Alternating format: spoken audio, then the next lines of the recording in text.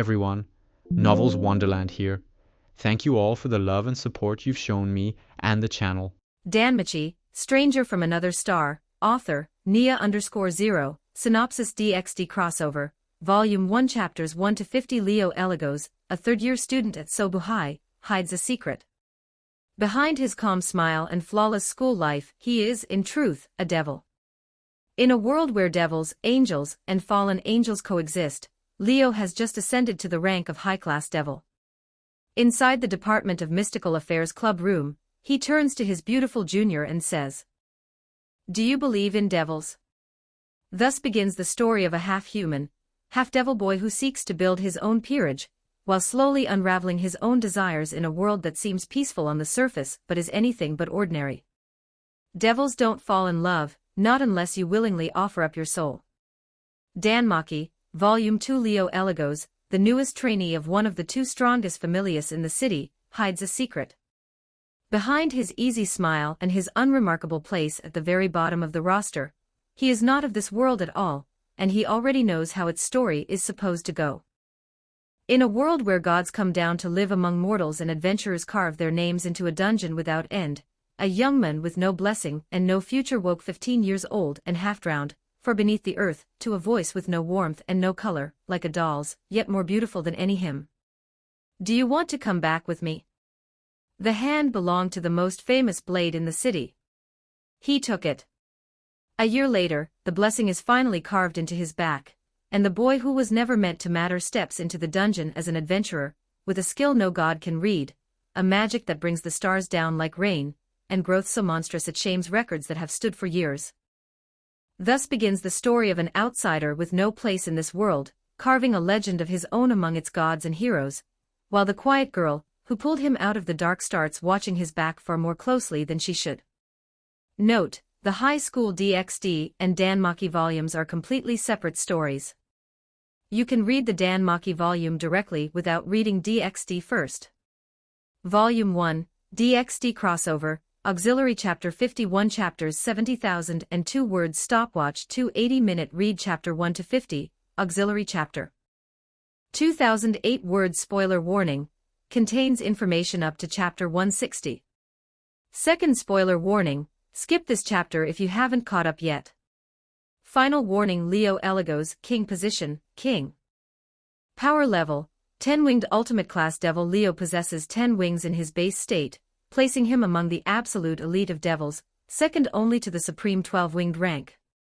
His demonic power alone rivals a 10-winged devil even without using his sacred gear. After receiving feedback from Ram and Rem, his body underwent a race-perfect transformation, making him immune to the traditional weaknesses of devils. Holy power, holy swords, and anti-devil methods no longer harm him. Sacred gear, Zenith Tempest, the second-ranked Longinus among the 13 original god-killing sacred gears. Commands absolute dominion over weather and natural elements including fire, water, ice, lightning, wind, and earth. One of the 4 top-tier Longinus capable of affecting entire nations.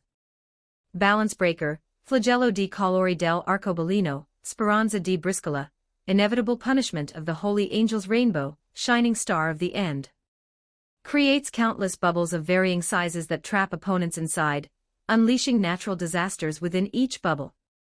Activation grants an additional pair of wings, pushing Leo to 12 wings, Malclass territory. Family trait, Servant Conversion, Leo's awakened trait transforms all 15 of his evil pieces into mutation pieces, allowing him to reincarnate individuals of extraordinary potential with minimal piece consumption. Each time he recruits a servant, he receives feedback that increases his power, demonic power boost, sacred gear proficiency/enhancement, and rank advancement. Background, an 18-year-old half-devil born from a devil mother and an exorcist father. Both parents died when he was 3, leaving him orphaned in the human world. For 15 years, he trained relentlessly while handling devil work in Chiba Prefecture, eventually ascending to high-class devil and receiving his evil pieces. This triggered his dormant family traits awakening. Currently attending Sobu High School as a third-year student while rebuilding the fallen house of Eligos. Yukinoshita Yukino, Bishop. Position, Bishop demonic power, high-class devil combat ability, can contend with ultimate-class devils with absolute demise upon reincarnation. Yukino awakened demonic power on par with a pure-blood devil. After half a month of special training, her demonic power fully broke through to the high-class devil level. She can fight alongside absolute demise, coordinating perfectly to achieve a 2-on-1 effect. Her strength is enough to contend with an ultimate-class devil. Sacred Gear, Absolute Demise, the 11th-ranked Longinus. An independent manifestation-type sacred gear that appears as a distorted 3-meter ice princess with its own consciousness. Creates a frozen world of absolute cold, capable of freezing everything in its domain. The ice princess unleashes freezing storms intense enough to crystallize the air itself. Familiar, Fuyu, an ice spirit contracted in the familiar forest. Matches her ice attribute perfectly and can harmonize with nature, blending completely into ice and snow. Background: the second daughter of the prestigious Yukinoshita family, one of Chiba Prefecture's most influential households. Despite her noble upbringing, she lives alone in an apartment due to complicated family circumstances. A second-year student at Sobu High and founder of the service club. Known for her cold, aloof demeanor, sharp tongue, and consistently ranking first in academics. She was killed by the fallen angel Varden and reincarnated by Leo as his first servant, becoming part of his peerage. Shina Mahiru, Bishop Position, Bishop Demonic Power, Mid-Class Devil Combat Ability, can fight high-class devils with Incinerate Anthem. Mahiru's demonic power immediately reached mid-class devil level upon reincarnation thanks to the Bishop Piece's amplification trait. Before special training, she might not have even matched a mid-class devil in combat despite her demonic power. After half a month of intense training, she grew dramatically. With Incinerate Anthem, one of the 3 great holy relics, she can cross 1 rank, fighting at high-class devil level. Leo doesn't dare take her purple flames head-on due to their devastating holy power. Sacred Gear, Incinerate Anthem, the 4th-ranked Longinus, also known as the Chief Mourner's Crucified Stand of Purple Flame. One of the 3 great holy relics alongside the true Longinus and Sephiroth Graal. Creates devastating purple holy flames from the true cross itself. A top-tier Longinus capable of killing gods, making it extremely dangerous, even to its devil wielder. Her sacred gear clashes with her demonic power rather than complementing it. Background: a first-year student in Class A at Sobu High, called Angel Sama by her peers for her gentle, refined grace. She possesses both holy power and purification power, unusual traits that made her a target. On the surface, she presented herself as the perfect, gentle angel, but this persona was entirely fabricated. Her true personality is sensitive, wary, and distant, shaped by a lonely upbringing without love. After being reincarnated by Leo, she began showing genuine kindness under his guidance.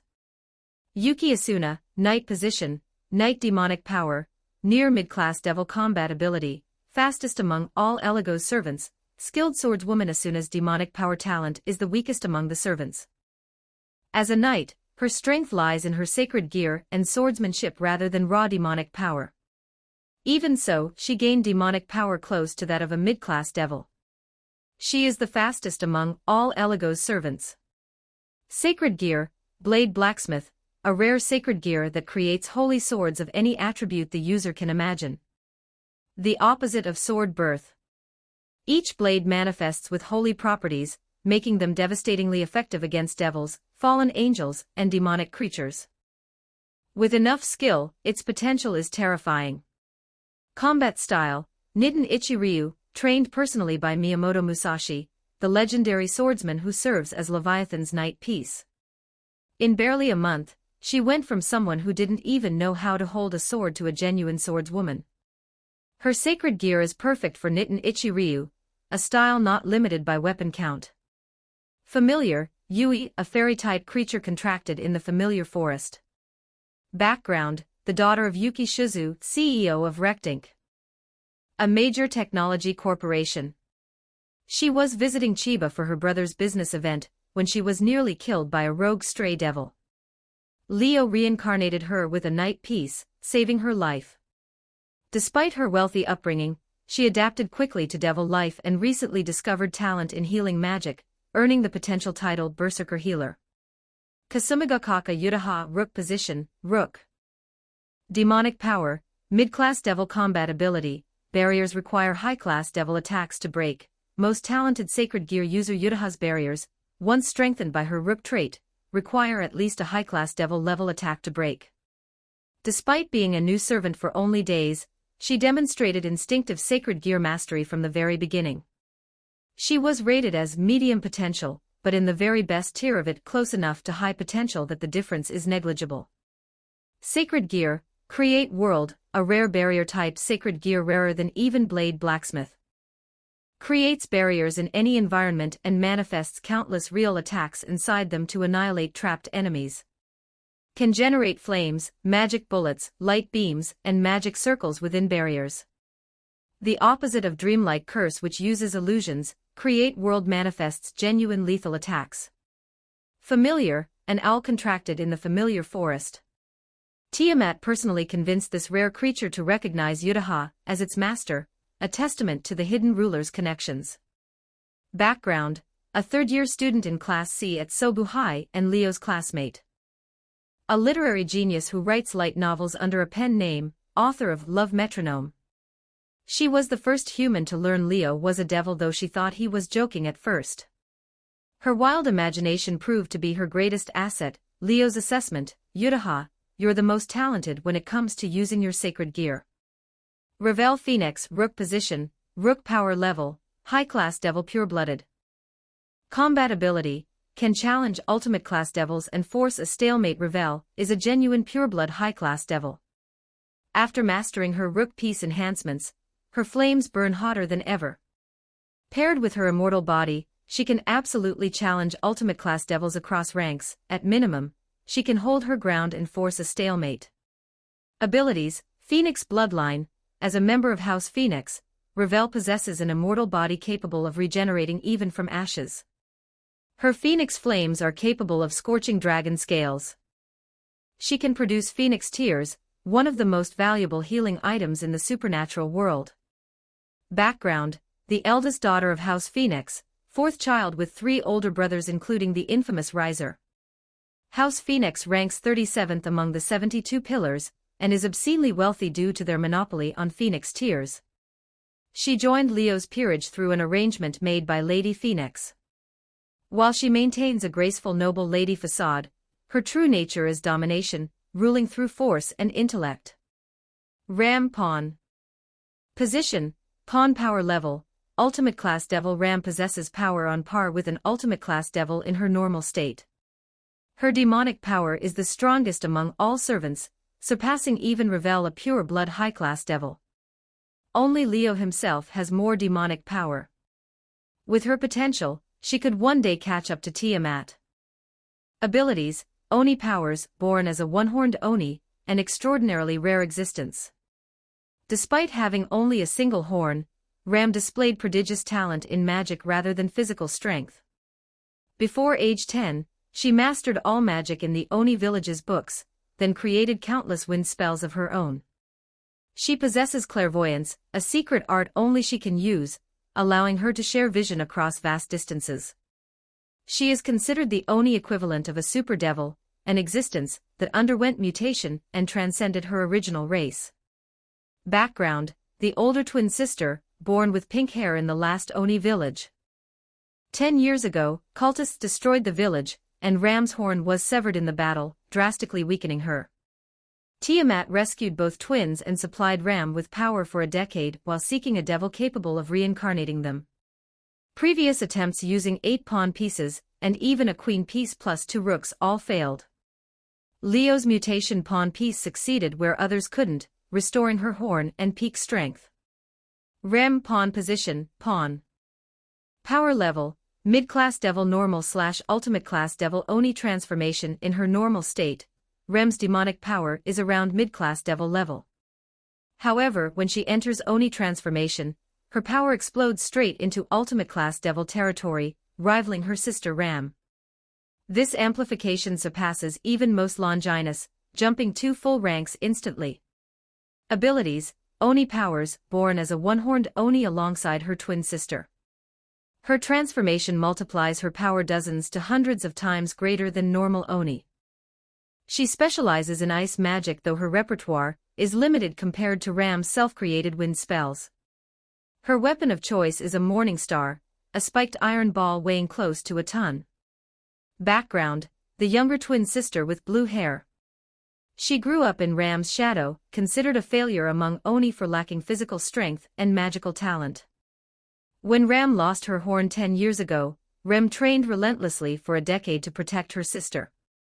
Despite her fierce devotion, she still couldn't match other Oni who rival high-class devils as adults. She was reincarnated alongside Ram using Leo's mutation pawn piece. She still struggles to control her berserk state when her horn activates and prefers working as a maid alongside her sister. Peerage summary: total members, 8 including King evil pieces remaining, Longinus wielders, 3. Leo, Zenith Tempest rank 2 Mahiru, Incinerate Anthem rank 4 Yukino, Absolute Demise rank 11 Power rankings: demonic power, Leo 10 Wing ultimate class, Ram ultimate class. Revel high class, Pure-blooded Yukino high class, Mahiru mid class, Yutaha mid class, Rem mid class, Asuna near mid class. Chapter 2, Chapter 1: Do you believe in devils? 1392 words: Do you believe in devils? The sudden question echoed softly through the midday classroom, shattering the quiet stillness that had lingered only moments before. It was an ordinary classroom, stripped bare, no equipment, desks and chairs pushed aside to make space at the center. There, facing each other across the empty room, sat a boy and a girl. The girl had an elegant face and finely shaped features.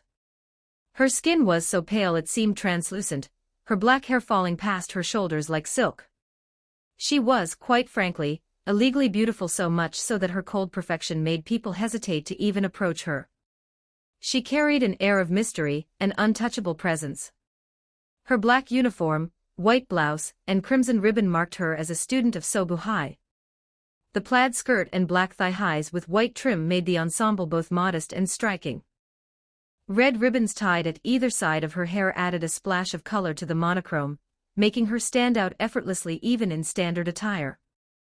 At that moment, the beautiful girl sat with a book resting on her knees, turning a page while fixing the boy before her with the kind of look one might give an idiot.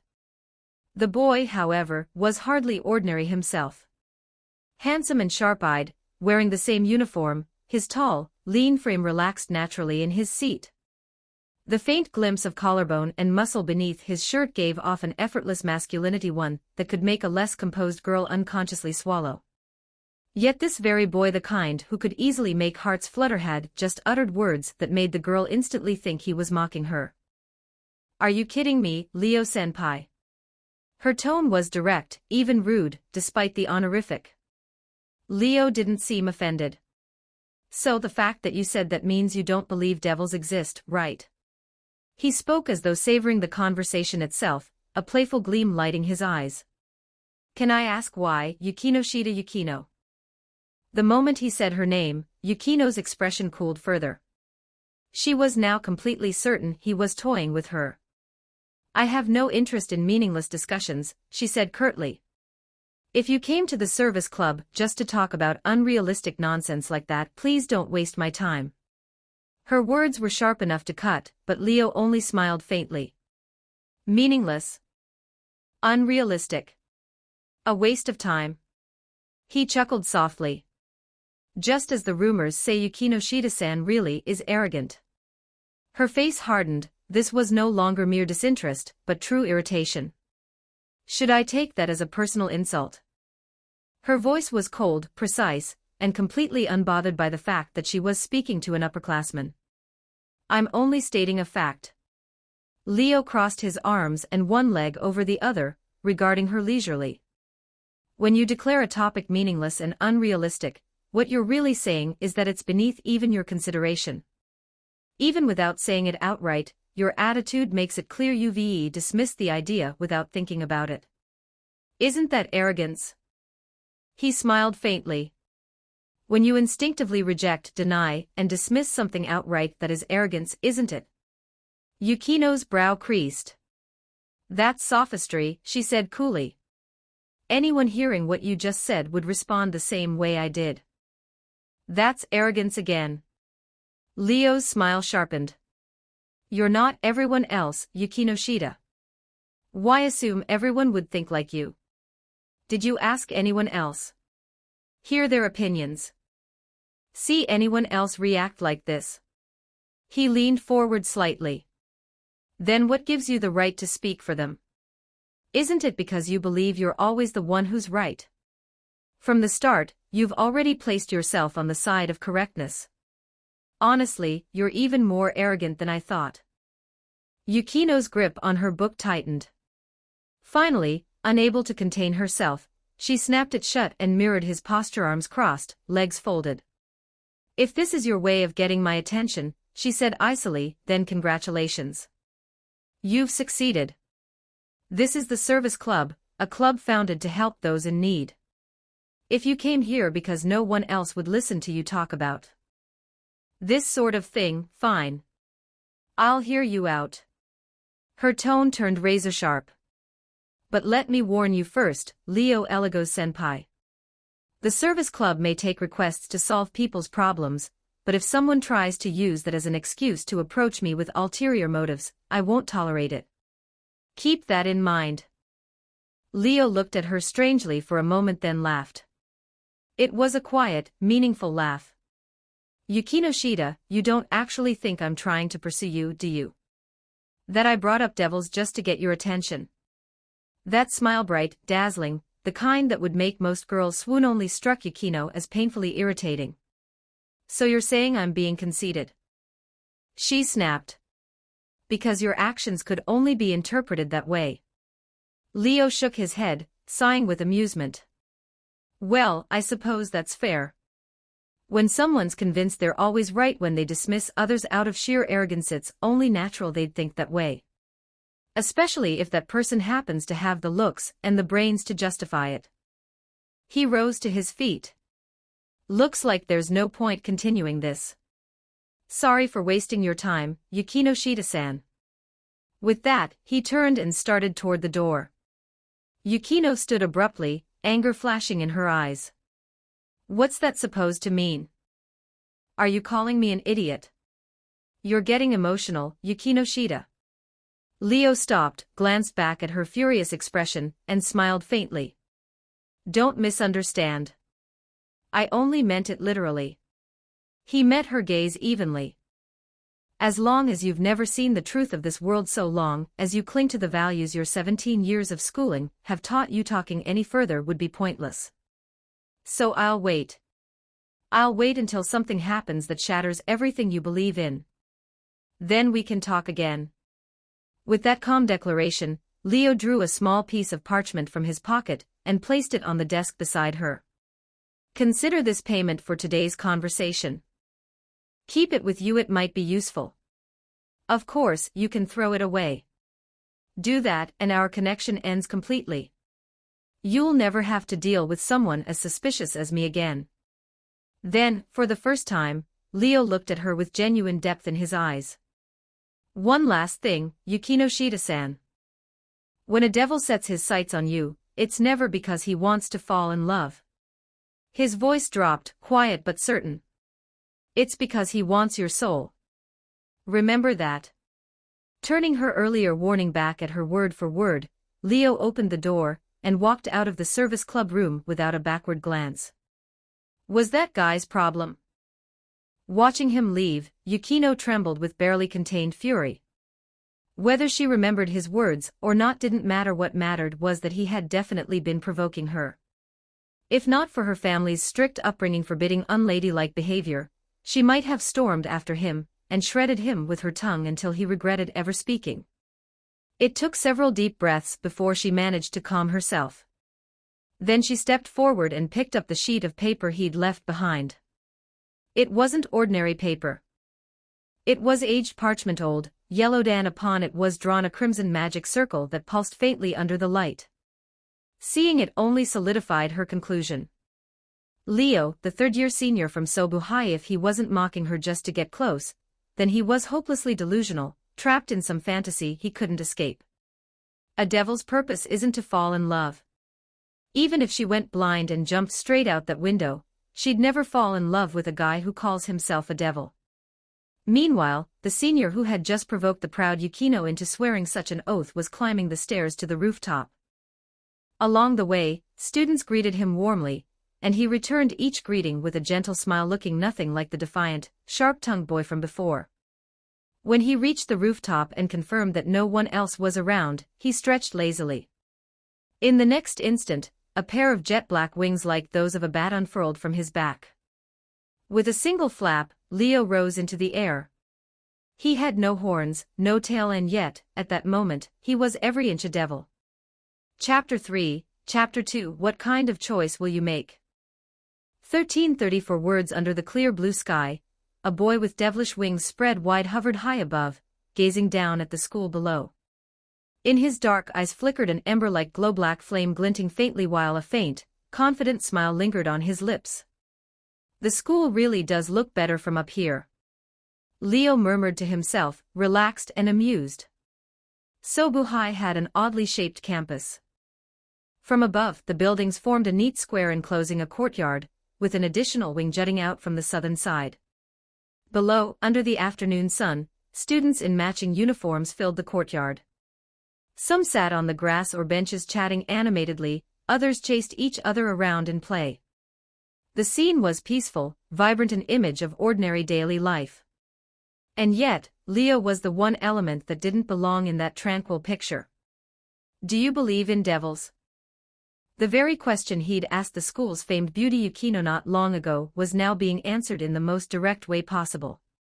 Leo, third-year student at Sobuhai, was a devil. Once, he had been perfectly ordinary, just one among countless humans. But ever since he came into this world 18 years ago, his life had been anything but ordinary. He learned the truth at age 3, his father was an exorcist, his mother a devil. 19 years ago, in the city of Chiba, the two met by fate. And in the most cliché yet tragic way possible, fell in love, an unblessed, forbidden romance between mortal enemies. It was doomed from the start. They had once fought on opposite sides of a holy war. Love could not erase the wounds of that history. And so, when Leo was 3, both his parents, each grievously injured, passed away one after another, leaving him an orphan. Even if he carried devil's blood, what could a 3-year-old half-devil possibly do? 15 years ago, Leo had honestly thought he would die on the streets. Until he met another devil. A long, long time ago, devils, angels, and fallen angels were locked in endless war, that devil had told him. It lasted for thousands of years, leaving all three sides on the brink of extinction. Even now, they still bear hatred for one another, but none can survive without humanity anymore. Angels rely on human churches to wage their crusades, fallen angels manipulate humans to oppose both angels and devils, and we, devils, gain power through contracts trading human desires for our strength. That is the state of the world today. But even now, we haven't given up searching for our lost kin. He explained that in ancient times, there were 4 the great devil kings and 72 pillar houses, the noble families of devils known in legend as the 72 demons of the Ars Goetia. Each had once commanded dozens of devil armies, pure-blood nobles of the underworld. Yet after millennia of war, many houses had fallen into ruin. Some descendants, however, had survived scattered across the human world, living in secret. Because of that, the underworld had long sought these lost lineages, assigning high-class devils living among humans to find, protect, and nurture them. Whether fortunate or not, Leo was one such survivor, a descendant of a pure-blood devil house thought long extinct. Eligos 15th among the 72 pillars. A ducal family once commanding 60 legions of devils. Your mother was one of the few remaining Eligos bloodlines in the human world, the very last, in fact. She is gone now, but you, her son, though half-human, still bear the right to inherit the name Eligos. If you one day ascend to high-class devil, the underworld will restore your house's title, rank, and territory. And so, Leo was taken under the protection of the underworld. With the help of pure-blood devils assigned to guide him, he learned to control his power. Fully aware of the world he now belonged to, Leo devoted himself to training. After 15 years of relentless effort, he finally ascended, becoming a high-class devil, and was granted his first treasure, a set of evil pieces, the tools used to form a devil's peerage. Which brought him to his next goal, Yukino, the most brilliant girl at his school. I wonder what kind of choice will you make? Gazing down from the sky, Leo toyed with a blood-red chess piece between his fingers, the smile on his face deepening. Let's hope you don't disappoint me. As a newly ascended, half-blood high-class devil, Leo couldn't help but look forward to his first servant. It wasn't just about beauty or talent, it would decide his future in the underworld. Thinking of the peculiar traits that set him apart from ordinary devils, Leo chuckled, pocketed the piece, and spread his wings. A beat later, he darted off toward another wing of the campus, wings slicing the air with a whisper. Chiba Prefecture, surrounded on three sides by the sea, mild in winter and cool in summer. Nestled against the vast Pacific, blessed with lush greenery and fertile land, conveniently close to Tokyo, it was one of Japan's most prosperous regions. Leo's home stood in a quiet corner of Chiba City's central ward, a small manor, old-fashioned in design, like a miniature castle.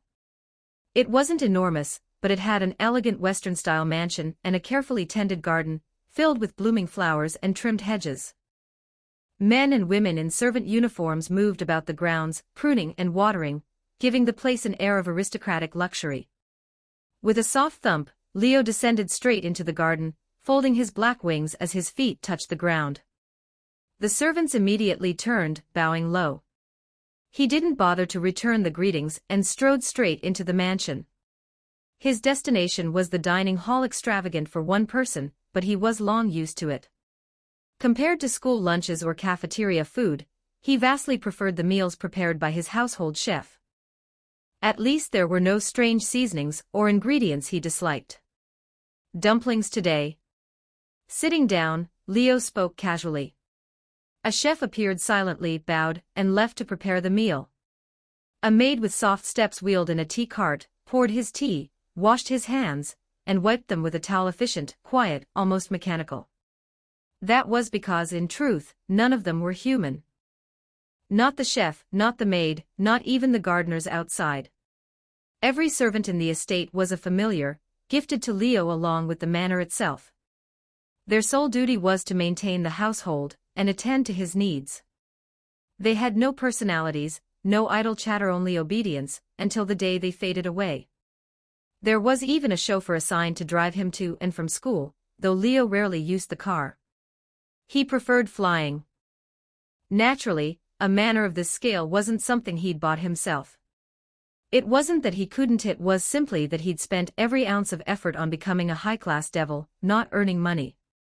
Until his promotion, he'd lived in an ordinary house. Only after ascending was this estate gifted to him by the underworld's administrators. And just as he thought of the glowing magic circle, the size of his palm, appeared beside his hand. "Good afternoon, Leo." A girl's voice, clear and cool, came from the circle as her image flickered into view. Leo smiled warmly. "Good afternoon, Sona." Sona Shitori, real name Sona Citri, heir to the Citri house, ranked 12th among the 72 pillars, and the younger sister of the current Mal-Leviathan. Yes, the devil who had taken responsibility for Leo all these years was none other than a member of the Citri clan. Though young, Sona had been stationed in the human world for some time, managing a portion of her family's duties there. Among them was the task of overseeing and protecting the last surviving descendant of the fallen Eligos house. It was she who had escorted Leo to the underworld for his promotion and presented him with this manor as a gift upon his return. For once, Leo's smile held no trace of mockery, only genuine warmth. Chapter 4, Chapter 3, 1479 words. Are you at the mansion? From the palm-sized magic circle, Sona's small projection hovered in the air. Her cool, even voice drifted out, clear and calm like falling glass beads. "Yeah, just got back." Leo shifted the magic circle into his palm, holding up the image of the girl with a smile. "I should thank you for giving it to me as a gift. It was only a small token." Sona adjusted her glasses and said evenly, "For something as significant as your promotion to high-class devil, you deserved something far more valuable." But my family including my sister felt it would be better not to interfere too much with your growth. That would only do you more harm than good. So, all I could send was a little something from the human world. I hope you don't mind. Not at all. Leo shrugged. To you, it might be a modest gift, but in the human world, this is anything but small. After all, a mansion this large right in central Chiba City, where every inch of land costs a fortune, was something even most wealthy humans couldn't obtain. Money alone wasn't enough. But for devils, acquiring such a property was child's play. No need for illegal means either, just a few words to the right officials eager to trade favors for power, and securing land became effortless. Building the mansion was even simpler. With the power of devils, something like that could be completed overnight. So for the next head of the Citri house, yes, this gift was small. But for Leo, who'd lived his whole life among humans, it was more than enough. Sona could tell his gratitude was genuine, and her expression softened slightly. If you need anything else, just tell me anytime, she said, then shifted the topic. Have you found any potential servants yet? More or less. Leo smiled. I'm just not sure if fate's going to play along with that girl or not. The same girl you mentioned before. Sona's eyes sharpened behind her glasses. Have you confirmed she really has that thing? Pretty much, Leo replied, recalling an incident that happened right after the new semester began. His smile deepened. If nothing unexpected happens, it should awaken soon. Then you'd better hurry. Sona warned, for an ordinary human who's never been exposed to the supernatural, awakening that kind of power could easily lead to loss of control. It might cause serious consequences. You should turn her into your servant as soon as possible. I'm not in a rush, Leo said lazily. There's still time. I'm not even sure if we're really fated for that kind of bond yet. I'll observe her for a while first. As long as you know what you're doing. Sona nodded, but her expression suddenly turned serious. Lately, it seems other factions have entered Chiba City. They're likely drawn by that girl's power. Be careful. Other factions. Leo's brow rose, his posture straightening slightly. The church? Or our lovely neighbors from the underworld? The latter, Sona said coolly. If it were the church, I wouldn't have needed to warn you.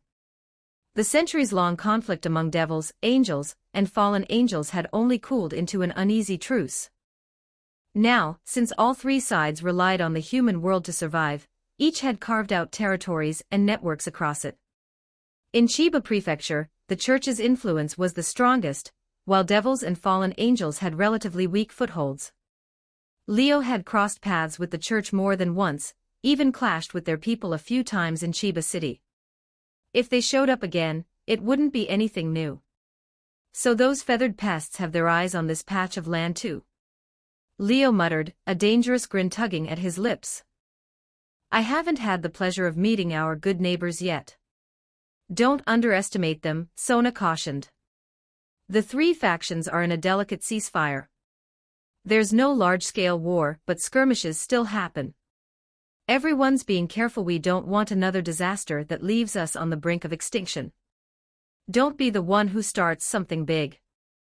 Leo nodded. As long as it's not someone with a background as heavy as yours, I can kill whoever shows up and nobody will make a fuss. Acting recklessly could hurt your reputation with the higher-ups, Sona said sternly. You've just been promoted to high-class devil, and your lineage makes you stand out. Many eyes are on you. If you want to restore the Eligos house, you'll need to act properly and gain more support. Sure. Leo smirked faintly. As long as those old geezers stop bringing up the fact that I'm a half-breed, I'll be perfectly happy. Sona fell silent. She knew too well what it meant for a half-human devil to inherit a pureblood devil house, especially when the human half came from a church exorcist. To those who viewed the church as their mortal enemy, the very idea was intolerable. If not for the fact that Leo carried the bloodline of a once prominent house now long extinct, and if he hadn't proven himself valuable in unique ways, he'd never have become a high-class devil, let alone the heir to the Eligos house. With most pureblood devil families already wiped out, the underworld desperately needed new blood. Even if Leo was mixed, the existence of pureblood lineage within him made him too valuable to discard. Of course, the opposition was still there, especially among the older generation, stuck in their ancient ways and clinging to outdated customs that should have died centuries ago. To them, Leo's very existence was an eyesore. Fortunately, the underworld was now led by reformists. The current for Great Mao weren't conservative fossils, they were actively pushing for reform, even supporting Leo's inheritance of the Eligos name. Otherwise, he would never have been allowed to take the title. Still, Sona thought, it was best not to let him get dragged too deep into the politics between the old and new factions. Anyway, just be careful, Sona said again. And make sure to gather loyal servants soon. They'll be your greatest support in the future. She paused for a beat, then adjusted her glasses again as if remembering something. Oh, and my sister asked me to check, when are you planning to start dating? Leo blinked, completely thrown off. What kind of topic switch was that?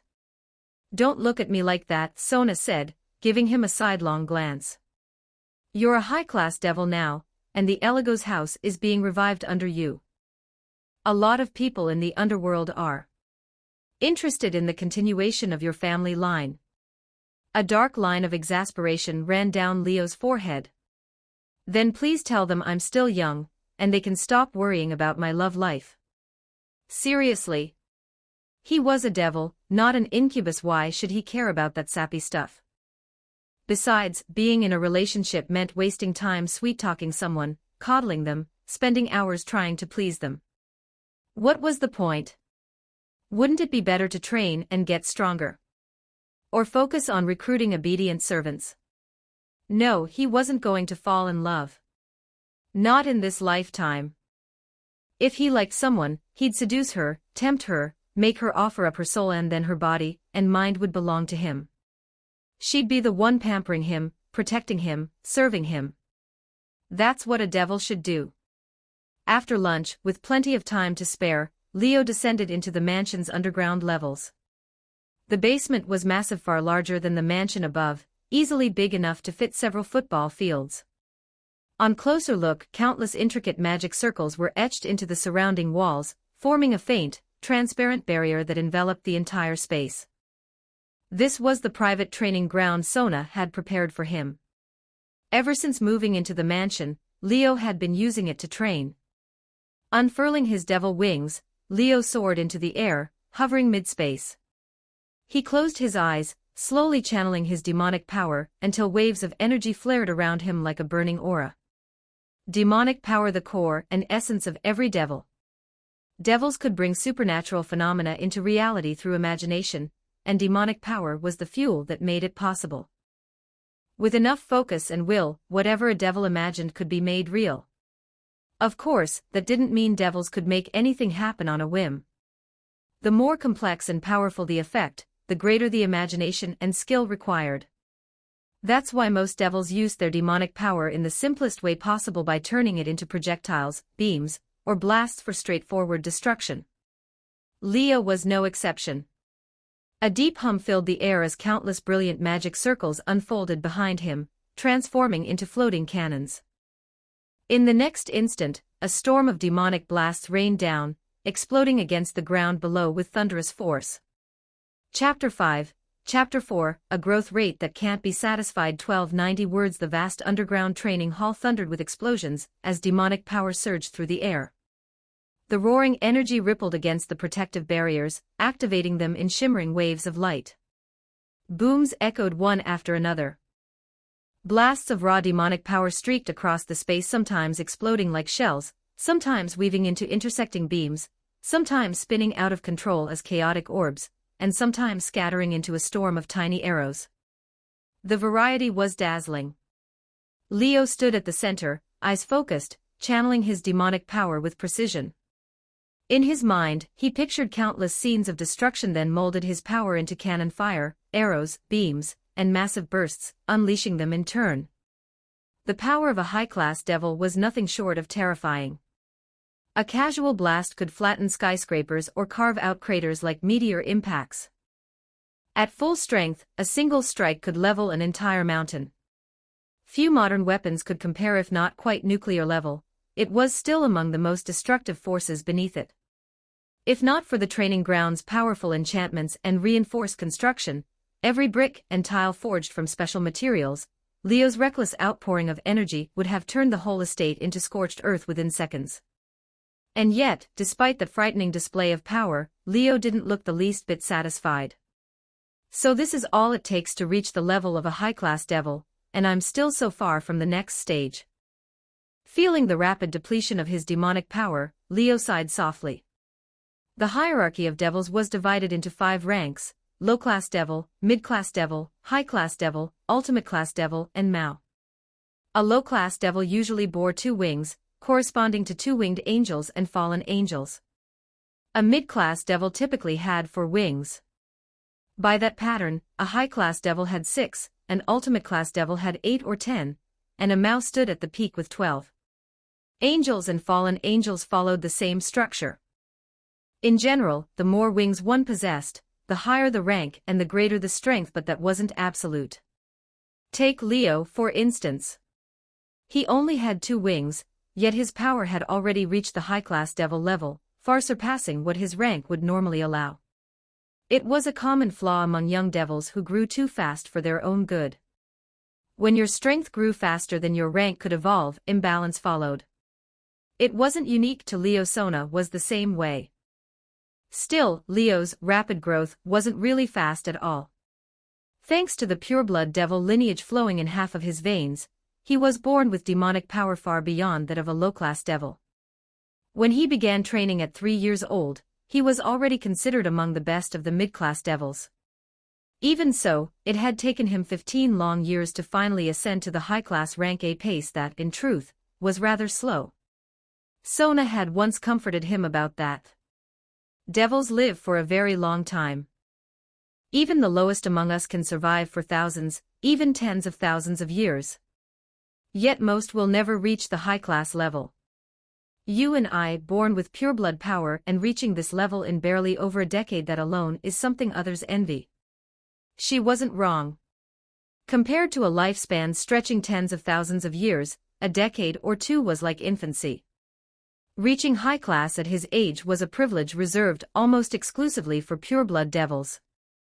The rest, half-bloods, mixed bloods, and reincarnated devils from other races, might never even glimpse this realm in their entire lives. By all accounts, Leo was lucky. But he still wasn't satisfied. He knew just how terrifying the strongest beings in this world truly were and how much strength he would need to face the crises that lay ahead. High-class devil. That was just the entry ticket for what was coming. Sometimes, not even enough to get through the door. In the eyes of true powerhouses, a so-called high-class devil was no more than an insect. Even an 8-winged ultimate-class devil could crush a high-class devil with one hand, never mind the Mao class, or those beyond even that. The devil hierarchy was strict, and the gap between each level was enormous. Take, for example, one of the future heavenly dragons, the Red Dragon Emperor. When he was still a low-class devil, he could use his sacred gear to double his power every 10 seconds. After just 2 minutes, his strength multiplied by 8,190 times, and even that only let him deliver a blow comparable to a high-class devil. That alone showed how vast the gap was, like an ant trying to fight an elephant. 2 ranks apart might as well be an unbridgeable chasm. Likewise, even a newly ascended 8-winged ultimate-class devil would be 100 times stronger than Leo. And if the opponent was a 10-winged one, that was another rank higher, another impossible gulf. At Leo's current pace, breaking through to the ultimate class level might take hundreds, maybe even thousands of years. But within a few short years, the entire underworld would be thrown into chaos, and even ultimate class strength might not be enough to survive. So how could he possibly be satisfied with what he had now? Drawing his drained demonic power back into his body, Leo exhaled quietly and murmured to himself, "I can't keep growing this way. The old methods won't cut it anymore." No, if he wanted to get stronger, he'd have to rely on the evil pieces. on gathering powerful, talented servants who could help him grow. At least, for Leo, that was the only path forward. Training can wait. He retracted his devil wings, landed lightly on the ground, and turned toward the exit. Right now, his priority lay elsewhere with that cold, distant underclassman. Sobuhai, Class 3C. Just before the bell rang, Leo strolled into the classroom with his usual relaxed gait, greeted by a chorus of voices. Good afternoon, Leo. Good afternoon, Eligos. Good afternoon, Eligos-san.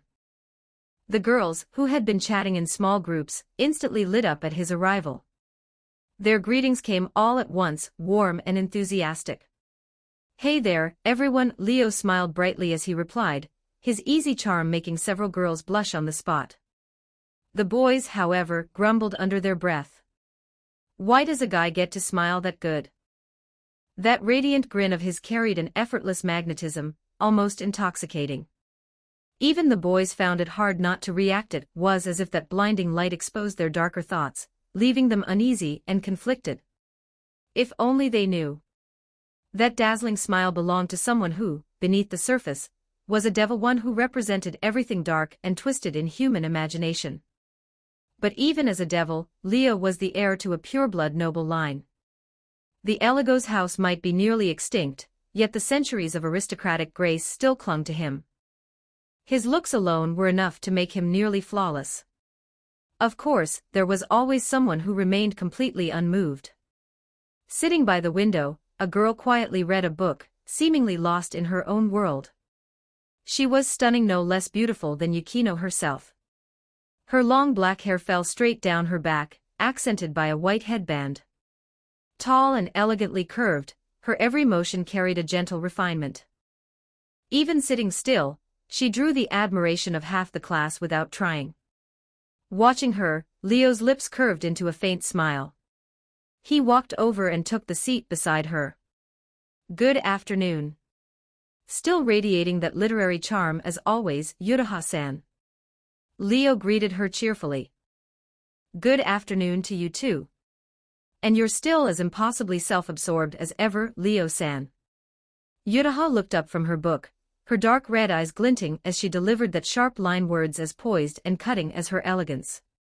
Chapter 6, Chapter 5, a rather special gift. 1433 words. When Leo and Yuraha started talking, the whole of Class 3C fell into an unmistakable silence. Every student boy or girl instinctively perked up their ears, curious about what the two most prominent figures in Sobuhai were saying. There was no helping it. Both of them were celebrities in their own right. Leo, with his striking looks and composed aura, had been crowned Sobuhai's most popular boy since his first year. For 3 years running, he'd ranked first on the girls' most wanted boyfriend list. The runner-up, Hayama Hayato, barely had half his votes. Leo's lead was absolute. And Yuraha. She was one of the 4 most admired girls in all of Sobuhai, collectively known as the 4 flowers. Among the entire school, 4 girls were regarded as the flowers of the high peaks, each representing a season: spring, summer, autumn, and winter. The spring flower was Mahiru, a first year from Class A. With her delicate beauty and gentle, refined grace, she'd caused an uproar the day she enrolled, instantly earning the nickname Angel-sama.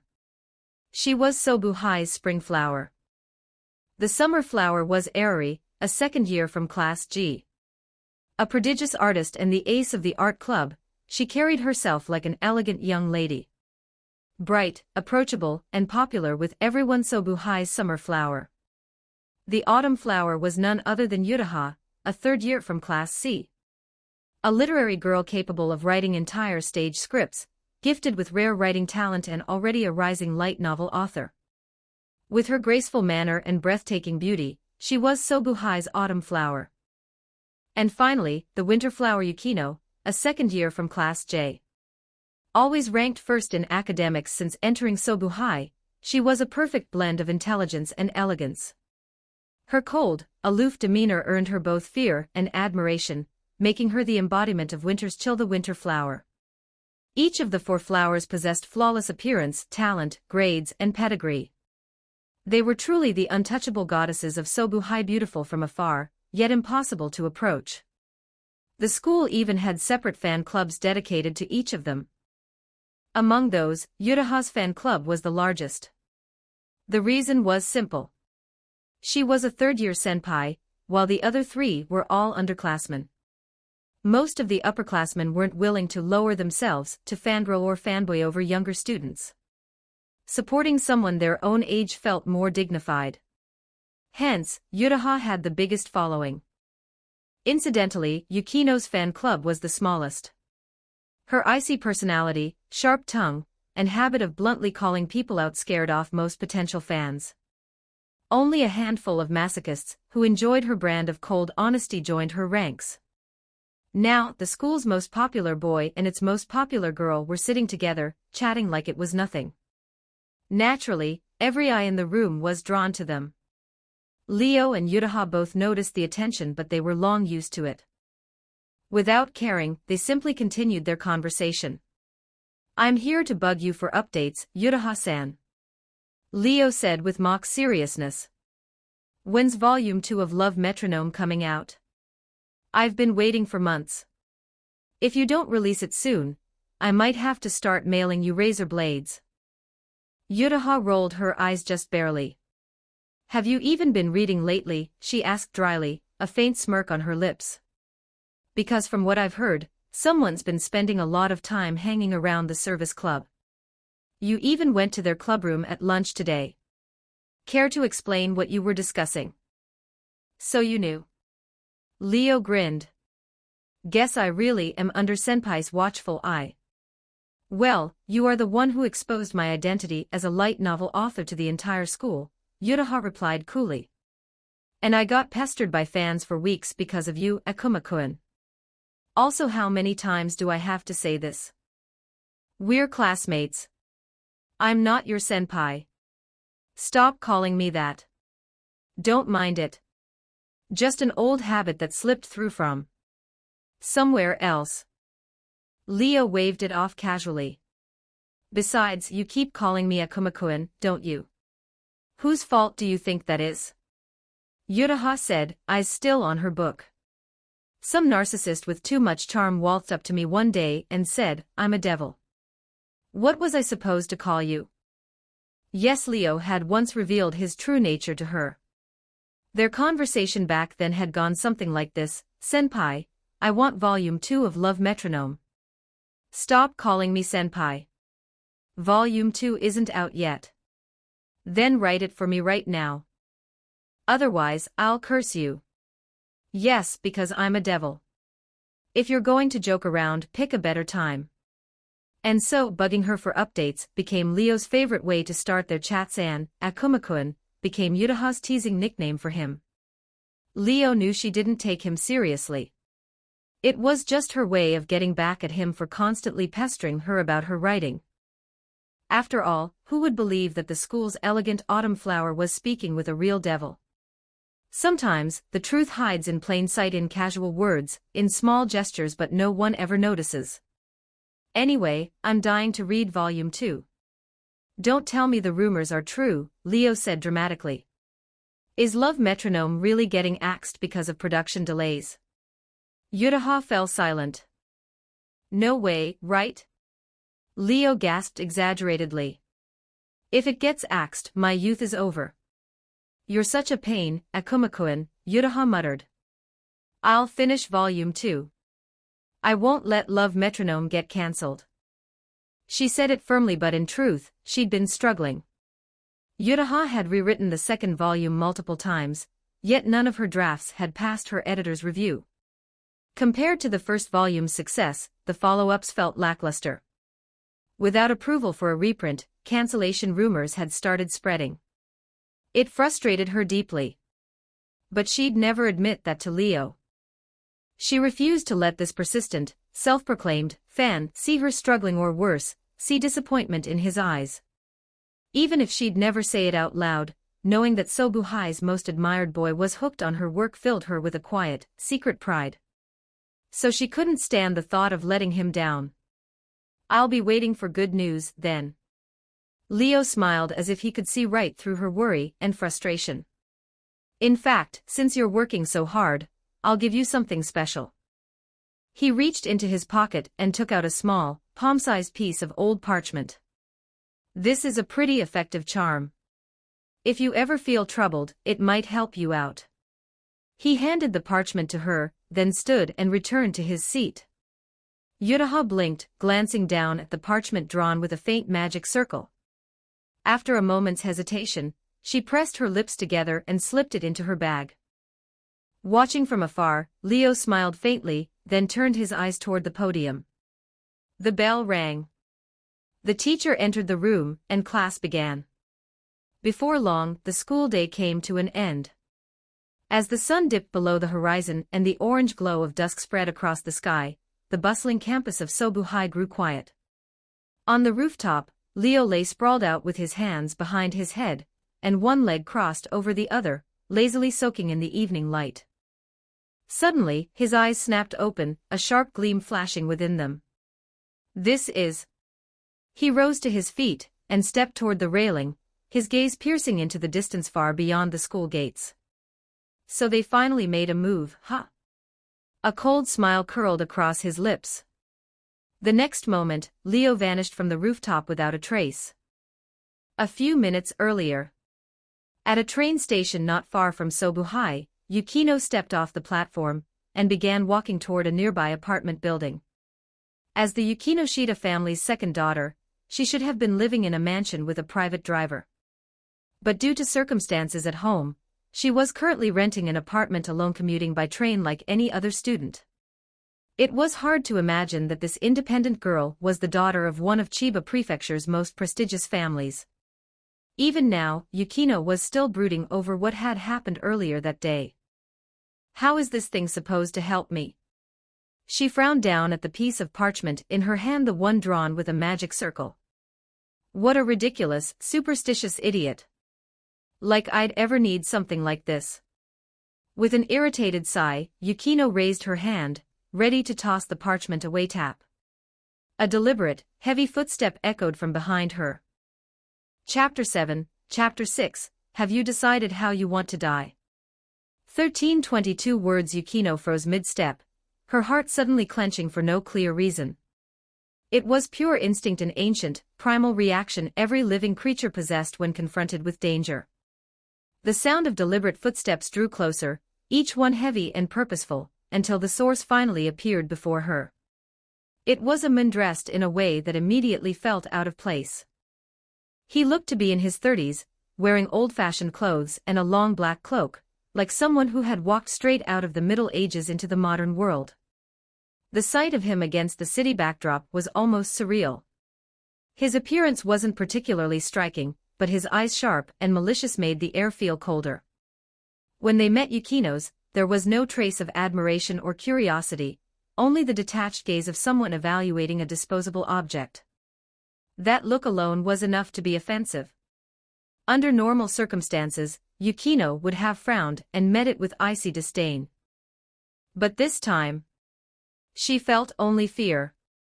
Who are you? She instinctively stepped back, forcing herself to sound calm, though the tremor in her voice betrayed her unease. The man didn't answer. He just narrowed his eyes and let out a low, sinister chuckle. So you've already started to sense it. To think that a mere human could feel danger on instinct alone. No wonder that thing chose to lodge itself inside you. He spoke as if to himself, like she wasn't even worth addressing. His tone made it clear Yukino wasn't someone he considered qualified to converse with him. A chill ran down her spine. Real danger. Her eyes darted around, and that's when she realized something terrifying. The area around them was empty. Completely empty. They were near a train station, yet not a single person was in sight. Even at night, this place was never deserted. The eerie silence screamed of something unnatural. What's wrong?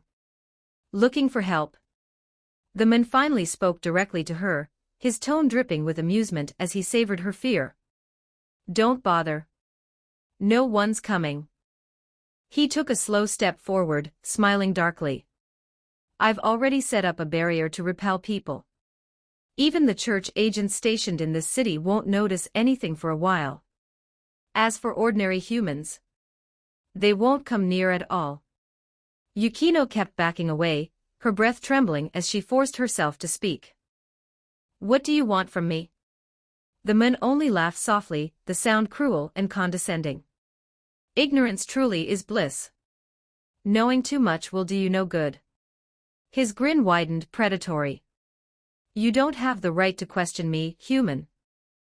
A lowly creature like you should simply accept its fate and prepare for judgment. And with that, the world she knew shattered. With a sudden sound, a pair of dark wings unfurled behind him, massive, feathered and black as midnight.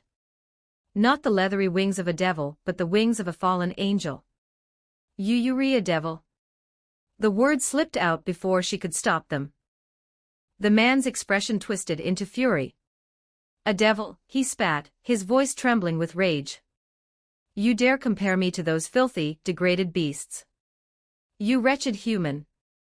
I am Varden, a proud fallen angel, one who defied even God himself. His voice thundered with hatred.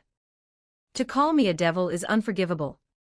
Varden raised his hand, and dark light gathered in his palm, corrupted, impure, coalescing into the shape of a glowing spear.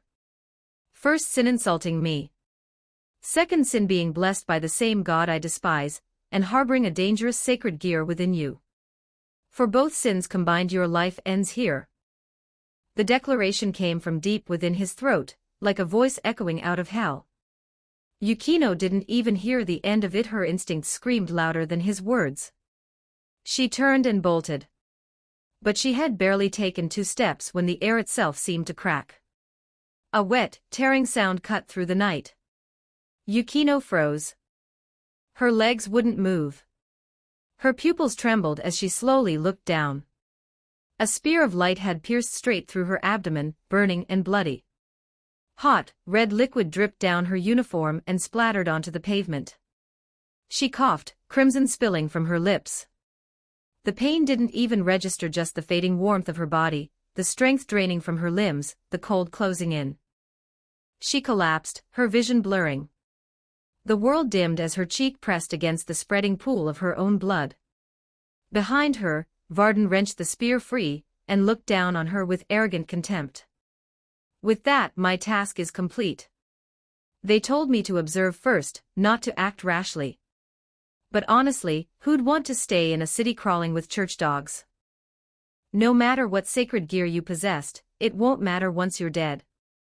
His smile was vile, his tone mocking. I don't waste time on insignificant humans.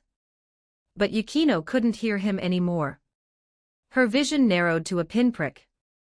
The sounds faded. Her eyes lost focus. Consciousness began to sink into the dark. And in that final moment, one voice echoed through her fading thoughts: do you believe in the existence of devils? If you still cling to the worldview you've been taught these past 17 years, then there's no point in continuing this conversation. When you finally witness something that shatters everything you believe in, then we'll talk again. His words replayed faintly in her mind. This is the truth of the world. With a faint, regretful breath, Yukino closed her eyes.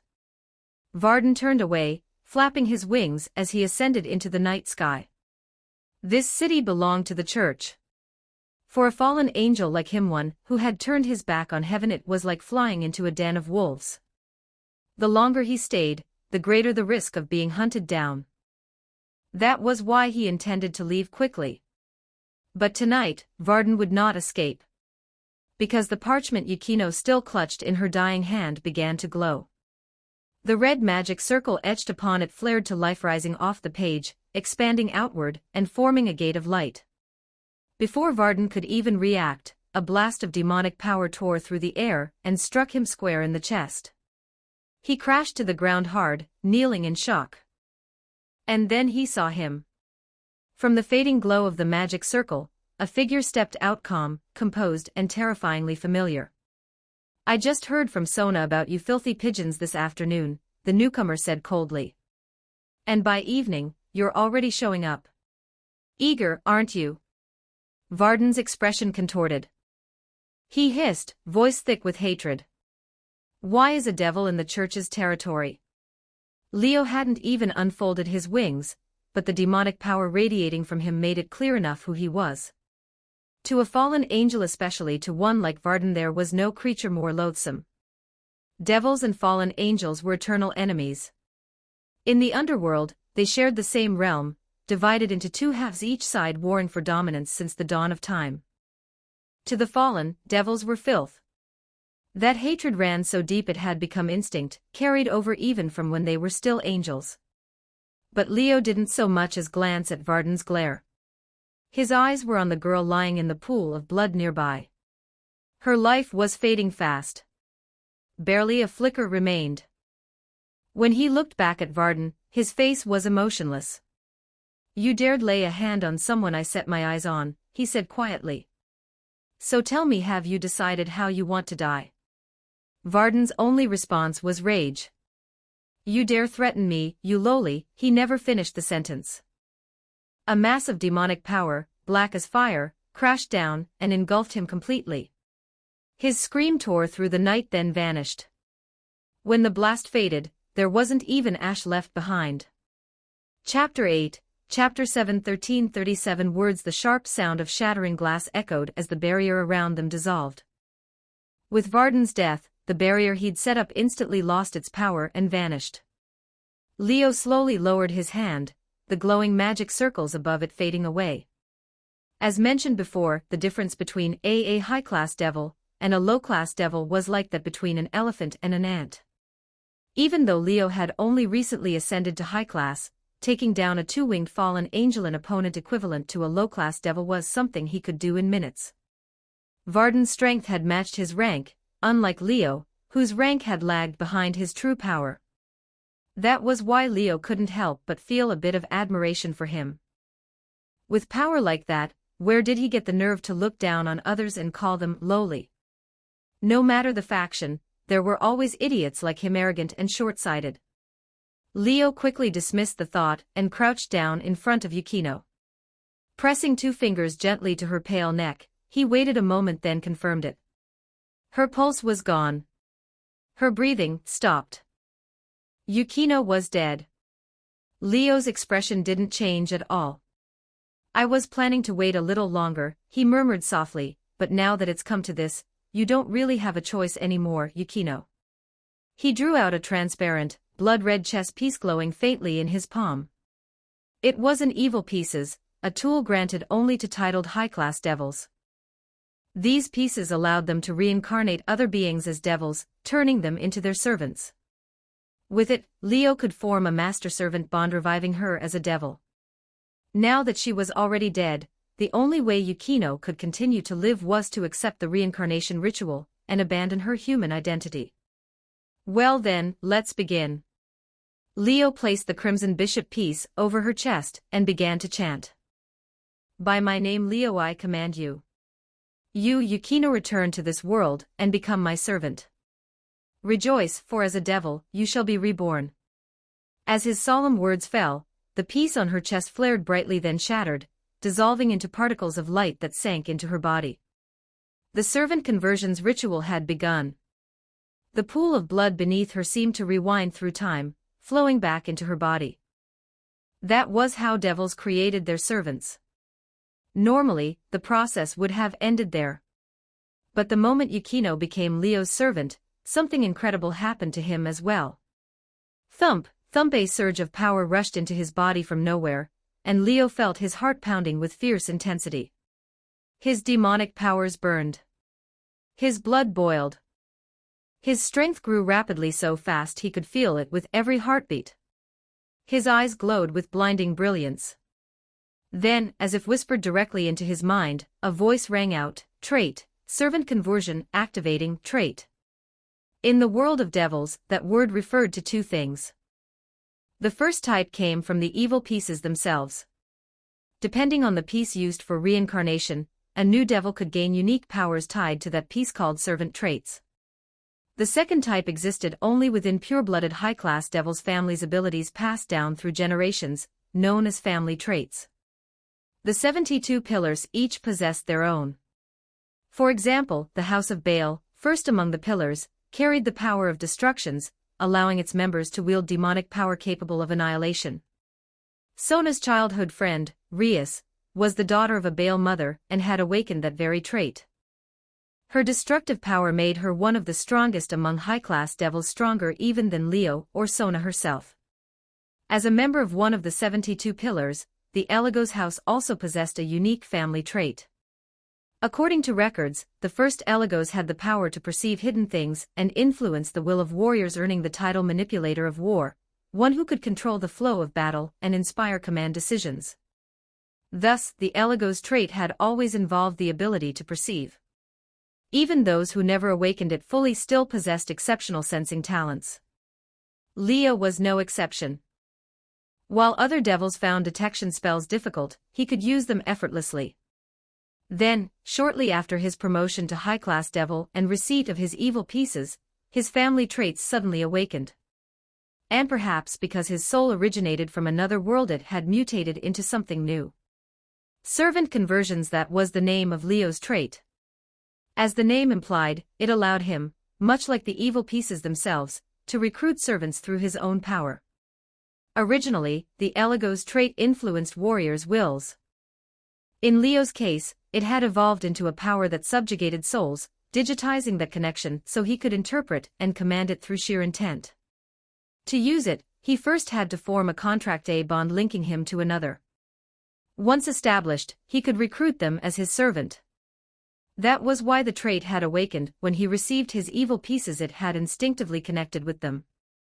Now, whenever Leo used an evil piece to recruit a servant, his servant conversions trait would activate as well. When triggered, it granted Leo a feedback effect, empowering him based on the servant's own potential. And now, having taken in his first servant, Leo's trait had activated, rewarding him immediately. Base feedback acquired demonic power, massive increase. Advanced feedback acquired rank, 6 wings. Additional feedback acquired sacred gear, awakened. The changes followed in an instant. His demonic powers surged, and behind him unfurled 3 pairs of black wings. Leo's rank had risen. He was no longer a 2-winged devil of low-class status. His 6 wings now matched his true strength. At the same time, his body began to levitate as supernatural phenomena burst around him. Flames, frost, storms, floods, sand and stone, all manner of natural forces swirled violently. The air trembled, clouds rolled overhead, and thunder rumbled across the sky. Leo froze. His earlier excitement vanished, replaced by shock. He understood. He knew exactly what was happening. There's a sacred gear inside me. It was something he'd never imagined. Sacred gears, miracles crafted by the God of the Bible, embedded within certain humans. Power beyond logic, abilities capable of allowing mortals to rival devils, angels, and fallen angels alike. For one to reside within him, within a devil, was unthinkable. And yet the power he felt was immense. Terrifying. A Longinus, one of the 13 legendary sacred gears, said to be capable of slaying gods and Mao alike. The sacred gear that commands the elements, ruling over every aspect of nature, ranked second among the Longinus Zenith Tempest. Even among Longinus, only 4 could destroy a nation depending on how they were used. And this was one of them. I'm the wielder of Zenith Tempest. Leo could hardly believe it. But wait, was Zenith Tempest supposed to belong to the church's strongest exorcist, Dulio Gesualdo? Why was it in him? In this world, I've never even heard of Dulio Gesualdo. He'd crossed paths with the Chiches more than once. If someone like Dulio, its trump card, existed here, he would have known. Which could only mean one thing: in this world, Dulio Gesualdo doesn't exist. The thought left Leo speechless. Or maybe I'm somehow connected to him. His name Leo. The other's Dulio. Could it really be coincidence? But in the original story, Dulio had no connection to the devils at all. Leo glanced toward Yukino, who had begun breathing again, her heartbeat faint but steady. On second thought, this world was already different from the original. People who shouldn't exist here. And even the sacred gears they carried seemed displaced, belonging to others in the original world. In that case, he murmured, there's no point overthinking it. He exhaled slowly, suppressing his demonic powers. The 6 black wings folded and vanished as the fiery, icy, and storming energies around him faded away. The rumbling clouds dispersed, leaving the sky clear once more. By the time people returned to the station area, Leo and Yukino were already gone as if they had never been there at all. Chapter 9, Chapter 8, 1308 words. Chiba City, Central District, Leo's estate.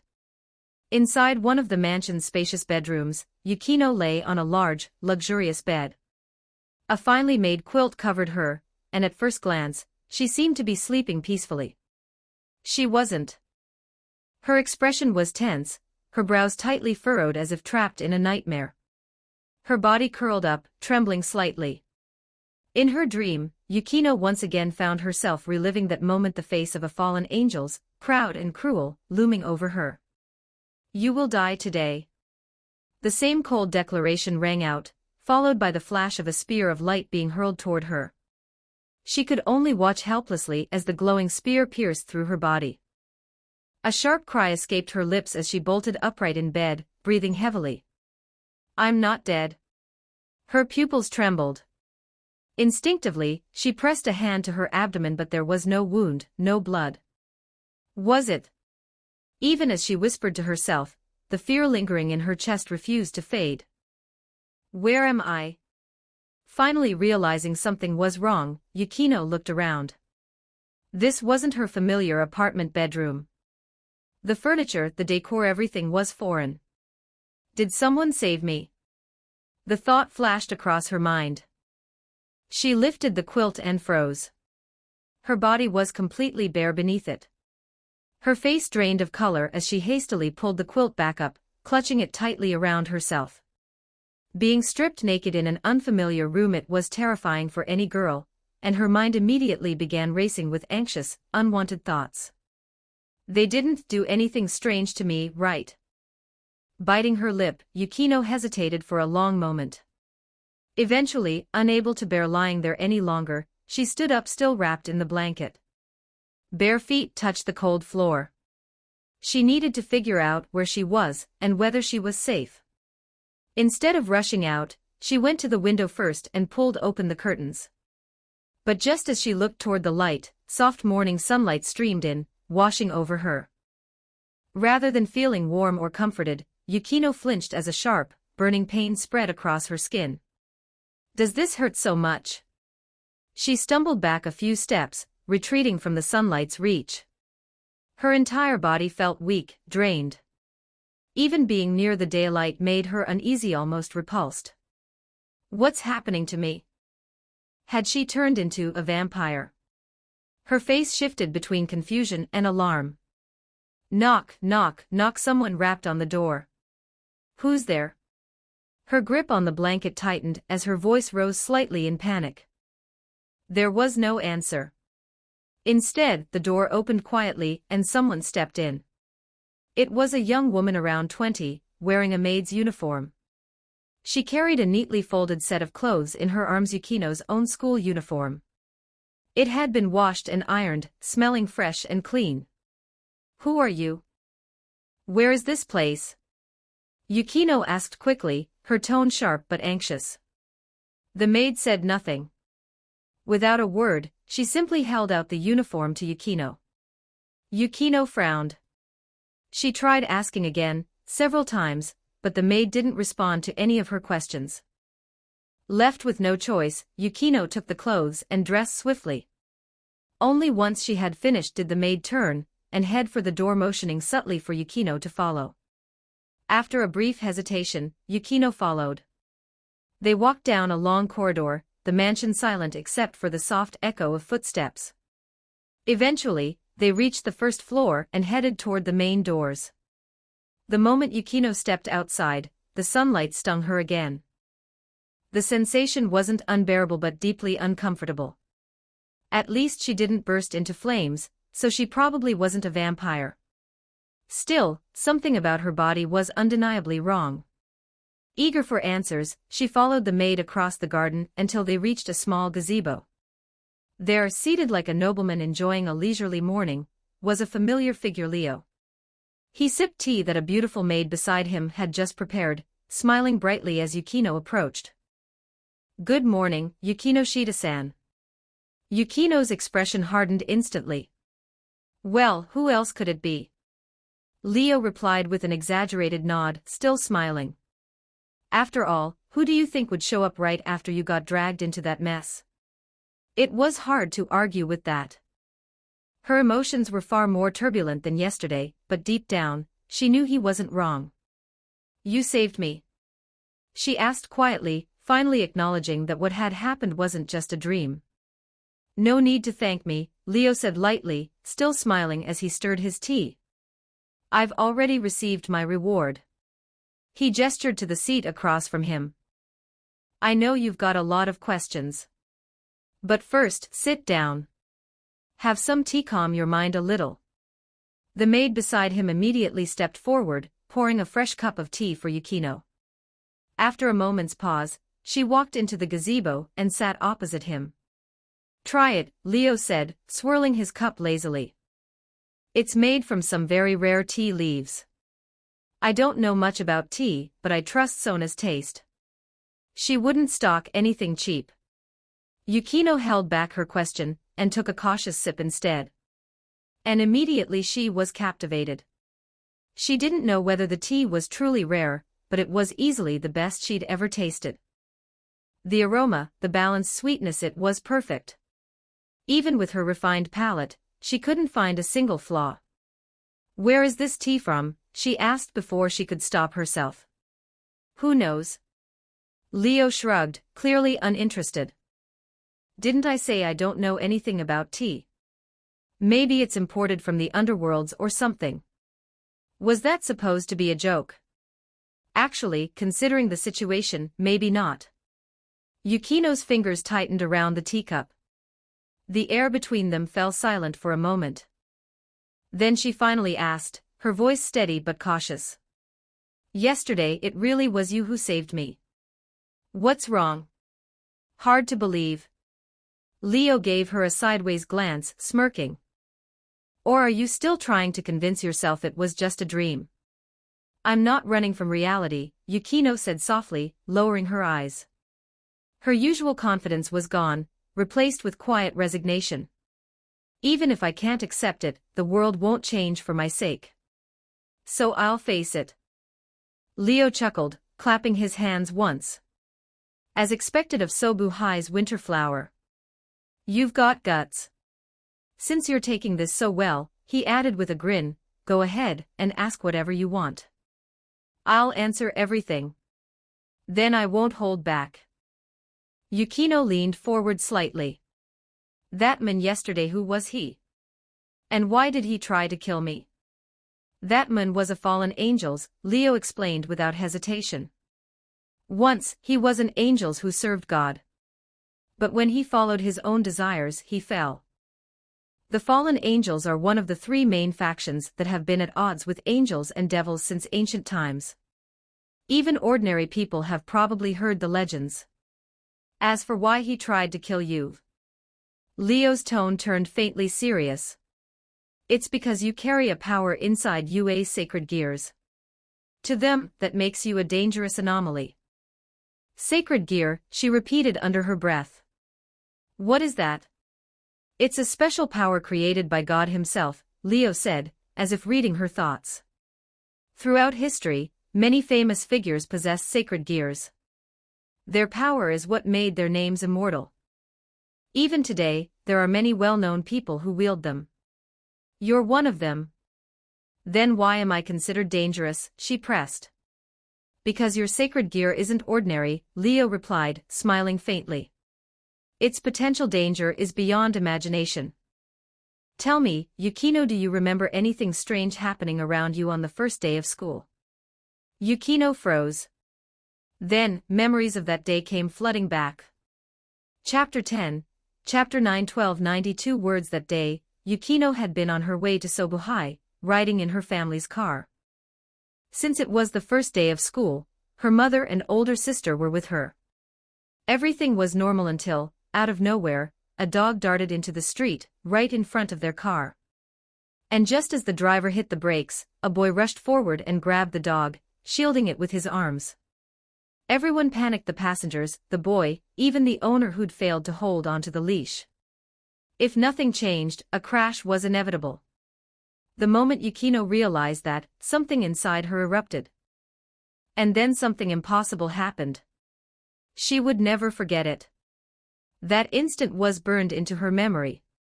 First came a howling wind, like a storm sweeping down from the heavens, strong and furious. Then the temperature plummeted, as though summer had instantly turned to winter, the air filling with pale mist. A sharp cracking sound followed, like ice forming in an instant. When the strange phenomenon finally subsided, Yukino noticed her mother and sister trembling violently beside her, hugging their arms for warmth. The car had stopped, frozen in place, mere inches from the boy. His terrified face was clearly visible through the windshield. The boy himself was shaking uncontrollably, frost clinging to his eyebrows. Later, Yukino heard he'd missed the opening ceremony due to a severe cold. The car's tires had frozen solid to the pavement, and the entire street was coated in frost. The road, the streetlights, even the nearby buildings, all were dusted with scattered ice and snow. Everyone present had fallen ill afterward, some even suffering frostbite. Only Yukino remained perfectly fine, standing there in shock, completely unharmed. The incident had puzzled her for a long time. Surveillance footage later showed a sudden wave of icy wind sweeping down from the sky, freezing everything in its path. People dismissed it as one of the increasingly frequent extreme weather events, a strange but natural coincidence. Eventually, Yukino stopped thinking about it. But now, with Leo bringing it up again, a terrifying thought crossed her mind. "You're saying all of that happened because of me?" Yukino stared at Leo in disbelief. "Don't doubt it. That was you." Leo's tone was firm, leaving her no room for denial. "I was at Sobu-High that day, not far from the scene. I can say with certainty that phenomenon came from you. I didn't see it myself, but I felt it, a massive surge of power from where you were. That day, your emotions must have pushed you over the edge. You awakened the sacred gears sleeping inside you and accidentally released its power. And that was also the day the three great factions detected the anomaly and discovered the sacred gear within you. That was why Leo had chosen Yukino as his first target to make her his first servants. He had even stepped in behind the scenes to clean up some of the mess. Otherwise, agents from the church, stationed nearby, would have already approached her. Compared to the church, the fallen angels had been slower to act. Chiba Prefecture wasn't their territory, after all. Even if they noticed, it would take time before they could move. No one expected that when they finally did, they'd go straight for the kill. "You were just unlucky," Leo said casually, stirring his tea. "You ran into the faction with the strongest reaction towards sacred gear users." He looked up and smirked. "Among the three factions, the fallen angels are the ones most obsessed with studying sacred gears. They even have a central organization called the Grigori, dedicated to researching them, tracking down sacred gear users, observing or recruiting them. If someone's power is deemed too dangerous, they send an agent to eliminate the threat." At those words, Yukino's hands clenched tightly. "So that's why I was attacked," she said, her voice trembling with anger. "They just decided I was dangerous and came to kill me. Who gave them that right? Are you sure you aren't dangerous?" Leo asked mildly, pausing to look her in the eyes. "Think about it. What would have happened if your sacred gear had gone just a little further that day? Would your mother and sister have only been shivering from the cold? Would those people on the street have escaped with just a few cases of frostbite? What if the temperature had dropped even lower? What if that wave of frost had been stronger? Wouldn't everyone nearby your family, that street, have been frozen solid, never to wake again?" Yukino's breath caught in her throat. Her face turned pale. "That couldn't have happened." "It could," Leo interrupted flatly, shattering her denial. If your sacred gear is the one I think it is, then yes, it absolutely could. If you ever draw out its full power, you could freeze an entire small country, let alone a single street. He leaned back, voice calm but sharp. Now tell me, Yukino, are you still sure you're not dangerous? Yukino fell silent. So all of this was inevitable, then, she whispered bitterly, a hollow laugh escaping her lips. Leo chuckled. Like I said, you were just unlucky. There are plenty of sacred gears more dangerous than yours. Devils, angels, and fallen angels all fear that kind of power, but they also crave it. Each side wants to harness it for their own strength. He tapped the spoon against his cup, continuing casually. Take the Grigori, for example. Their governor-general is a fanatic researcher of sacred gears. He shelters dangerous wielders, teaching them to control their powers rather than destroying them. I'd bet the order wasn't to kill you immediately. The governor probably told his subordinates to observe first and only eliminate you if you showed signs of losing control. Leo's smile turned mocking. Unfortunately, that order trickled down through the ranks until it reached a complete idiot, a fallen angel who looked down on humans as filth, and couldn't be bothered to observe anyone. Too proud to hide near church territory, he decided to take the easy route, kill you, and call it a day. At that, Yukino suddenly remembered something. That man, she said quickly. Where is he now? Leo's smile didn't reach his eyes. Well, he's not in heaven, and he's not in hell either. If there's anything left of his soul, it's probably waiting to be reincarnated. Hopefully into something better next time. Yukino froze, understanding what that meant. You killed him? Leo tilted his head, watching her expression carefully. Do you think he didn't deserve it? Or are you wondering if I'm too cruel? Yukino didn't answer. In her old life, such things would have been unthinkable, someone killing so casually, speaking of it as if it were nothing. Back then, she would have said it was wrong, that justice belonged to the law. But now, she knew she wasn't in that world anymore. Are you really a devil? She asked finally.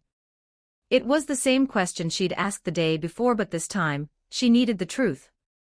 Leo's smile deepened. Then, behind him, 3 pairs of black devil wings unfurled, spreading wide under the sunlight.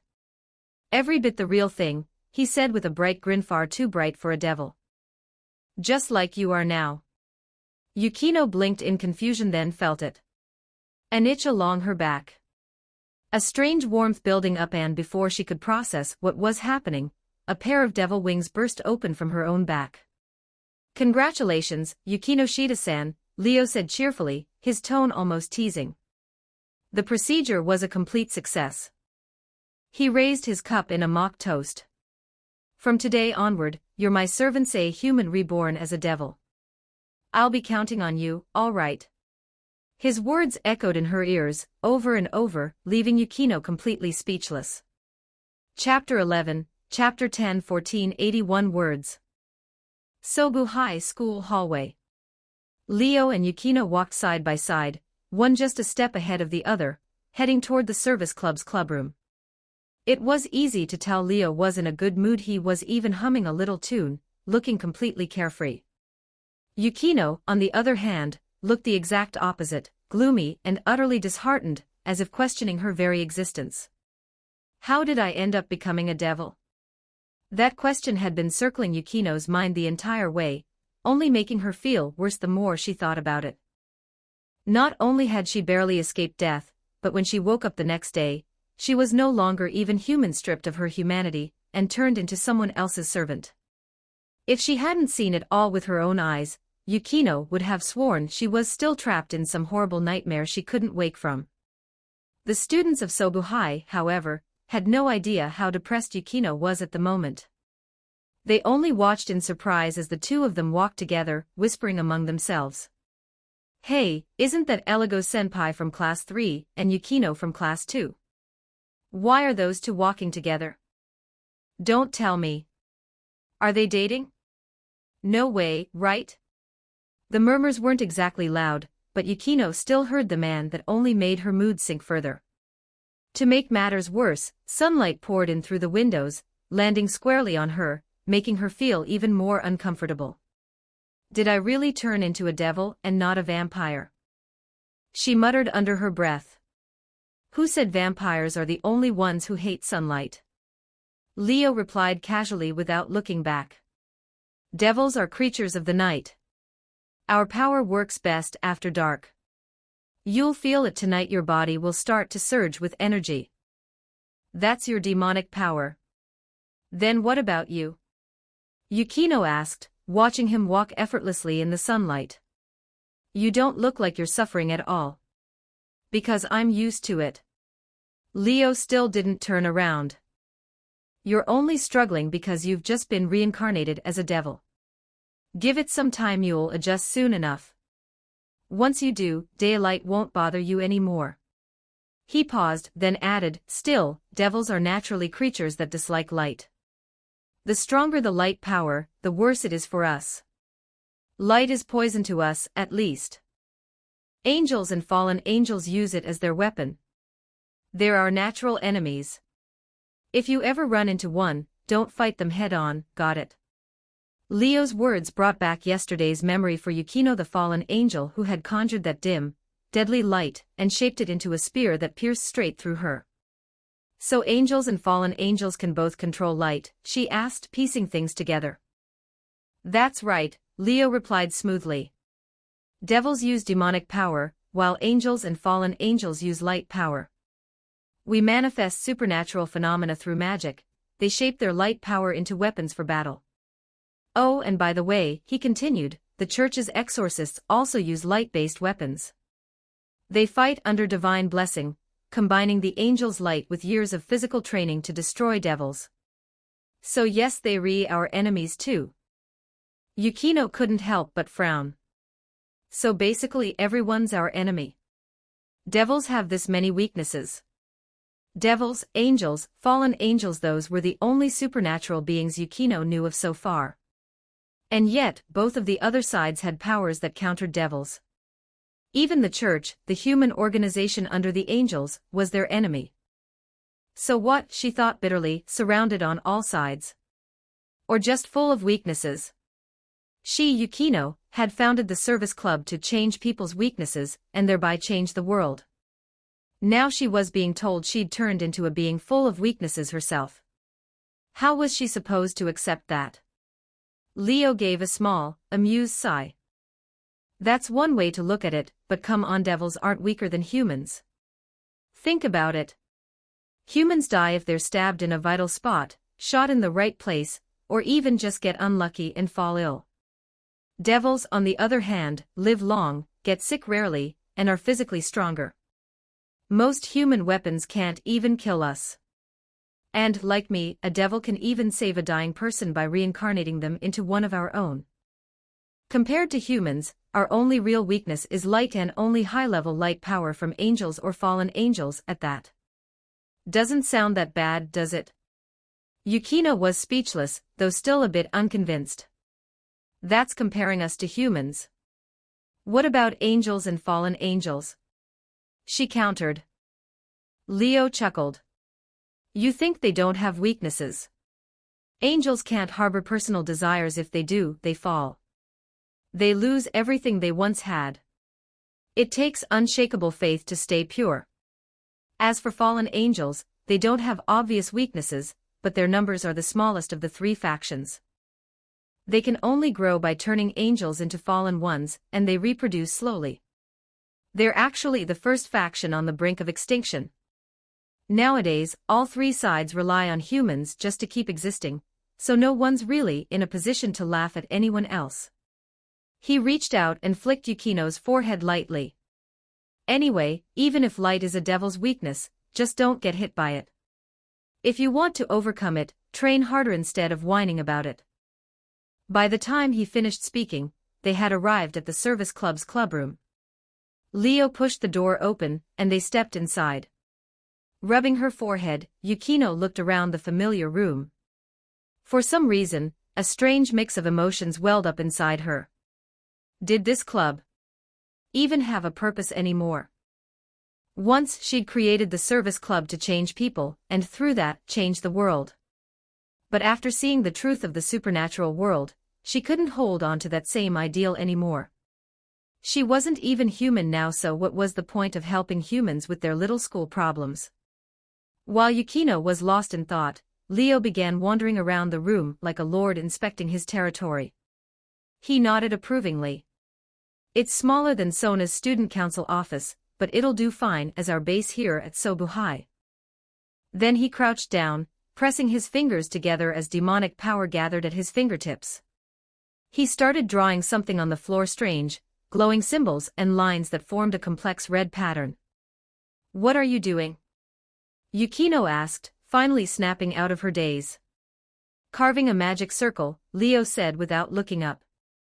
Once I mark it with the Eligos house's insignia, we'll be able to teleport between this spot and any other magic circle by using our demonic power. There's one in my manor already. And that parchment I gave you, the one that looked like a flyer, that's the same kind of circle. I've been meaning to set one up here for a while, but without a proper base, there wasn't really a place for it. Yukino blinked. Wait, that parchment was a flyer? Leo shot her a look. Of course it was. Devils living in the human world aren't idle, you know. We all have our jobs. Just like in the old legends, devils are summoned by people with desires. We make contracts, grant their wishes, and take payment, sometimes money, sometimes an item. Occasionally even their life. That's what devils do in the human world. It's not that different from what your service club did, helping people, just on a much larger scale. Once you've adjusted to being a devil, you'll start working too, as a servant of the Eligos house. That was the whole purpose of the magic circles. In modern times, hardly anyone still believed in devils or knew how to draw summoning circles. So devils adapted, printing their magic circles on portable parchment flyers to hand out. When a human with a strong enough desire came into contact with one, the magic circle would automatically activate, summoning the devil bound to it. Leo and Yukino could then teleport directly to that person using the circles here or in his manor. And, Leo added, still focused on his work, if we make this circle public, other devils can teleport here from their own. In fact, in a few days, another high-class devil who oversees my operations in the underworld will be coming to visit. I was just promoted to high-class devil, and since I've now taken on my first servant, they'll definitely stop by. Be ready for that. As he finished speaking, Leo stood and clapped his hands together. The magic circle on the floor was complete, a bright red, intricate pattern nearly 7 meters across, taking up most of the clubroom's floor. By the way, he said with a grin, do you want to keep the name Service Club, or change it to something new? From now on, this will be the headquarters of the entire Eligos household. Chapter 12, Chapter 11, 1355 words. Crimson light flared upward from the magic circle carved into the floor, forming a barrier that enclosed Leo and Yukino. Yukino watched as her vision was swallowed by red light. Moments later, it dimmed, and the world reformed around her. When her sight cleared, she and Leo were no longer in the service club's room at Sobu High. Instead, they stood inside a vast underground training chamber, one she immediately recognized as being beneath Leo's manor. We really teleported in an instant. Yukino murmured, glancing down at the identical magic circle glowing faintly beneath her feet. There's still some time before class starts, Leo said casually, already used to the sight. He snapped his fingers, drawing her attention. Before then, you should get familiar with your new power and condition. Remember what I told you on the way to school about servant devils? Of course. As the top-ranked student in her year, Yukino's memory was excellent, especially when the topic concerned her directly. Including me, every servant devil is reincarnated using special pieces modeled after chess pieces, right? They're called evil pieces, Leo said with a nod. They were created by the current Mao Beelzebub to save our dwindling devil population. Only high-class devils who hold a noble rank are granted them. He extended his hand as he spoke. According to the system, I'm the king. After registering my territory on the stone monuments in the underworld, I was granted 15 evil pieces in total. These 15 consist of 1 queen piece, 2 rook pieces, 2 bishop pieces, 2 knight pieces, and 8 pawn pieces. When I use them to reincarnate others into devils, the type of piece determines the servant's traits and abilities. A crimson magic circle formed above Leo's palm, and one by one, glowing red chess pieces floated into view, arranging themselves in front of Yukino. The rook piece grants immense strength and defense. It can use an ability called castling, and it's worth 5 pawns. The bishop piece enhances demonic power, suited for those skilled in magic. It's worth 3 pawns. The knight piece specializes in speed perfect for fast combat and is also worth 3 pawns. The queen piece, however, holds the highest value equal to 9 pawns. It combines the traits of all the others: strength, defense, magic, and speed. It's the most powerful of all. As he introduced each piece, it floated closer to Yukino, until finally, 8 identical pieces drifted toward her. And these, Leo said, are the pawns. The weakest individually, but the most numerous. Their special trait is promotion. They can evolve into any other piece type, when within enemy territory, gaining the corresponding abilities. They may seem insignificant, but their potential for change makes them invaluable wild cards. Once Leo had finished his explanation, Yukino immediately understood. I'm your bishop, right? She'd noticed it at once. The only piece missing from Leo's set was a bishop. The queen was still there, the 8 pawns complete, and both pairs of rooks and knights intact. Only 1 bishop remained. The implication was obvious. That's right. Leo smiled, recalling the pieces. You're one of my bishops. Your trait is demonic power. After your reincarnation, your magic has grown considerably far beyond that of an ordinary low-class devil. He looked at her with clear satisfaction. The strength of a reincarnated devil wasn't fixed, it depended on the potential of the person before turning. All devils possess demonic power, even reincarnated servants, but the level varied greatly. Some servants awakened strong power, others almost none. It depended entirely on the individual's innate talent. Take, for example, the future Red Dragon Emperor, one of the 2 heavenly dragons. When he was reincarnated, his demonic power was laughably weak, so weak he couldn't even use magic circle teleportation. He had to ride his bike around at night just to reach humans who'd triggered their flyers. By contrast, Yukino's demonic power after reincarnation was already quite impressive, nearly at the level Leo himself had possessed at age 10.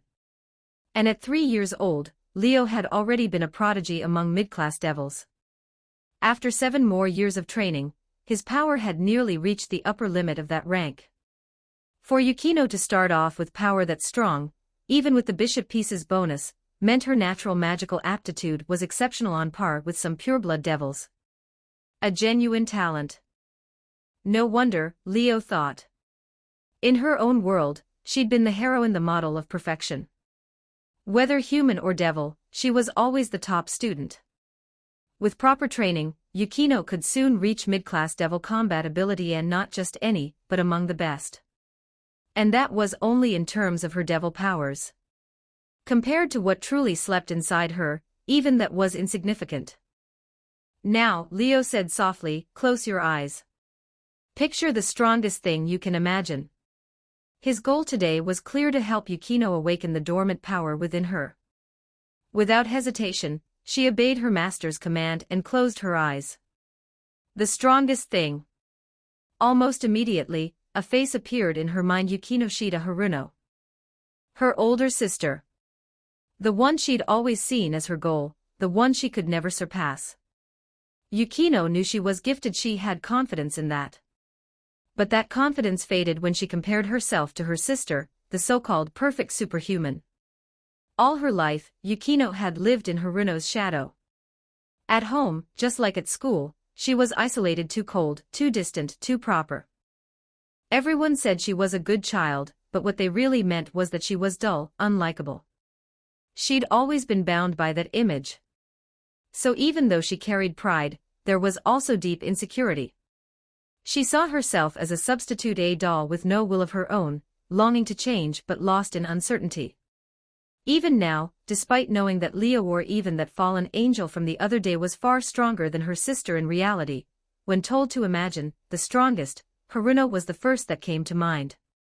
It wasn't logic. It was instinct, something carved into her subconscious long ago. And in that instant, Yukino's emotions surged uncontrollably, stirring the power that lay dormant inside her. Now, Leo's voice rang out sharply, "Draw it out." She inhaled sharply and obeyed. The air itself roared. The temperature in the training chamber plummeted. Bitter wind whipped through the room as snow and frost began to spiral wildly. Yukino's clothes rippled violently in the cold, her eyes still shut tight while behind her, a figure began to take shape. It was nearly 3 meters tall, a humanoid being made entirely of ice. It looked as though it wore a formal gown, with four slender arms and a faceless head. 6 eyes glowed on the left side of its face, while thorn-like protrusions jutted from the right.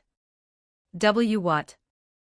Yukino opened her eyes and froze at the sight of the icy figure standing behind her. Leo's voice came smoothly, perfectly timed. "That," he said, stepping closer, "is the true form of the sacred gear within you." He stopped beside her, gazing up at the towering ice figure, a faint smile tugging at his lips. Sacred gears vary in strength. Some are weak, barely affecting daily life.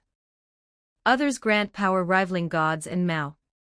Most fall into the first category. They can influence human society, but not beings like us. However, his smile deepened, eyes gleaming, a few can threaten even devils and angels. And among those, an extremely rare handful possess the power to kill gods and Mao alike. He looked at the ice figure, excitement flashing in his gaze. Those are the highest-ranked sacred gears, so powerful and dangerous that heaven and the Grigori monitor their every move. There are only 13 of them in existence. Each one has the potential to upset the balance of all 3 factions. They're called Longinus. And the sacred gear residing in Yukino's body was one of them. Absolute demise, Leo said softly. Ranked 11th among the Longinus. A manifested type sacred gear said to freeze everything and create a world of eternal ice.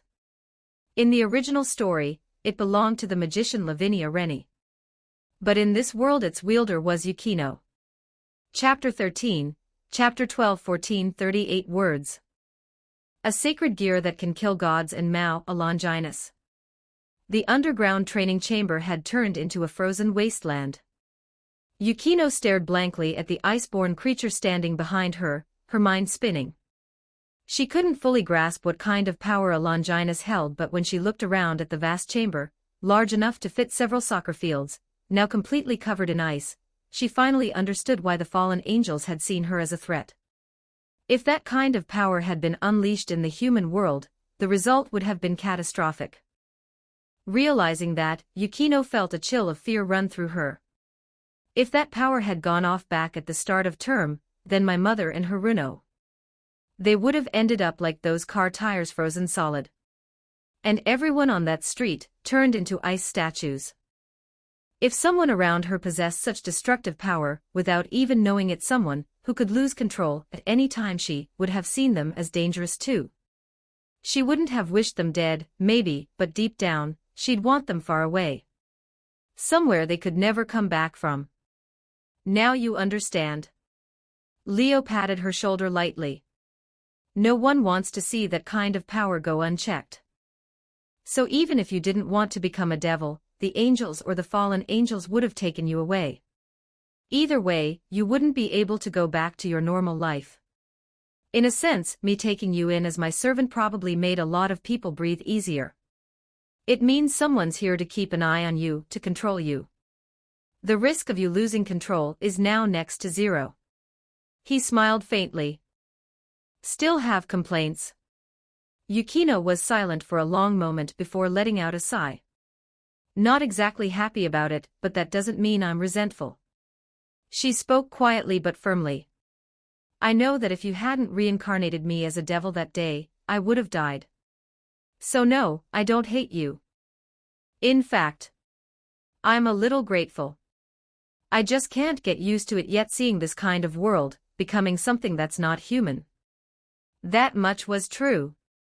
With Yukino's personality, she'd never follow someone around like this unless she'd already accepted the situation deep down. She hadn't wanted to become a devil, but Leo saving her life was a fact and she'd come to terms with that. She was still struggling to adapt, still holding on to a bit of frustration, but nothing more. Now that she truly understood how terrifying her power was, Yukino's mind began to settle. "Whatever else happens, at least teach me how to control it," she said seriously, turning toward Leo. "I don't want this power breaking loose again." "Don't worry, that's exactly what we're going to do next." Leo grinned. "Whether it's your demonic power or your sacred gear, I'll teach you how to use both." This was his first servant, a devil with incredible potential. Letting that talent go to waste would be unforgivable. He had a lot ahead of him rebuilding the Eligos house, re-establishing himself as a pure-blood high-class devil, all of which would require capable servants by his side. Yukino's growth was just as crucial to his future as his own strength. Besides, Leo wasn't exactly ordinary either. He too bore a Longinus 1 ranked even higher. After deciding on their next steps, Leo didn't start training immediately. Instead, he led Yukino to the 4th floor of the manor, into a grand study. Rows of towering bookshelves lined the room, packed with countless tomes, not mundane books, but ones steeped in the occult and the supernatural. These were the Eligos house's ancestral texts, returned to Leo after he inherited the family name.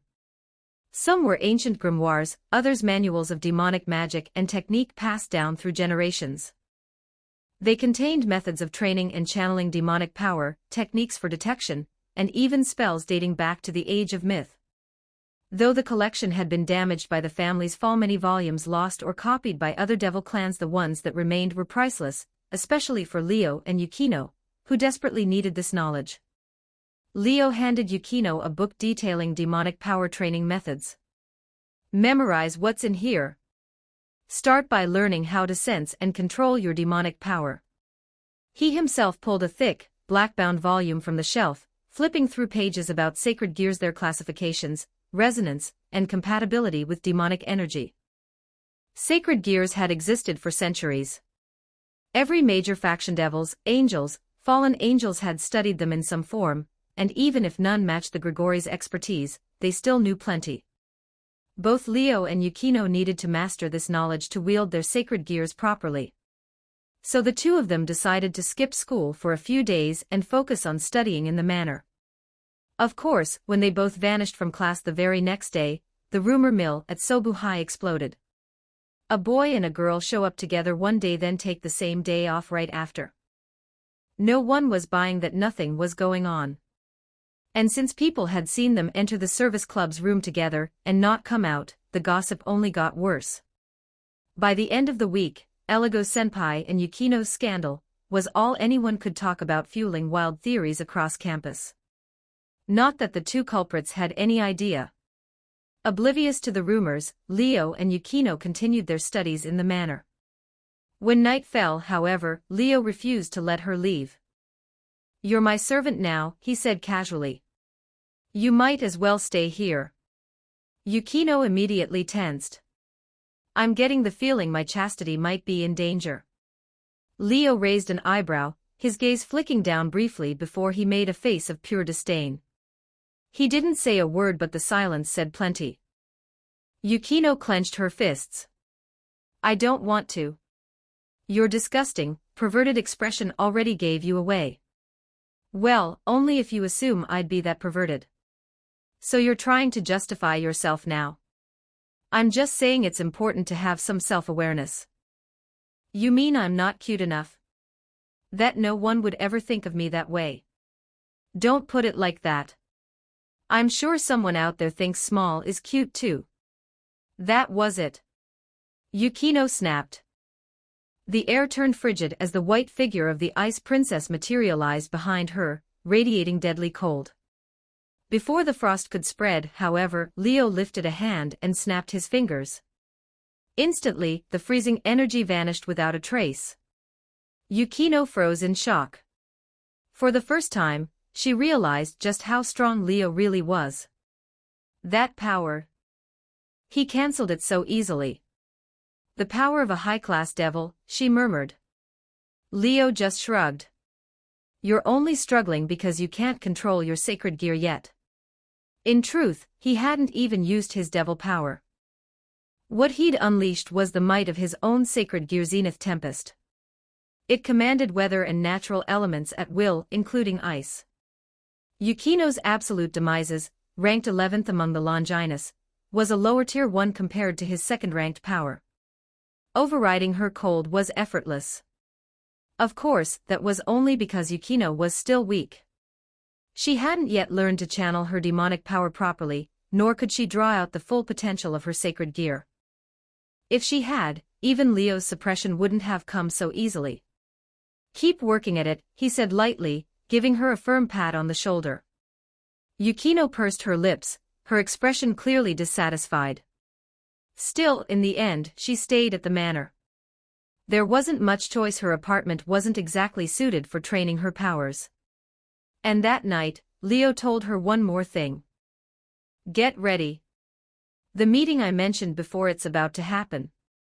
The high-class devil from the underworld who oversaw Leo's affairs was finally coming to visit. Night descended quietly. As the last light of the sun vanished and the world turned dark, Yukino finally understood what Leo had meant earlier that day. The moment night fell, her body sluggish and drained under the sun suddenly came alive. Power flowed smoothly through her veins, and her mind felt sharp and clear, as if she'd been restored to her natural state. It was like a fish returning to water. The darkness that once frightened her now felt strangely comforting, even welcoming. She could even see clearly without lights, her vision adapting effortlessly to the night. Together, she and Leo headed down to the underground chamber. There, the magic circle on the floor was beginning to glow brighter and brighter. Chapter 14, Chapter 13, The Pawn's Own Choice 1384 words. The basement no longer looked like the icy tundra it had been that morning. It had returned to its normal state. A crimson magic circle pulsed with light, and under Leo and Yukino's watchful gazes, it took shape into two figures. Seeing them, Leo smiled more openly than usual. Yukino, on the other hand, looked a little tense but also curious, studying the newcomers carefully. They were two women striking in every sense of the word. One stood slightly ahead, the other behind, much like Leo and Yukino that morning on their way to school. Their positions made it clear which was the master, and which was the servant. The one in front was a slender girl with shoulder-length hair, a figure similar to Yukino's. Her features were sharp and refined, accentuated by the glasses on her face. She exuded a cool, composed, and intellectual air.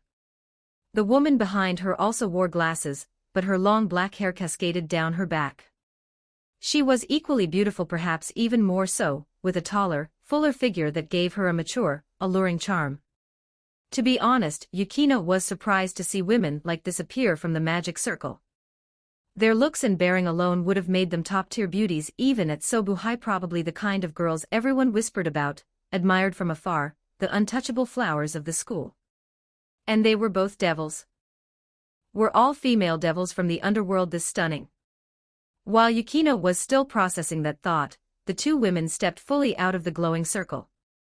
About time you came by for a visit, Sona, Leo said with a grin, walking forward to greet the one in front. The usually reserved girl allowed herself a faint smile. I've been waiting for you to finish your business here. This doesn't count as keeping you waiting, does it? Sona's smile was subtle, barely visible, but for anyone who knew her, that alone was a sign of closeness. If anyone kept someone waiting, it's me, Leo said, shrugging. Then he turned toward the woman standing behind Sona. It's been a while, Tsubaki. Yes, Leo-sama. The tall woman bowed politely. The last time we met was during your promotion ceremony to high-class devil in the underworld, when I accompanied the president. That had only been a short while ago, but unlike Sona, who kept in touch with Leo from time to time, Tsubaki truly hadn't seen him since then. Let me do the introductions, Leo said with a small smile, gesturing behind him. This is my first servant and my bishop, Yukino. Yukino nodded curtly to the two women, her demeanor cool, and detached her discomfort with social interactions on full display. For a servant, behaving so coldly toward another high-class devil could easily be seen as rude or arrogant. But Sona didn't seem bothered. She had clearly done her homework on Yukino already. I'm Sauna Shitori, real name, Sona Sitri. I'm a third-year student at Kuo Academy. Pleased to meet you, Yukino Shida-san. Sona gave a polite nod before introducing her companion. This is Shinra Tsubaki, my queen, and first servant. I hope the two of you get along well. Tsubaki bowed gracefully in greeting. Kuo Academy.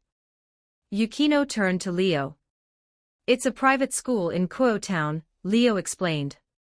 Used to be an all-girls school a few years back, but it's co-ed now. Sona and Tsubaki both study their Sonas, even the student council president. Kuo town. Yukino murmured. She recalled hearing about it. It was a small city in Kanagawa Prefecture, not far from Chiba. You could make a round trip by train in a day. There weren't any notable noble families there, at least none her own family ever paid attention to. Who would have thought a pure-blooded high-class devil lived there? I'm not the only high-class devil based in Kuo town, Sona added, seeming to catch her thoughts. My childhood friend also lives there. She's a student at Kuo Academy too.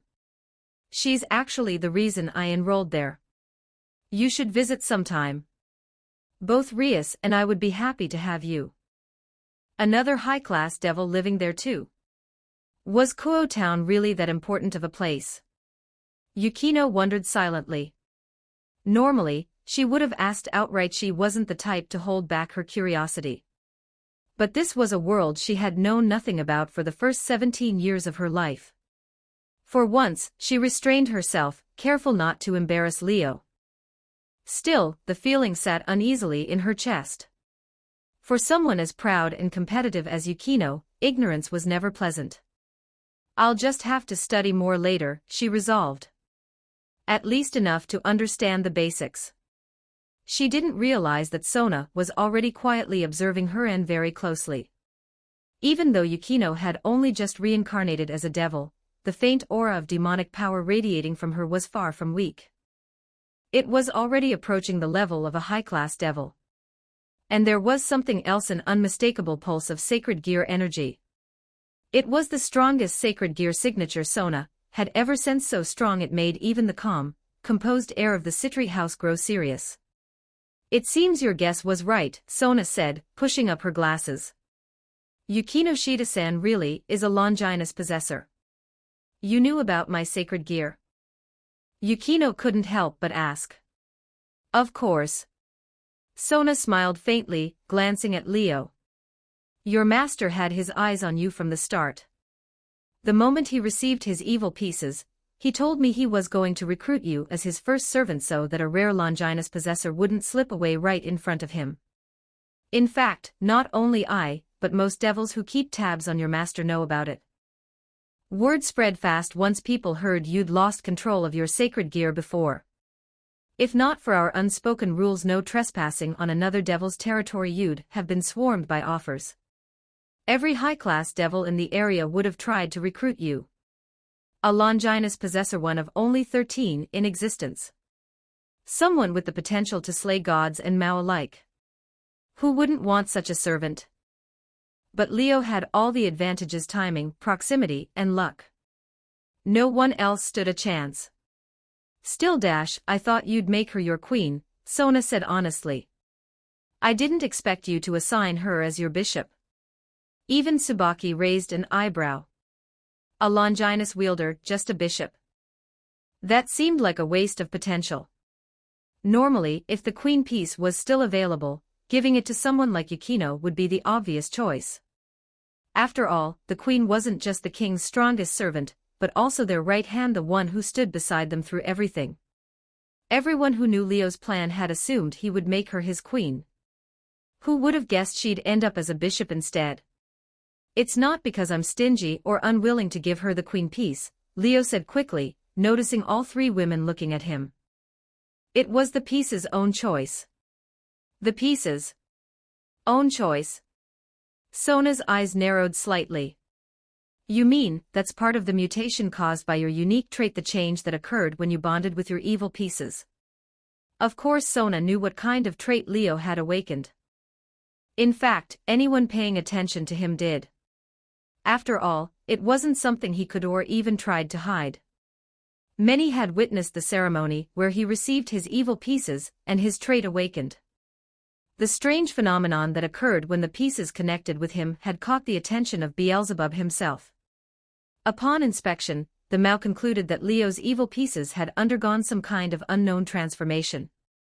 That was why Sona had mentioned yesterday that many people were keeping an eye on Leo. His background and abilities were both exceptional. Among the higher ranks of Devil Society, Leo's uniqueness was practically an open secret. He'd even used it to his advantage, turning it into a way to earn favor and support from the higher-ups. Many of the rare books in his study had come into his possession thanks to that attention. And Sona's real reason for visiting today was, of course, to learn more about exactly what kind of change had occurred between his trait and the evil pieces. This isn't the best place to talk about it, Leo said, winking at her. Let's discuss it over tea. Chapter 15, Chapter 14, The Mutation Piece. 1437 words. The first floor of the manor, in the guest parlor. Leo and his group of 4 entered the luxurious room and took their seats. The parlor was furnished with an ornate tea table and plush sofas. Every detail of the interior design radiated wealth. The furniture alone was worth a fortune, and even the carpet beneath their feet was clearly expensive. Hosting guests here left no room for embarrassment. Yet Leo and Sona didn't sit inside. Instead, they moved to the open-air balcony beside the room. There they sat across from each other at a small white table, the distance between them feeling far less formal. Shinra Tsubaki stood behind a tea cart, taking the place of a familiar as she carefully prepared tea for them both. Yukino stood quietly behind Leo, saying nothing, her posture calm and disciplined. She looked every bit the devoted servant. With Tsubaki attending them, Leo and Sona chatted casually, like old friends catching up, while continuing their earlier discussion. So you're saying your evil pieces choose their own reincarnation targets? Sona asked, raising an eyebrow as she took a sip of tea. Leo toyed with one of his evil pieces in his hand, rolling it between his fingers. The first time I met Yukino, the piece reacted in a strange way. At hearing Leo use her given name so casually, Yukino stiffened slightly, visibly uncomfortable. But Leo didn't seem to notice or care. They seemed to resonate with whoever they're most compatible with. When I approached Yukino, the bishop piece in my hand began to glow. That was something no other devil's pieces had ever done. While all of the pieces reacted to her to some degree, the bishop piece's response was far stronger. So I believe the first change that happened when my evil pieces connected to my trait was this: it gives me hints, guiding me toward those most suited to become my servants, and even which piece fits them best. Leo brought the piece closer to Sona, and it immediately began to emit a red light. It's reacting to you right now. It thinks you'd make a perfect match as one of my servants. He smirked playfully. What do you think? Interested? I wouldn't mind, Sona replied without missing a beat. As long as you can convince the Citri house and my sister, I might consider it. Yeah, no thanks, Leo said, quickly pulling the piece back in mock surrender. I could probably handle the Citri house, but your sister. I have no desire to get on the radar of that Siscon Mao. He wasn't joking. The current Leviathan Sona's sister was one of the most powerful devils in the underworld, her strength surpassing even standard Mao class. Some called her Super Mao class. Leo had no illusions about surviving her attention. So that's why you gave Yukino the bishop piece? Sona continued, unfazed. I did consider giving her the queen piece at first, Leo admitted, glancing back at the quiet Yukino behind him. After all, she's a Longinus possessor. She certainly has the qualifications, and she deserves that kind of position. But after thinking it through, I decided to follow the piece's own choice. In truth, Yukino really was best suited for the bishop role. Her aptitude for demonic power, after reincarnation, made that much clear. Her sacred gear wasn't a close combat type, it was designed for large-scale, long-range destruction. That made her compatibility with the Rook and Knight pieces poor, something also reflected in the evil piece's reactions. When Leo first met her, all 15 of his pieces had shown some response, but the bishop piece shone the brightest. The Rook, Knight, and Pawn pieces had only faint reactions, and the Queen piece the weakest of all. It was obvious Queen wasn't a good fit for her. That's the first change, Leo continued. My evil pieces react differently to potential candidates.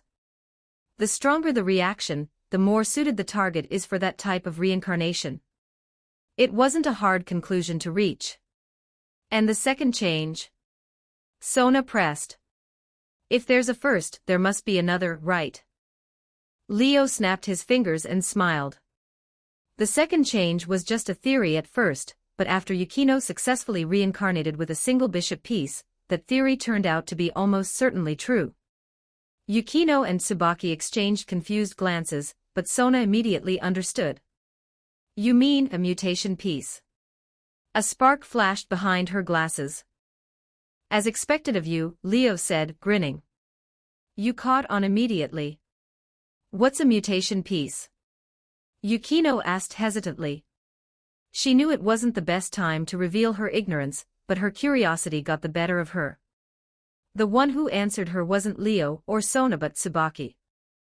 A mutation piece is a special kind of evil piece, an abnormal phenomenon that appeared when the evil piece system was first established, Tsubaki explained calmly.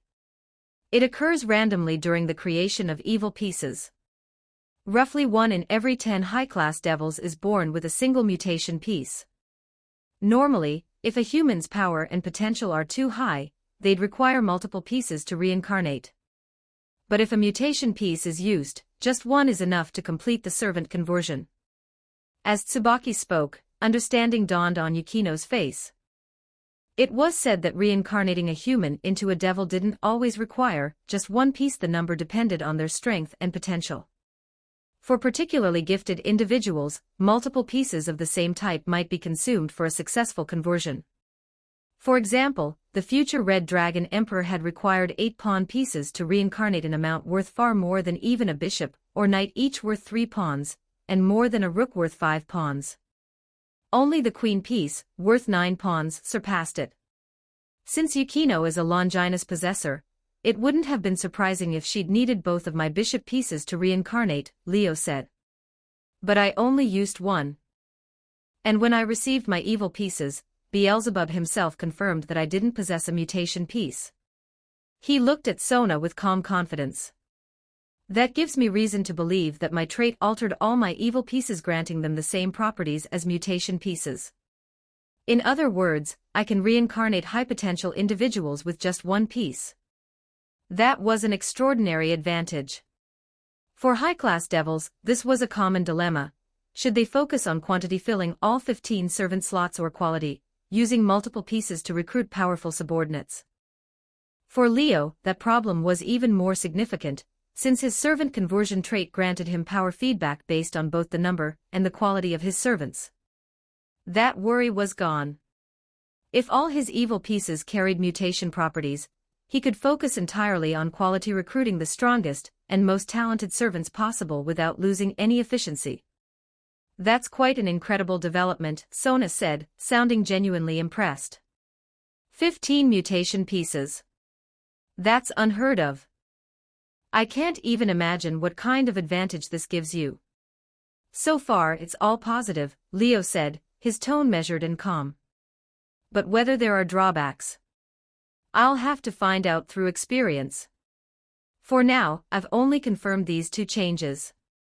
If there are others, I don't know them yet. I'll report this to Beelzebub-sama, Sona said seriously. He'll definitely want to review it himself. Now those are the changes in your pieces. What about you? She leaned forward slightly, her sharp gaze seeming to pierce right through him. You said your trait activates after you successfully recruit a servant, granting you feedback. Have you received that feedback yet? Under her intense gaze, Leo smiled faintly. A sharp whoosh filled the air. 3 pairs of devil wings unfurled from his back, and an overwhelming surge of demonic power erupted from him like a blaze. This is... Sona's eyes widened. 6 wings. Tsubaki exclaimed, stunned. And that power. It was stronger than her own master's. How was that possible? She distinctly remembered Leo had only recently been promoted to high-class devil. Back then, his demonic power had been noticeably below Sona's. And yet now, not only had his power surpassed hers, even his rank as a devil seemed to have risen. This is the result of my feedback, Leo said, retracting his wings and smiling. Not bad, huh? As for Zenith Tempest, he didn't mention it.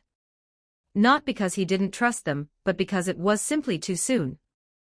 A Longinus ranked second among all sacred gears. If word got out that he possessed such a weapon, it would shake the entire underworld.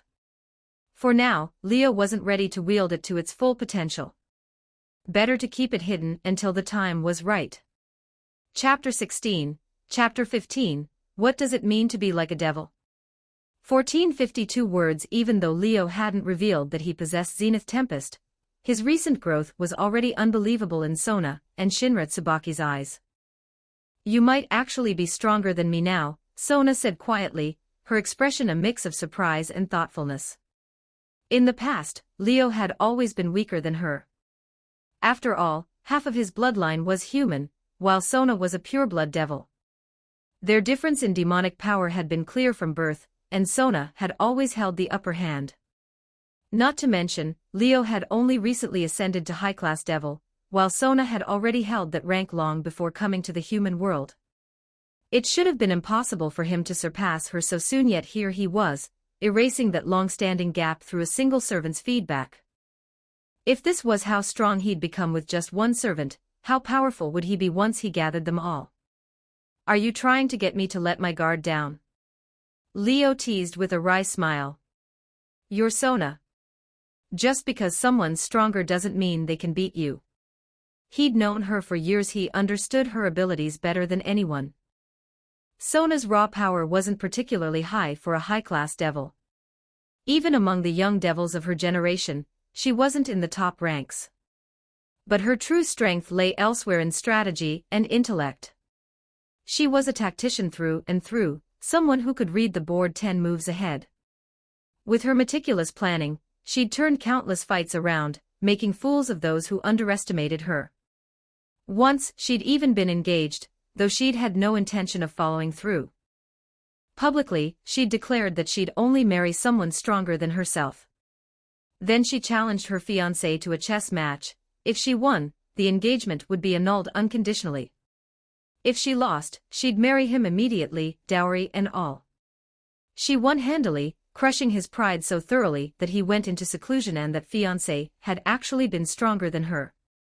In the future Leo knew of, she would go on to challenge her childhood friend, Rias, in a full-scale raiding game, one where both sides deployed their entire groups. On paper, Sona's peerage was far weaker than the Gremory group, yet through pure strategy, she pushed them into a bitter struggle. Her performance had been so impressive that even the devils of the underworld praised her, saying she was more suited to being a king than the Gremory princess herself. Leo remembered that among the new generation of devils, those who would later take part in major incidents, most of them were blessed with absurdly overpowered talents. Some had Longinus possessors as servants, others gained incredible power through unique means. Only Sona's Citri peerage consisted mostly of ordinary humans with little talent or divine blessing. She barely had 1 or 2 sacred gear users. Yet she still earned the title of one of the rookies for. Because of that, even the prodigious Gremory peerage viewed the Citri group as a serious threat.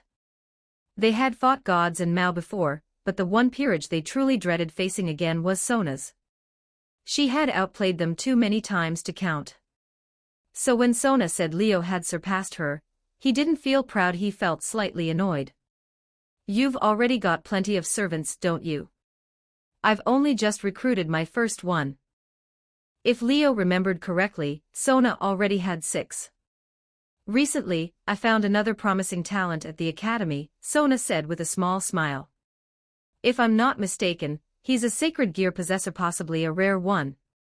I plan to observe him for a while, then bring him into my peerage. You should come take a look when you have time. I'll pass, Leo said, shaking his head.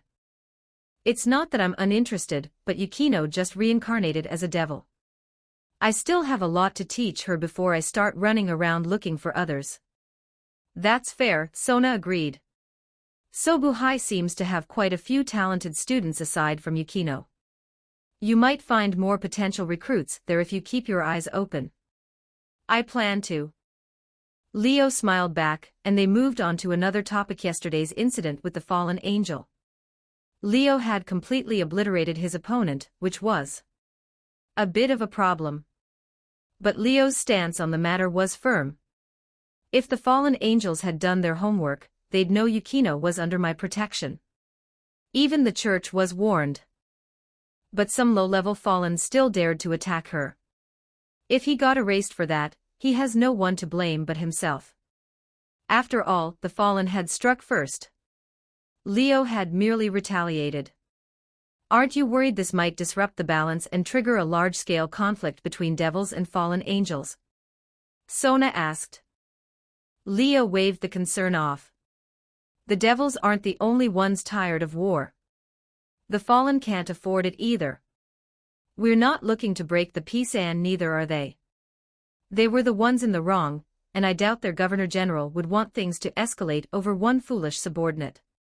He gave a dry chuckle. Besides, that fallen was an idiot. A low-class one at that. Picking a fight with a high-class devil on his own turf. He was asking for it. If I hadn't killed him, the church would've. Sona eventually nodded in agreement. It really wasn't a big deal. The fallen angel in question wasn't important, just a low-level fool acting without orders. No one would risk provoking a high-class devil over something so trivial. And if anyone did want revenge, they'd have to consider the price first. In fact, once she wrote up her report and sent it to the underworld, Sona was sure Leo would gain even more attention and more protection. After all, one servant had already boosted him from a newly promoted high-class devil to a six-winged one, his strength now rivaling the upper tier of their class. With more servants, how far could he go? Even if not every servant gave that much of a boost, stacking those gains would still push him to at least ultimate class and possibly even Mao class. Combined with the fact that one of his servants was already a Longinus possessor, it was impossible for the underworld to ignore him. If the fallen angels tried to cause trouble now, they'd have to get past the Mao first. So Sona's warning had been out of prudence, not real worry. After a brief reminder, she dropped the subject. I've gotten all the answers I came for. We should get going. Sona glanced at the time, then rose from her seat. Not staying the night? Leo asked, standing as well with a teasing grin. I have class tomorrow, Sona replied, adjusting her glasses. Once you've settled things here, let's have our servants meet each other. They should get acquainted first, then we can talk about overnight visits. Fair enough, Leo said with a shrug. He hadn't really expected her to stay anyway. Give my regards to the red-haired princess of destruction. Sona smiled faintly at the mention of her friend. Rias has been wanting to invite you for tea, actually. I'll introduce you two next time. Tsubaki bowed gracefully. We'll take our leave now, Leo-sama. Yukino Shida-san. See you next time, Yukino said, returning the gesture, her tone much softer than when they'd first met. It seemed she'd warmed up to Sona and Tsubaki a little. Sona's calm, composed demeanor appealed to her, and Tsubaki's polite kindness had left a good impression. Together, Leo and Yukino escorted them to the basement. Goodbye, Leo. Goodbye, Sona. Goodbye, Yukino Shida. See you, senpai. After exchanging farewells, Sona and Tsubaki stepped into the magic circle. A crimson glow rose around them, and their figures slowly faded until the light itself disappeared. Are they really devils? Yukino murmured as she watched the fading glow. They don't look like it at all. What do you think devils have to have horns and fangs to count? Leo asked, giving her a sidelong glance. You're a devil too now. Do you think you look like one? Without waiting for an answer, he turned toward the stairs. Time to hit the books again. You'll need to learn how to be a proper devil from now on. Silently, Yukino followed him up from the basement, her footsteps echoing faintly as the manor returned to quiet once more. Note, new novel from one of my favorite authors. This is a translation. You can find the original title raw name in the pinned comment by me. Currently, there are only 24 chapters available, which you can read for free on my Patreon. Goal, 200 Power Stones for an extra chapter. Chapter 17, Chapter 16, As Long as We're Not Human, Right? 1287 words Sobuhai, Class 3C. After taking a day off, Leo showed up today with Yukino, teleporting straight into the service club's room via a magic circle before heading to his classroom.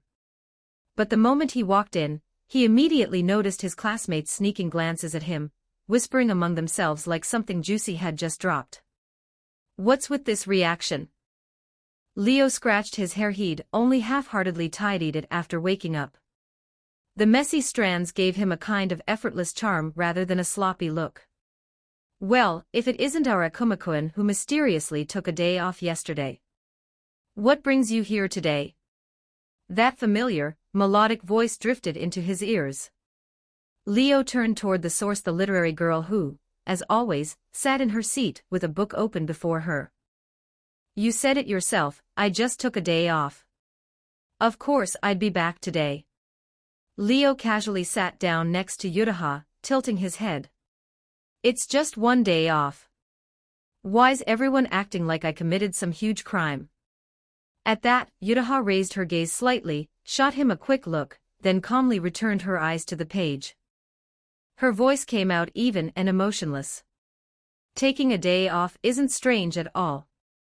But spending the entire day with Sobuhai's famous winter flower in the clubroom, now that's something. Leo blinked as realization dawned. So, Yukino and I are in a rumor now? He spoke like he'd just solved a mystery. Yutaha's eyes lifted again, her lips curling into an amused smile. Already on a first-name basis. Seems like there's some truth to the gossip after all. Senpai, are you jealous? Leo grinned mischievously. If you want, I can call you Yutaha too. Just don't call me senpai. She let out a soft hum. Are you trying to change the subject? You did it, didn't you? If I had, I'd admit it. Leo spread his hands innocently. Problem is, I haven't even made a move yet. What's there to confess? So you're saying you want to make a move on Yukino Shida? Yutaha's crimson eyes narrowed dangerously. You've got guts, Akuma-kun. To even think about touching the Yukino Shida family's second daughter. That finally made Leo pause. Now that Yukino had become his servant and they were seen together constantly, even living under the same roof, there was no way her family didn't know. Even if Yukino lived on her own right now, Leo had no doubt her older sister who, like the current Leviathan, was an extreme siskin, was definitely keeping tabs on her. She might have already found out. And even if she hadn't yet, it was only a matter of time. Rumors were already spreading through Sobuhai. The outside world would catch on soon enough. He could practically see it now, a cliché city drama, where the girlfriend's powerful family shows up to teach him a lesson. The thought made him oddly amused. And a little excited. Still, he kept his composure, smiling lazily at Yutaha. Come on, I'm a devil. My courage is always bigger than you think. He smirked. And maybe Yukino's not the only one I'm interested in. Yutaha's crimson eyes narrowed even further, then she suddenly smiled. That smile was breathtaking, like a flower blooming all at once. The nearby boys froze, hearts pounding uncontrollably. But from this close, all Leo could sense was danger. I see now. You're even worse than I thought, Akuma-kun, she said sweetly. To make such a bold declaration right in front of me, you really do have nerve. Shouldn't senpai be used to that by now? Leo teased. You're a light novel author. A harem declaration shouldn't shock you. Don't confuse fiction with reality, you perverted Akumakun. Yutaha's smile vanished, replaced by a cool frown. My Love Metronome is a pure romance story. That explains the writer's block for Volume 2, Leo said bluntly, unfazed. You made Volume 1 too perfect, too sweet. What's left to write? When the main couple's relationship is practically set by the end of the first volume, the sequel just becomes more sugary fluff. No matter how sweet it is, too much sugar makes people sick, senpai. He patted her slender shoulder with exaggerated seriousness. Maybe it's time to spice things up, introduce a new character, and start some romantic rivalry. Yutaha immediately slapped his hand away. You guys always want the same thing. Her tone turned sharp. Girls fighting over you, begging for your affection like you're some kind of prize. What a ridiculous fantasy. That only happens in dreams. Girls are far more realistic than you think. Clearly, she wasn't impressed with his creative input. Leo, however, didn't seem bothered in the slightest. That's exactly why we enjoy those stories, he said casually. Reality is cold. We look for warmth in fiction. You girls might not care for us, but at least let us dream, right? I'd never write that trash. Yutaha shot him a disdainful look. Sorry to disappoint your fantasy, but humans aren't animals. You won't see a pride of lions with one male strutting around with all the females. Maybe so.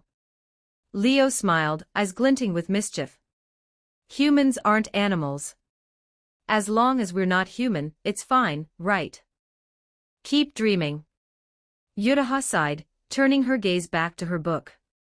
Just don't expect to see that kind of nonsense in my novel. Leo only shrugged and walked back to his seat, still smiling. Yutaha watched him go, her irritation simmering beneath her calm expression. A guy who loved her romance novels, yet turned out to be a harem-loving playboy. Unacceptable. Just wait, she thought, determination flashing in her eyes. I'll finish Volume 2, and prove that pure love is the only truth worth writing. Service club room. After classes ended, Leo arrived to find Yukino fast asleep in her chair. Her head tilted slightly, her expression soft and serene. She looked nothing like her usual cold self, so peaceful and gentle that any guy walking in would have been instantly captivated. Looking at her sleeping face, and remembering the dazzling smile of Yutaha, Leo couldn't help but murmur to himself, the girls in this world really are top tier. Even within Sobu High, there were multiple beauties who could stop traffic. Truly, the handiwork of a whimsical creator. Maybe this is what they mean by divine craftsmanship, he mused. After all, in this world, gods were real and the so-called creator might have just made these girls on a whim. Too bad I'm a devil. By definition, that made him the creator's enemy. With that thought, Leo stepped closer to Yukino and gently shook her shoulder. Yukino stirred awake almost instantly, her large, sleepy eyes blinking up at him. You're here. Her voice was soft, drowsy, and oddly vulnerable. Still that tired? Leo chuckled, watching her stretch like a cat. What do you think? She muttered weakly, glaring at him. You're the one who made my body like this. You really need to stop saying things people could misunderstand. Leo sighed, then said, just hang in there. Once your body adjusts to daytime, you'll be fine. With that, he took her hand and led her into the magic circle. Light flared and in an instant, they were gone, teleported to the mansion's underground chamber. Come on, time to wake up. You've got work to do starting today. Leo shoved a thick stack of parchment into Yukino's hands, leaving her momentarily stunned. These are... Recognizing the magic circles drawn on them, Yukino blinked in realization. They were the devil flyers Leo had mentioned before. Today's job is to hand these out, Leo said casually, ignoring her expression. This will be your first task as a devil. Chapter 18. Chapter 17. the power that shatters the balance of the world. 1442 words. Distributing devil flyers was the first job every devil working in the human world had to go through. As Leo had explained before, in the modern age, no one went out of their way to hunt down forbidden tomes and draw complex summoning circles just to perform an ancient ritual to call upon a devil and make a contract. Those days were long gone. Now, devils relied on flyers inscribed with simplified magic circles delivered directly to human homes as the foundation for all their modern activities. Normally, this task was handled by familiars. Devils rarely bothered with such trivial errands themselves. But high-class devils often made their new servants do these low-level jobs for a while, both as training and as a form of discipline. Only after mastering the basics would a servant begin taking proper requests from humans, those whose desires resonated with the devil's power, and earn rewards through completed contracts. As a newly reborn devil, Yukino naturally had to start from this step. Of course, that didn't mean she had to stand on busy streets like a part-time promoter, smiling and handing out flyers to passers-by. Her job was far simpler. She only needed to deliver them at night, slipping each one into the mailbox or door slot of its designated target while the city slept. So all I have to do is deliver these while people are asleep. When Yukino heard that, she let out a small sigh of relief. If she had to stand in public, smiling and making small talk with strangers, that would have been pure torture for someone like her. We don't have much choice, Leo explained. Unlike familiars, we devils can only act at night. The daytime belongs to angels and gods. If you dared to hand out devil flyers in broad daylight, you'd better pray you don't run into someone from the church. They wouldn't hesitate to send exorcists after you. Don't make it sound so terrifying. Yukino stiffened, irritation flashing in her voice. I have no intention of dying again. Even now, the memory of that night when Varden had driven a holy spear straight through her body still made her shudder. For most people, surviving a near-death experience would be a brush with mortality. But Yukino hadn't almost died, she had died. And the feeling of her life slipping away had been anything but pleasant. She had no desire to relive that horror. Then take this. Leo suddenly pulled out a metallic bracelet and handed it to her. What's this? Yukino turned it over in her hands, curious. A light detection device, Leo said. It can sense high concentrations of light power nearby. If it starts beeping, that means there's either an angel, a fallen angel, or an exorcist from the church capable of wielding light weapons nearby. He smiled faintly. Chiba City is still the church's territory. Devils can't operate freely here. This will help you avoid danger. It wasn't anything particularly rare, just an old tool Leo had used when he was younger, given to him by the devil who'd once mentored him in the underworld. Practical but far from precious. You're not using one? Yukino asked, tilting her head. I don't need it anymore. Leo smirked with quiet confidence. These days it's the church that avoids me, not the other way around. Even though exorcists could wield the light of angels in combat, none of them were foolish enough to pick a fight with a high-class devil. No matter how skilled or battle-hardened they were, humans were still just flesh and blood. Against a high-class devil, they needed to act in teams if they wanted any chance at victory. Unless it was one of the church's legendary heroes or top-ranked exorcists, none of them could even threaten Leo now. And that was before he'd grown stronger. Now his demonic power had surged, his wings had grown from 2 to 6, and on top of that, his newly awakened sacred gear Zenith Tempest made him far beyond anything stationed in Chiba Prefecture. Here, take this too. Leo handed her another small device.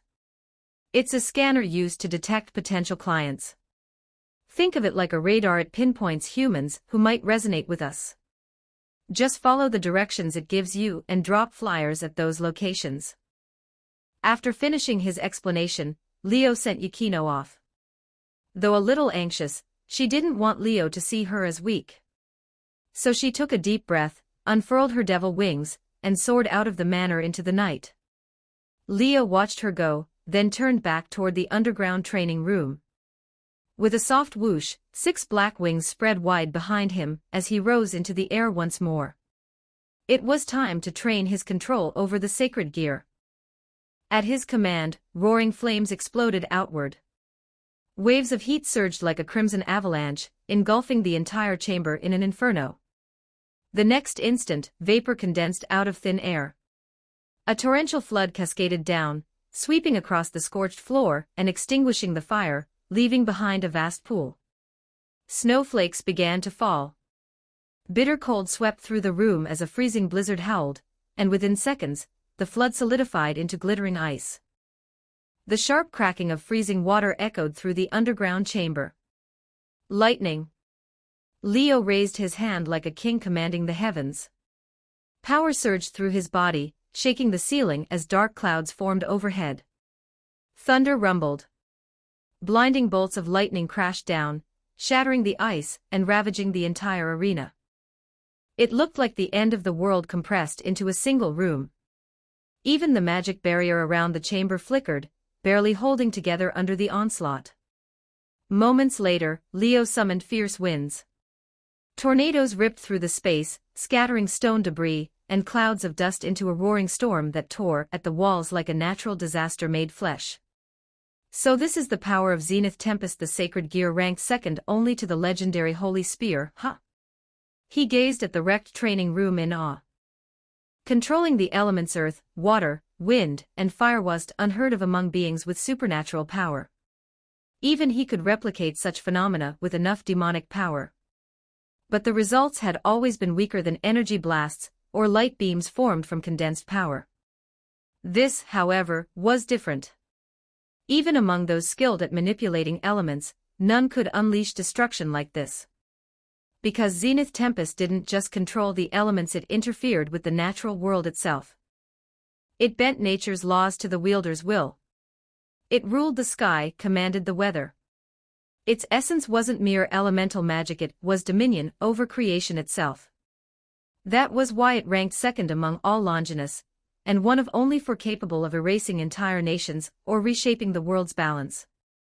Even though my Zenith Tempest just awakened, in terms of raw power, even an ultimate-class devil would have to take me seriously. Shock gave way to exhilaration. As I thought, he murmured, smiling. Making Yukino my servant wasn't just about boosting my demonic power, or rising in rank, it awakened this sacred gear. His newfound strength and higher class had elevated him among high-class devils, but Zenith Tempest had given him something far greater, the ability to challenge beings above his league. He clenched his fists, eyes burning with ambition. If I can fully master Zenith Tempest, I'll have enough power to threaten even ultimate-class devils. And that was just the beginning. Sacred gears were limitless. They evolved with their owner's will, growing stronger as their emotions and resolve deepened. When a wielder's feelings became strong enough to defy the flow of the world, when joy, sorrow, rage, and desire all fused into one transcendent intent, the sacred gear would reach its ultimate state, balance breakers. That was the realm of forbidden power, capable of shaking the world's equilibrium. Once he reached that point, Leo would stand shoulder to shoulder with the Mao themselves, one of the strongest beings in existence. That was the true terror and the true promise of a Longinus. A weapon powerful enough to destroy gods, and Mao was no myth. From the moment Zenith Tempest awakened, Leo knew it. His future no longer depended on his status as a devil but on the might of the world's second strongest Longinus. I'll master Zenith Tempest as fast as I can, he vowed quietly, eyes gleaming. Only then will I be able to glimpse the realm of Balance Breaker. With that resolve blazing in his chest, Leo unleashed his sacred gear once more. Thunder roared. Flames and storm winds raged. And in the depths of the underground chamber, the end of the world was reborn again and again. Chapter 19, Chapter 18, The Moment of Exposure. 1376 words. The following days passed in peaceful routine, with nothing particularly noteworthy happening. Life for Leo and Yukino had settled into a steady rhythm, students by day, devils by night. Quiet, efficient, and strangely fulfilling. At school, not much had changed. Though their habit of arriving and leaving together had sparked endless gossip and rumors, neither of them cared enough to pay attention. They just went about their days as usual.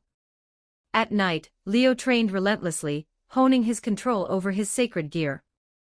Meanwhile, Yukino gradually grew accustomed to her new duties, her early unease fading away as her performance improved with each task. Eventually, Leo decided she no longer needed to hand out flyers and began letting her take on real contracts.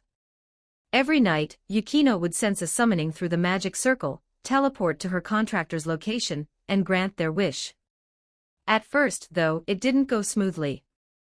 Yukino's blunt personality and lack of social grace were a poor match for clients driven by greed or twisted desires. As someone who spoke her mind without filter, she found it nearly impossible to tolerate such people. If their desires were simple or harmless, it wasn't so bad. But some humans' wishes were so depraved that even a devil would find them disgusting. For someone like Yukino, dealing with that was unbearable. So naturally, her early attempts as a working devil were disastrous. There was even one incident where she outright attacked a summoner, leaving Leo both exasperated and amused. But Leo wasn't the kind of devil to scold her. He himself had never been a traditional one. He'd had his share of conflicts with summoners before some humans' desires truly were revolting beyond imagination, and his way of handling them had been far more extreme than Yukino's. Merciful was not the word anyone would use for him. So rather than blaming her, he encouraged her. Don't overthink it. We're devils. Our goal is to claim their souls, not to please them. Just follow your instincts and do what feels right to you. Everything else is irrelevant. That simple reassurance made Yukino realize maybe being a devil wasn't such a terrible thing after all. Of course, this attitude meant that their results as devils were less than stellar. Their performance records weren't impressive, which would likely affect how the higher-ups viewed them and slow their promotion prospects. But neither of them cared. Not Yukino, and certainly not Leo. He'd always worked this way, and it hadn't stopped him from becoming a high-class devil. After all, performance was just one factor in advancement. Strength and potential mattered far more. And it wasn't like they had no accomplishments. They still completed a fair number of contracts, just the ones worth their time. Like Yukino's latest one, a female student from Sobu High had summoned her with a rather innocent wish. She wanted to learn how to bake cookies as a thank you for someone who'd helped her. A student from Sobu High? Leo asked curiously. What kind of person is she? A flashy girl, Yukino said after a pause. Annoying, timid, and quick to give up whenever things don't go her way. Honestly, she's exhausting to watch. Still, Yukino didn't dislike her. The girl never took offense at Yukino's blunt remarks. In fact, she said she liked Yukino's straightforwardness, something she herself could never achieve.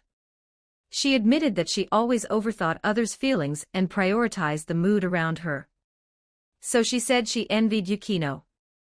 Remembering the look of admiration in the girl's eyes, Yukino pressed her lips together faintly. In any case, she's unreliable, she said quietly. But since I accepted her contract, I'll see it through. She had been devoting all her recent nights to that simple request, even turning down several more important ones. Leo only chuckled when he noticed. Make sure you get along with her, okay? Outside of devil work, Yukino still read constantly and practiced controlling her sacred gear. Her progress was impressive. Within a month, she could already manipulate its power almost freely. Not perfectly yet, but close enough that it moved like an extension of her will. If nothing went wrong, things would have continued peacefully like this. At least, that's what Yukino believed. She had completely forgotten that while she'd adapted to her devil life, she had also drifted far from her human one. For example, she had been living in Leo's mansion for quite some time now and hadn't returned to her apartment in weeks. And coupled with the spreading rumors at school, it was only a matter of time before everything came crashing down. The moment of exposure had arrived. That day, Yukino entered the service club room as usual and took her seat. Classes had ended some time ago, and the school was lively with the sounds of laughter and chatter echoing through the halls. The noise filtered in through the windows as she sat quietly by herself. Outside, students played in the sunlight. Yukino's elegant face was calm now, her usual fatigue nowhere to be seen. Looks like I've gotten completely used to daylight. She raised a hand to shield her eyes, squinting at the bright blue sky. That guy still isn't here. After waiting a while, her patience started to fray. She had never minded being alone before, but lately, whenever her master didn't show up at the usual time to meet her and walk back to the mansion, she found herself growing restless. He's probably chatting it up with that pretty senpai again. Remembering some of the rumors she'd overheard, Yukino felt irritation rise. Forget it. I'll just read. She shook her head and forced herself to focus, pulling out a book to calm her mood. These days, she mostly read from the collection in Leo's mansion esoteric texts, rather than her old literary novels. Leo allowed her to borrow from his study, but only one book at a time, and under strict conditions. She could never show them to anyone else. Yukino had no intention of showing such books to others anyway, so she didn't read them in class. The service club room was her private sanctuary for that. Today, her book detailed the culture and geography of the underworld, helping her gradually form an understanding of the unseen world. Once I was promoted to high-class devil, the Eligos family's territory was restored to my name, Leo had once told her. When I get the chance, I'll take you to see it. He had even said he'd grant her part of that land, a statement so unreal that Yukino hadn't known how to respond. Never in her life had she imagined becoming something like a feudal lord, gifted territory by a noble. Leo had explained that it was customary for a high-class devil to bestow land upon their servants. He would treat all his servants equally in that regard. But the idea still felt too far removed from reality for Yukino to take seriously. As she was engrossed in reading, the clubroom door opened. "You're late," she said flatly without looking up. No reply came.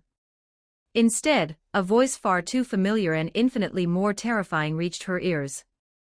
"Little Yukino, who are you waiting for? It can't be your big sister, can it?" The teasing tone froze her in place. Her body went rigid, and her expression stiffened as dread crawled up her spine. Slowly, she lifted her head toward the doorway.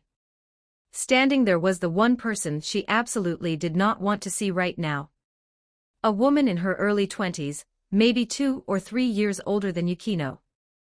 Her face resembled Yukino's delicate and beautiful, but unlike Yukino's cold, composed demeanor, hers was warm and expressive, almost dazzling. On her, the elegance of the winter flower turned radiant and summery.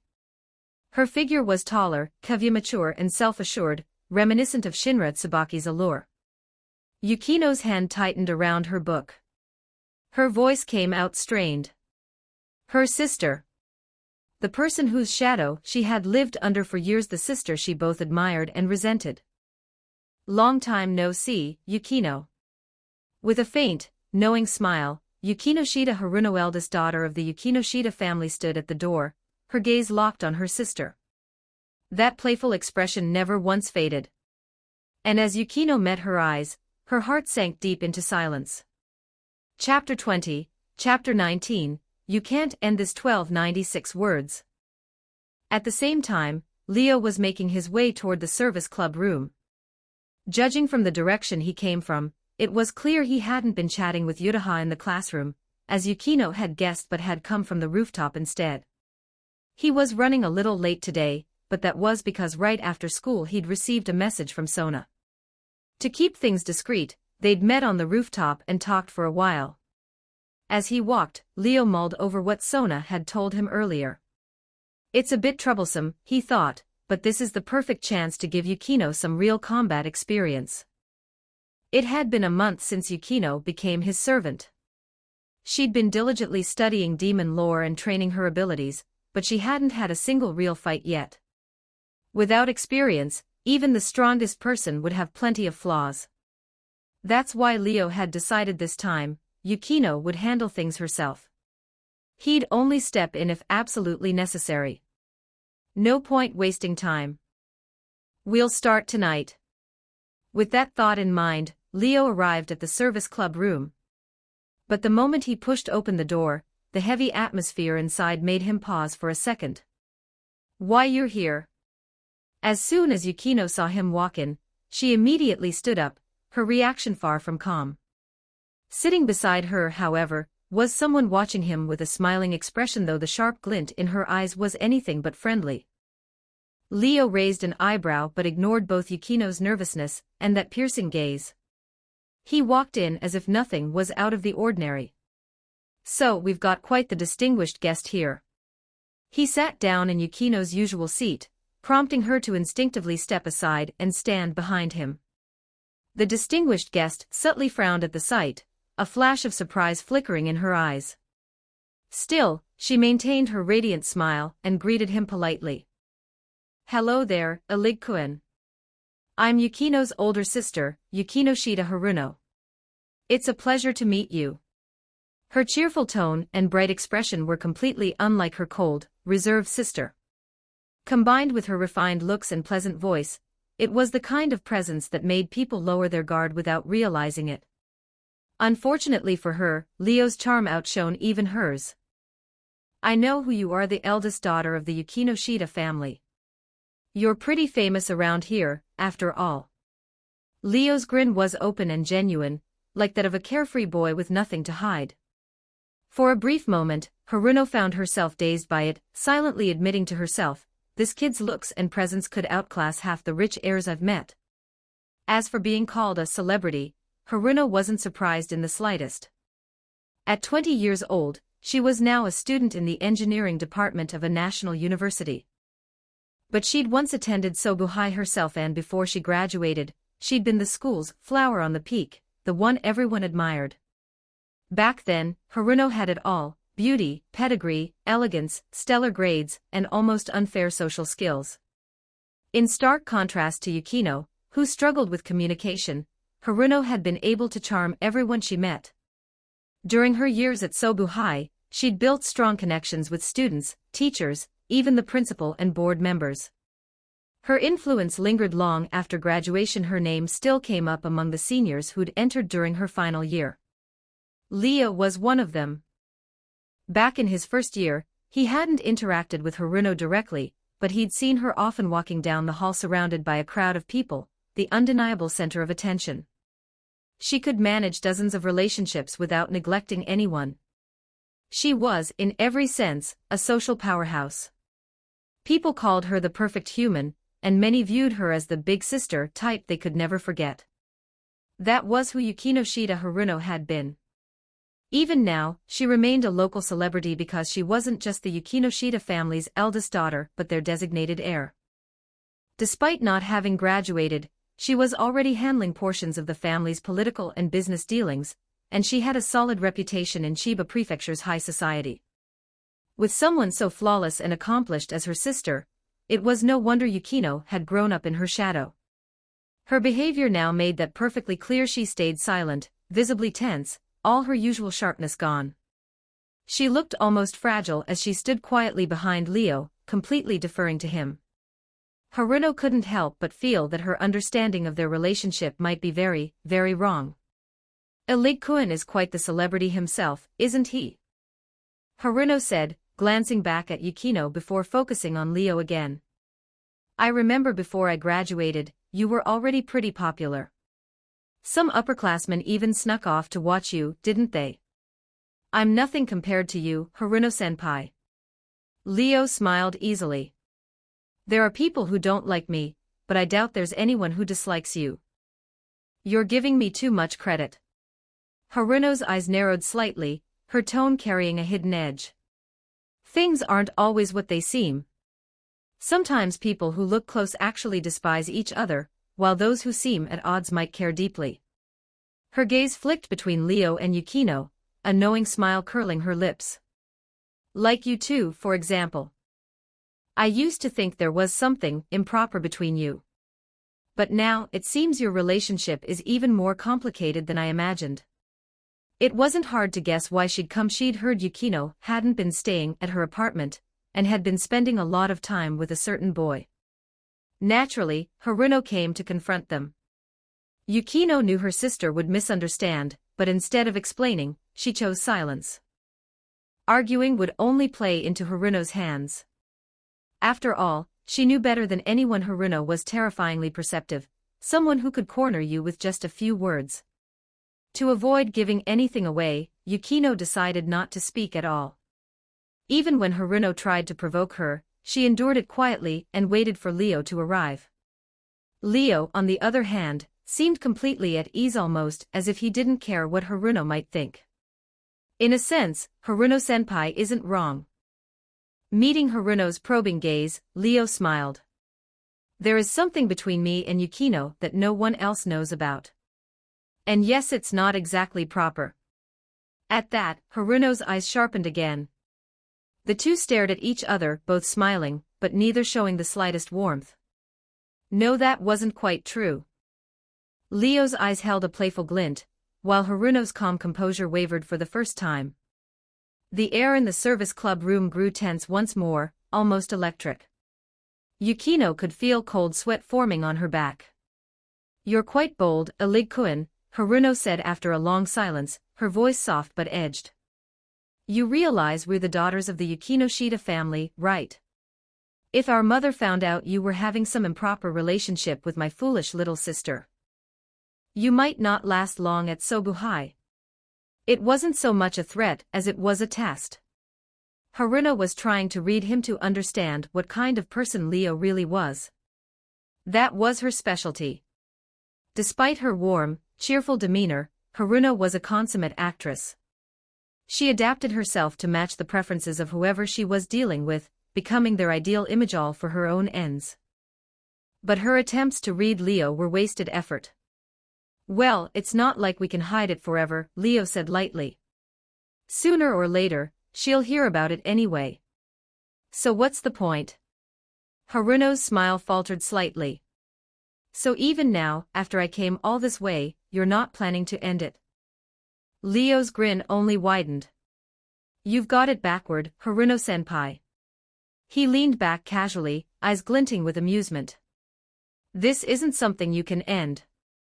Chapter 21, Chapter 20, What We're Doing Tonight. 14-17 words. The air in the clubroom sank into silence for the third time. Yukino-shida Haruno looked deeply at Leo, whose smile never wavered, and suddenly stood up. "Well then, I think that's enough for today." She turned her gaze toward her sister. "I'll be heading home first, Yukino." Both Leo and Yukino were caught off guard. "Yuri leaving already?" Yukino blinked, unable to process what just happened. Leo hadn't expected Haruno to end things so abruptly either. But Haruno didn't really have much choice. She'd met countless people before, and from that short conversation alone, she could already tell no amount of clever words or negotiation tactics would work on someone like Leo. It wasn't that her own skills were lacking, but this man exuded a kind of calm arrogance, as if ordinary rules didn't apply to him. Even the Yukino-shida family name didn't seem to faze him in the slightest. Haruno understood, continuing this talk wouldn't get her anywhere. He looked bright and easygoing on the surface, but in truth he was self-assured to the point of defiance, utterly unmoved by anyone or anything around him. Put nicely, he was confident and assertive. Put bluntly, he didn't play by the rules and couldn't care less about social decorum. If that was the case, then she couldn't allow herself to fall into his rhythm. She knew far too little about him. She hadn't done any background digging before coming here, and with such poor preparation, trying to maintain control of the conversation was nothing but wishful thinking. What gave this boy the confidence to stand toe-to-toe with the Yukino-shida family's heir? What kind of backing did he have to act so casually before her? Haruno realized she'd have to take the time to find out. Otherwise, she might step into a trap without even realizing it. So she decided to retreat for now. "I haven't told father or mother about this yet." Haruno's eyes fixed on Yukino. "Little Yukino, you're not a child anymore. You know what you should and shouldn't be doing. I trust you'll make the right choices." She straightened her blazer and smiled faintly. "Let's leave it here for today. I'll come visit again soon." Then, turning to Leo, she added with a bright, disarming smile, when that time comes, I hope you'll teach me as kindly as you did today, Aligkun. Leo's eyes gleamed slightly as he chuckled inwardly. So this is Yukinoshita Haruno, huh? Realizing the situation wasn't in her favor, she chose to withdraw decisively, giving just enough ground to set up her next move. Sharp, adaptable, and gutsy. What a woman. If she had the aptitude, she'd be worth recruiting as a servant. He'd even consider giving her the queen piece. Unfortunately, she didn't seem to have the right potential. Leo turned his attention inward, toward the evil pieces hidden in his subspace. Of the 14 pieces he possessed, only 8 pawn pieces glimmered faintly with light. The rest remained completely inert. Not just the queen, none of the bishop, rook, or knight pieces reacted either. That meant this perfect woman, standing before him, had far lower aptitude in the underworld than Yukino did. If Yukino ever found out her flawless sister ranked below her in potential, I wonder how she'd take it. Leo smiled to himself, amused by the thought. Still, the evil piece reaction was only a guide. It indicated whether someone was compatible, and how much potential they had. It didn't mean they couldn't be turned. The final decision always rested with him. If he really wanted to convert someone into a servant, he could, regardless of their aptitude. But doing so would waste his servant conversion trait, and the valuable feedback it provided. And Leo wasn't one to waste his resources. So, even if it was a bit of a shame, he let the idea of turning Haruno go. Without another word, Yukinoshita Haruno left. Yukino, however, didn't feel relieved at all. In fact, she looked even more anxious. You're seriously freaking out? That's not the Yukino I know. Leo couldn't help but laugh at her worried expression. You don't understand. Yukino sighed, her tone unusually tense. My sister isn't the type to just let things go. When she likes something, she'll play with it until it breaks. When she hates something, she'll crush it completely. The only time she does nothing is when she has no interest at all. And judging from that smile she gave us, she's not done yet. I'm afraid she'll actually dig up something. Yukino's biggest fear was her family discovering the truth that she had died once, become a devil, and now served Leo as his servant. If her parents ever found out, they'd lose their minds. The Yukinoshita family's precious daughter turned into a devil, and worse, someone else's servant. That was beyond humiliating. Even if not for her sake, they'd never accept that out of sheer pride. Of course, they couldn't actually do anything about it. Their influence in the human world meant nothing against a real devil, especially one of noble rank like Leo. Still, Yukino feared they wouldn't understand that, and would try to challenge him anyway. And if they did, they'd only end up destroyed. More than anything, she didn't want her family dragged into this world. She'd already died once because of it, and she knew now better than anyone how dangerous it was. The devils, angels, and fallen angels might no longer wage open war, but skirmishes still happened. Every one of those could lead to casualties. For ordinary people, stepping into this world was suicide. If her family's curiosity led the wrong people to notice them, the consequences would be disastrous. The thought alone made Yukino's stomach twist with worry. I think I get what you're afraid of. Leo sighed, watching her fidget in frustration. But you're worrying too much. Even if your family somehow got involved, the church wouldn't just stand by. The church? Yukino blinked. They'd actually help my family. Most likely, Leo said matter-of-factly. The church has a strong presence in Chiba Prefecture, and your family's one of the major houses there. They're definitely on the church's radar. Devils seek high-quality human partners for contracts, and families like yours are prime targets. Naturally, the church keeps tabs on them. That way, if something looks suspicious, they can step in to exorcise the threat. Plus, it gives them a chance to build connections and maybe get some generous donations. And if they manage to spread faith in the process, even better. So it's entirely possible your family already has ties to the local church. That made Yukino relax a little. But what if they actually reach out to them? What if they ask the exorcists to investigate us? Then let them.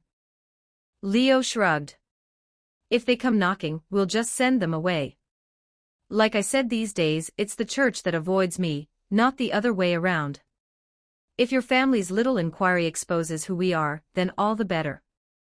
That way, you can stop hiding and act openly as a devil.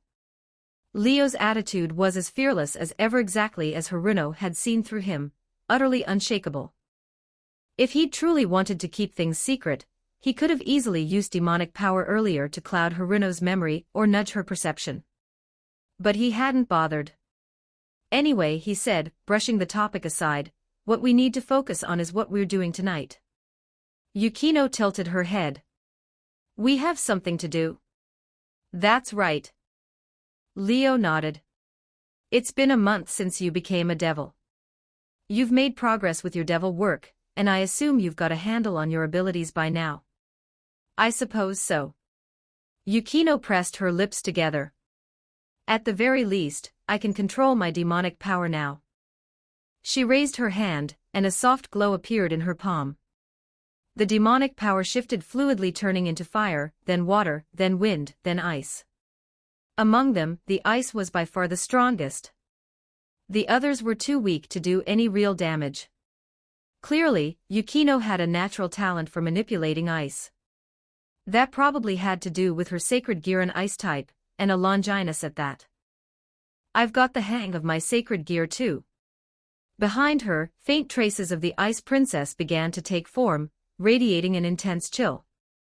Leo nodded, satisfied. Then tonight, we're going to hunt a stray devil. You can read up to chapter 48 on Patreon. com/NiaXD. Chapter 22, Chapter 21. So, do you want to leave? 1328 words. Stray devils. As the name suggests, these were devils who had abandoned their masters, rogue beings no longer bound by the rules of their kind, running wild in the human world. In the underworld, every high-class devil was granted a set of evil pieces, giving them the right to recruit servants. But because of that, the quality of those servants varied wildly.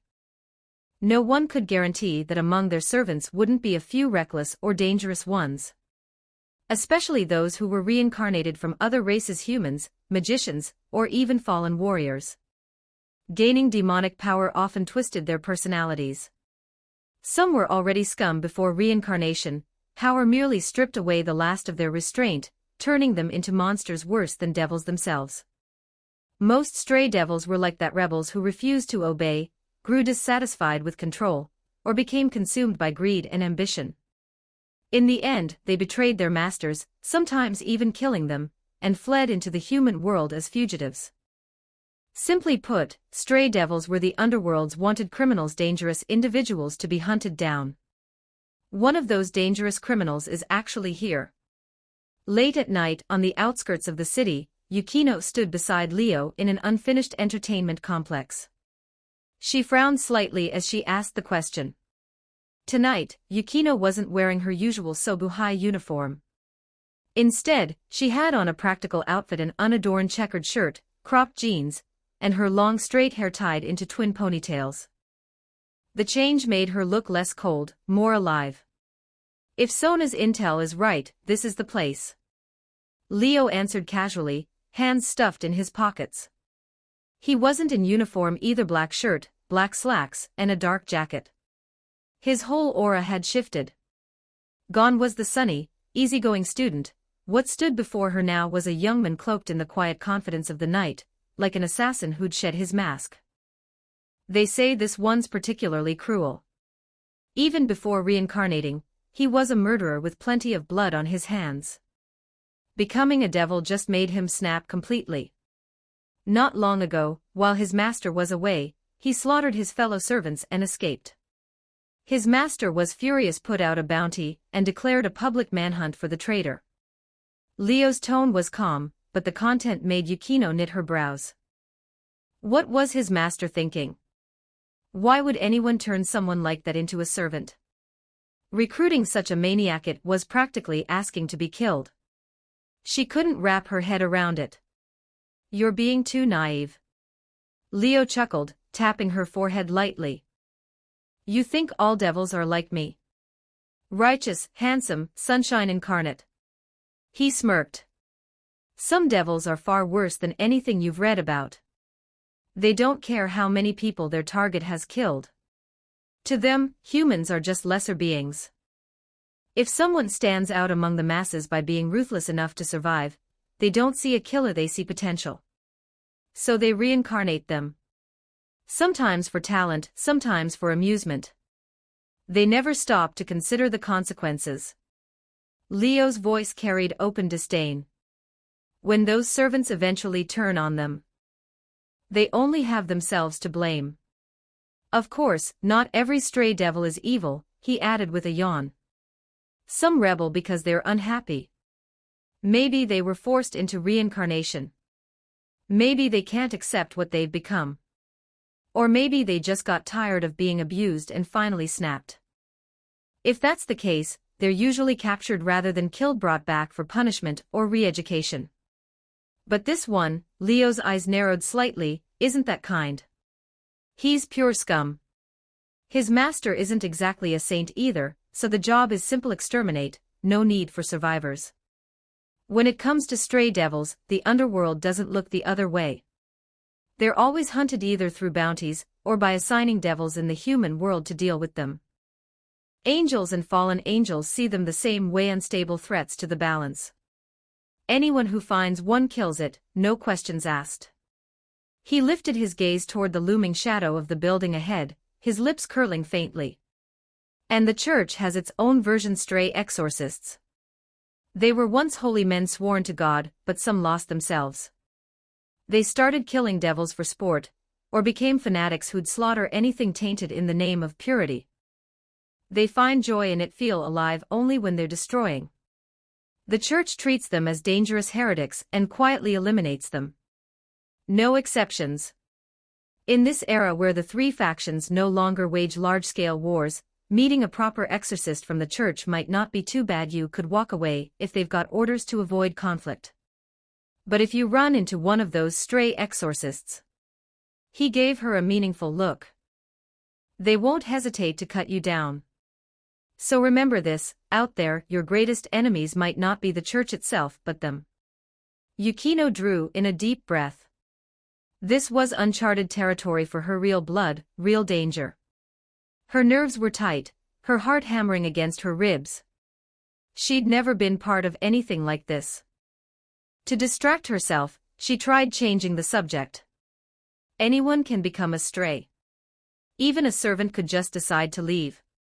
She forced a calm tone. Aren't you afraid I'll become one? After all, she hadn't exactly chosen this life.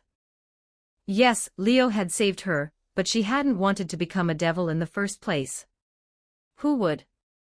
What sane person would willingly abandon their humanity to become something others call evil and corrupt? From that perspective, Yukino thought it made perfect sense that some devils rejected their new existence and sought freedom even through rebellion. If Leo hadn't saved her, if she'd been forcibly turned without her consent, she probably would have done the same, fought against it, refused to serve anyone. So she couldn't help but wonder, did Leo ever worry that she might betray him too? But Leo showed not the slightest concern. Because his servants weren't like others. Ordinary reincarnated devils relied purely on the evil piece's power. Leo also used evil pieces, but his servant conversion trait was fused with them, using the pieces only as a medium. The real process came from his unique trait. Originally, the trait of the Eligos family influenced the wills of warriors. But his version had evolved into a power that could conquer a warrior's soul. In other words, when Leo used his servant conversion to reincarnate Yukino, her soul was branded with his mark. She wasn't just his servant in body, her very soul belonged to him. Even if she died, her soul would return to him. Because of that, Leo's servants naturally felt drawn to him, instinctively loyal. Being away from him would leave them restless, uneasy. Yukino herself had experienced that, even if she hadn't realized it. It was the outward sign of her soul's bond to him, a reflex buried deep within. Unless Leo did something truly unforgivable, something that made Yukino's disgust overpower that bond. She would never feel compelled to leave him. And even if she did run, Leo could always find her. He could sense the presence of his servants through their souls. As long as Yukino didn't genuinely hate him, he had nothing to fear. Leo turned to her then, a teasing smile tugging at his lips. So he asked softly, "Do you want to leave?" His question made Yukino freeze. Before she could answer, the sound of footsteps echoed through the darkness, slow, deliberate, drawing closer. "Who's there?" The sound made Yukino's heart lurch. Some buried memory rose to the surface, making her voice tremble slightly. The person didn't answer. Under Leo's calm, watchful gaze, a figure slowly emerged from the shadows. "I smell it. The scent of my own kind." The voice was low, tinged with laughter, obsessive, unhinged, dangerous. "So you found me already, huh? The underworld's hounds." As he stepped into the light, Yukino's eyes widened. Her pupils trembled violently. The figure's shadow twisted beneath his feet, warping, writhing, no longer remotely human. Chapter 23, Chapter 22, What a Pleasant Surprise. 1308 words. Inside the dark, abandoned entertainment complex, shadows flickered across the floor as something monstrous slowly stepped into Leo and Yukino's view. It was a creature covered head to toe in scales, its entire body a strange, eerie shade of blue. Between the scales, viscous slime oozed and dripped. Standing over 3 meters tall, it resembled a merman out of a nightmare. Webbed claws sprouted from both its hands and feet, its head twisted into a hideous, fanged visage. 2 bulbous eyes bulged outward like a frog's, grotesque and terrifying all at once. "What is that?" Yukino instinctively took several steps back. Her expression wasn't so much fear as pure disgust, a physical revulsion that made her features twist. She couldn't help it. This was her first time seeing such a thing. Even when she'd faced the fallen angel Varden a month ago, at least that opponent still looked vaguely human, wings aside. But this creature wasn't fish or man, just a disgusting parody of both. One look at it was enough to make her stomach churn. "That's what an ordinary devil turns into once it falls," Leo said evenly, completely unfazed as he explained to her in his usual calm tone. "When there's no one to restrain them, no one to guide them, and their demonic power lets their desires shape reality, low-born servant devils like this often lose themselves in power and corruption. Before they realize it, they've reshaped their bodies into something utterly revolting. That was one of the many reasons stray devils were hunted on sight. If something like this were to wander into human society, the chaos would be unimaginable. After all, the 3 factions couldn't survive without humans anymore. Keeping human society stable was a matter of survival. That's why even if a stray devil's former master didn't issue a bounty or alert, the underworld authorities would immediately investigate and send word to devils active in the human world to eliminate the threat. Sona had learned about this one through underworld channels and contacted Leo to handle it. "Do all devils without masters end up like that?" Yukino asked quietly, a flicker of relief crossing her heart. She was suddenly very glad she hadn't walked away from Leo back when she'd been resisting the contract. If leaving a master meant ending up like that thing, she'd rather take a spear through the chest from a fallen angel. Unfortunately, the stray devil before her had no such self-awareness. "I ran all the way to the human world, and you still won't leave me alone." The merman-like creature spoke in a low rasp that might have sounded pitiful if not for the deranged chuckle that accompanied it. His mind was clearly slipping. A closer look revealed the crimson tint to the slime dripping from his mouth. That wasn't saliva. It was blood. "What were you doing here?" Leo's eyes hardened. "Whose blood is that?" His words made Yukino look closer and she finally noticed. The blood wasn't flowing from his mouth. It was smeared on, like milk accidentally staining one's lips. "Oh, you noticed." The stray devil's chuckles deepened into manic laughter. "Really, I'm such a mess. A grown man like me, forgetting to wipe his mouth after eating. How rude of me. But it's that vagrant's fault, honestly. His life was already worthless. Wouldn't it have been better if he'd just offered up his body to some use? Why did he have to struggle so hard? Made it such a pain to take a bite. Now that girl I caught earlier was much better passed out right away. No struggle at all. A shame, really. I didn't even get to hear her lovely screams.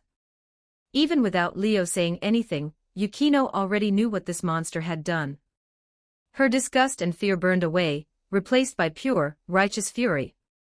The hesitation she'd felt about killing another devil, someone technically of her own kind, vanished without a trace. In its place was a cold, merciless clarity, befitting the one called Winter Flower. "End him, Yukino," Leo said flatly. She stepped forward, her expression emotionless as mist began to rise around her. It was a freezing vapor born from temperatures below zero, a chill that could freeze the world solid. Crack, crack.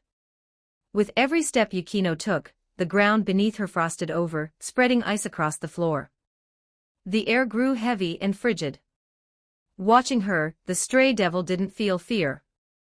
He looked excited. "So the one fighting me is this little girl. Not bad at all. Pretty, just like the one I caught earlier. Fresh, tender, delicious looking." His grin widened, saliva dripping from his jagged teeth. "Then I won't hold back. Thanks for the meal, you underworld trash." He lunged. The motion was like a fish whipping its tail through water, fluid, fast, and violent. His webbed claws slammed into the ground, propelling his 3-meter-tall body forward like a monstrous bullet. Even without a report from the underworld, Leo could tell instantly this one had been a night-class servant. Betraying his master hadn't stripped away his night trait. That speed and physical power were terrifying, turning his massive body into a charging tank aimed right at Yukino. The impact echoed, but he hadn't hit Yukino. A solid wall of ice had formed in front of her, smooth and flowing like frozen water. The stray devil crashed into it headfirst, shattering chunks of ice that exploded outward as he was knocked back. The noise that followed wasn't from his counterattack, it was from Yukino's. In the instant he was repelled, she struck back mercilessly. The ice wall exploded into countless irregular shards that shot toward him like bullets. Each icy projectile slammed into his body, one after another, detonating on impact and filling the air with dull, pounding blasts. "You little bitch!" The stray devil roared in anger, his laughter gone, replaced by hatred. "I'll tear you apart." He charged again, body caked in frost, shards of ice clinging to his limbs. But his movements were slower now, his joints had begun to freeze. "Don't come near me, you disgusting thing." Yukino's voice was frigid and sharp, colder than her magic. Surrounded by whirling mist, she truly looked like a goddess of winter. From the fog burst a barrage of ice bullets, spears, blades, and needles, an endless storm that battered the stray devil from every direction. He tried to dodge, weaving desperately, but her barrage was relentless. No matter which way he turned, he was forced back, his body torn and frozen in equal measure. His enraged roars turned to shrieks of pain as scales shattered and flesh split under the icy assault.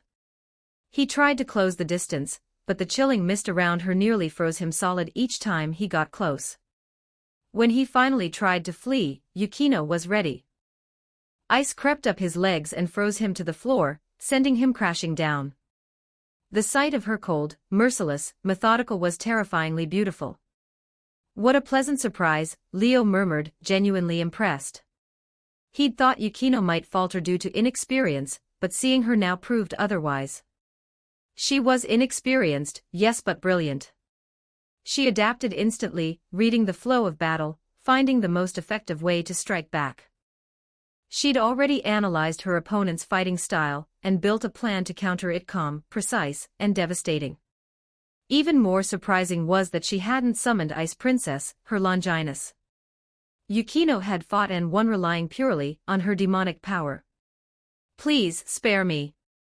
The stray devil's limbs were frozen solid, his body encased in spreading ice. "Disappear." Yukino hesitated for only a second, then remembered what he'd said earlier. Her eyes hardened.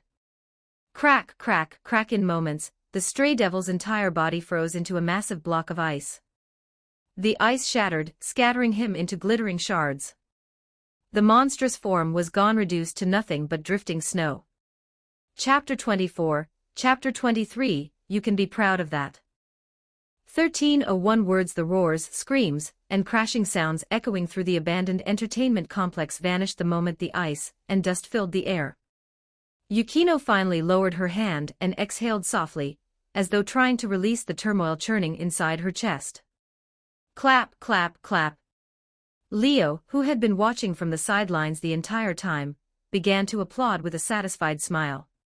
His eyes shone with open admiration. Well done, Yukino, Leo praised warmly. Honestly, I thought you wouldn't be able to go through with it. Maybe it's because that thing didn't look human, Yukino murmured, her expression complicated. If it had looked like a person, I probably wouldn't have been able to do it.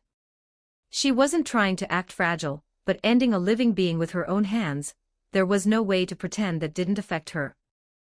A month ago, she had still been an ordinary human girl.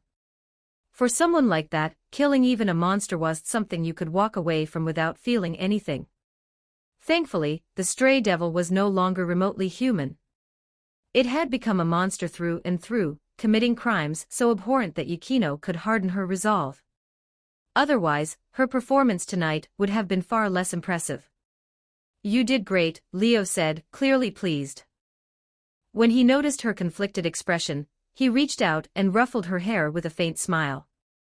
For your first real fight, that was remarkable.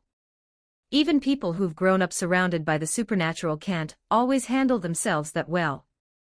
I can say with confidence your performance tonight was better than 90% of all servant devils. And since your opponent was just some worthless scum, there's no need to look so conflicted. Yukino stayed still for a few seconds under his hand before brushing it away and returning to her usual composed demeanor. That thing deserved to die. What I did was right. You don't have to comfort me. Her opponent was a being beyond the reach of human law, so it had to be judged by the laws of the supernatural world. And in that world, the stray devil's death was already a foregone conclusion. That made her role as executioner completely justified. Like a police officer carrying out a lawful sentence. With that thought, the tightness in her chest began to ease. But then, another question crept into her mind. That stray devil, he must have been a violent person even before he reincarnated, right? She asked hesitantly. Then why did he seem kind of weak? Yes, weak. This was someone who had given up his humanity, driven by the desire for power and indulgence. Yukino had expected someone like that to be extremely dangerous, just like Leo had warned her. She'd even been ready to summon Ice Princess and use her sacred gear if things got serious. But the reality was underwhelming. Aside from his speed, nothing about him had been that impressive. Was something like that really supposed to be dangerous? Yukino couldn't help feeling that something didn't add up. Leo chuckled. You think he was weak? He asked, his tone teasing. Then what if I told you that stray devil was actually stronger than the fallen angel who killed you a month ago? Yukino froze, her eyes widening in disbelief. You mean that monster was stronger than the fallen angel from before? Even now, the memory of Varden still haunted her dreams. That day was burned into her memory the way she hadn't even been able to run. He'd appeared behind her in a blink and speared her through the stomach, killing her instantly. Sure, she'd only been human back then, but that didn't mean she was helpless. Yukino had always excelled in everything she did, smart, capable, and disciplined. She cooked, cleaned, rode horses, practiced Aikido. She wasn't athletic, but she could still hold her own against club athletes when it came to form and technique. And yet, against Varden, she hadn't even lasted seconds. He'd been that strong. So hearing that the creature she'd just crushed was stronger than him. That was hard to believe. Seeing her disbelief, Leo continued with an amused smile. The fallen angel might have been able to kill you easily, but that was because he had supernatural power and you didn't. That's all. It doesn't mean he was that strong. Despite how arrogant he acted, that guy was just a two-winged low-class fallen angel, bottom of the barrel in every faction. The stray devil you just fought, though. Before he went rogue, he was already close to reaching the level of a mid-class devil. After he corrupted his body, he actually crossed that threshold. He was much stronger than your average low-class devil, angel, or fallen angel. If the two of them fought, Varden would probably win only because his light powers counter devils. But in terms of raw ability, the stray devil was above him. His speed alone, thanks to that night piece, was something a mere low-class fallen angel could never match. You thought he was weak for two reasons, Leo explained, grinning. One, he'd already fallen so far that he'd lost his combat instincts, nothing left but a beast's rage. And two, he poked her lightly on the forehead. You're underestimating yourself. Leo's voice carried the weight of certainty. From the moment you were reincarnated, you had enough demonic power to outclass most mid-class devils. And this past month, you've been studying diligently, mastering every technique and principle of demonic power control recorded in our library. The books in the Eligos House collection aren't cheap manuals anyone can find. They're ancient tomes filled with high-grade knowledge, passed down for generations. Learning even a single technique from them can elevate a devil above the masses. You've absorbed all that quietly, steadily, and transformed without even realizing it. Even without your sacred gear, you're already at a mid-class devil's level. Yukino stared blankly as Leo patted her shoulder, his expression proud. Your talent and intelligence far exceed my expectations. You were already a top student among humans, and now, even in our world, you're nothing less than a genius. In terms of raw talent, even Leo, half pureblood himself, had to admit he lagged behind her. When he'd first entered the supernatural world, it had taken him 3 full months of intense training just to reach the level of a mid-class devil. And that was with an adult's mind and focus. Magic had nothing to do with age. If your power and technique were refined enough, even a child could fight toe-to-toe with a high-class devil. If that fallen angel were still alive, Leo said confidently, you could defeat him now. No, crush him, the same way you did that stray devil. He smiled. That's your current strength, Yukino. You have every right to feel proud, truly proud.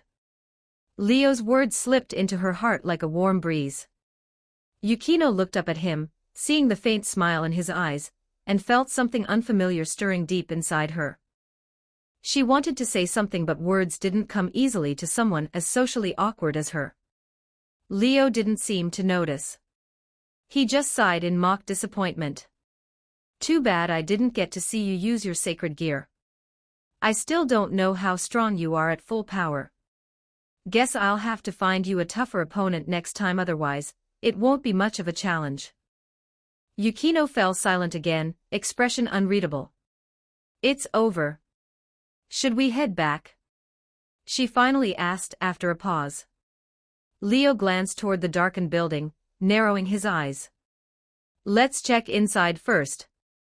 Make sure there are no survivors and see how many victims there were. Hearing that, Yukino's face darkened as she remembered what the stray devil had said earlier. She nodded firmly.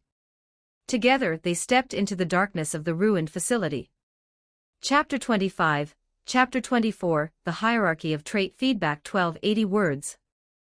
The entertainment complex hadn't been around long. Construction had stalled due to lack of funds, leaving the interior filled with debris and discarded materials. The air reeked of decay, the kind of stench that drove people away at first whiff. But as Leo and Yukino walked deeper inside, their looks of distaste shifted into something grimmer. The smell had changed. What had started as a sour, rotting stench was now a sharp, metallic tang. Their demonic senses told them immediately this was blood. Thick, concentrated blood. Yukino's face paled. She could see it now, large, sprawling patches of crimson staining the floor. The sight alone was sickening enough, but scattered across the blood were fragments of white bone and shredded pieces of clothing. It didn't take much imagination to understand what that meant. Looks like we were still too late, Leo said quietly. His tone was calm, but the chill in it betrayed his displeasure. Just by the scale of the blood and remains, it was obvious the stray devil had already been feeding here for quite some time. That monster deserved to die. Yukino's voice trembled not from fear but anger. Compared to herself and Leo, that thing had been the true devil, the kind of creature ordinary people imagined when they thought of evil and corruption. Judging by how torn these clothes are, Leo said after circling the room, surprisingly composed, his victims were probably all vagrants, homeless people. No wonder no one noticed sooner. If he'd gone after anyone with a family or a home, the underworld would have caught on long ago. But he said he caught a girl, didn't he? Yukino's eyes widened. Where is she? Leo stopped walking. Yukino followed his gaze and froze. At the very back of that nightmarish scene, a girl lay motionless on the ground. She was beautiful, with a slender frame and long chestnut hair that reached her waist just as the stray devil had said. Her looks rivaled Yukino's own. But her body was drenched in blood. Her abdomen had been torn open, as if mauled by a wild beast. Her chest was still. No breath, no heartbeat. So young, and yet her life had ended here in this forgotten corner of the world, fading like a flower in the dark. Yukino's emotions surged uncontrollably. Frost spread from her feet, coating the floor in a thin layer of ice. Leo, who had remained icy and composed until now, suddenly blinked in surprise. Then his expression shifted something between astonishment and realization. He extended his hand, forming a crimson magic circle above his palm. From the center of the circle floated a glowing chess piece, deep red, shimmering faintly. A devil piece. Yukino gasped. Her eyes widened when she saw it. It's glowing. Yes, glowing brightly. And as Leo's servant, Yukino knew exactly what that meant. We may have been late, Leo murmured, his voice soft but certain, but it seems this girl's fate isn't sealed yet.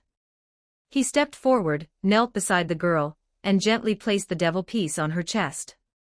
With quiet concentration, he began to chant.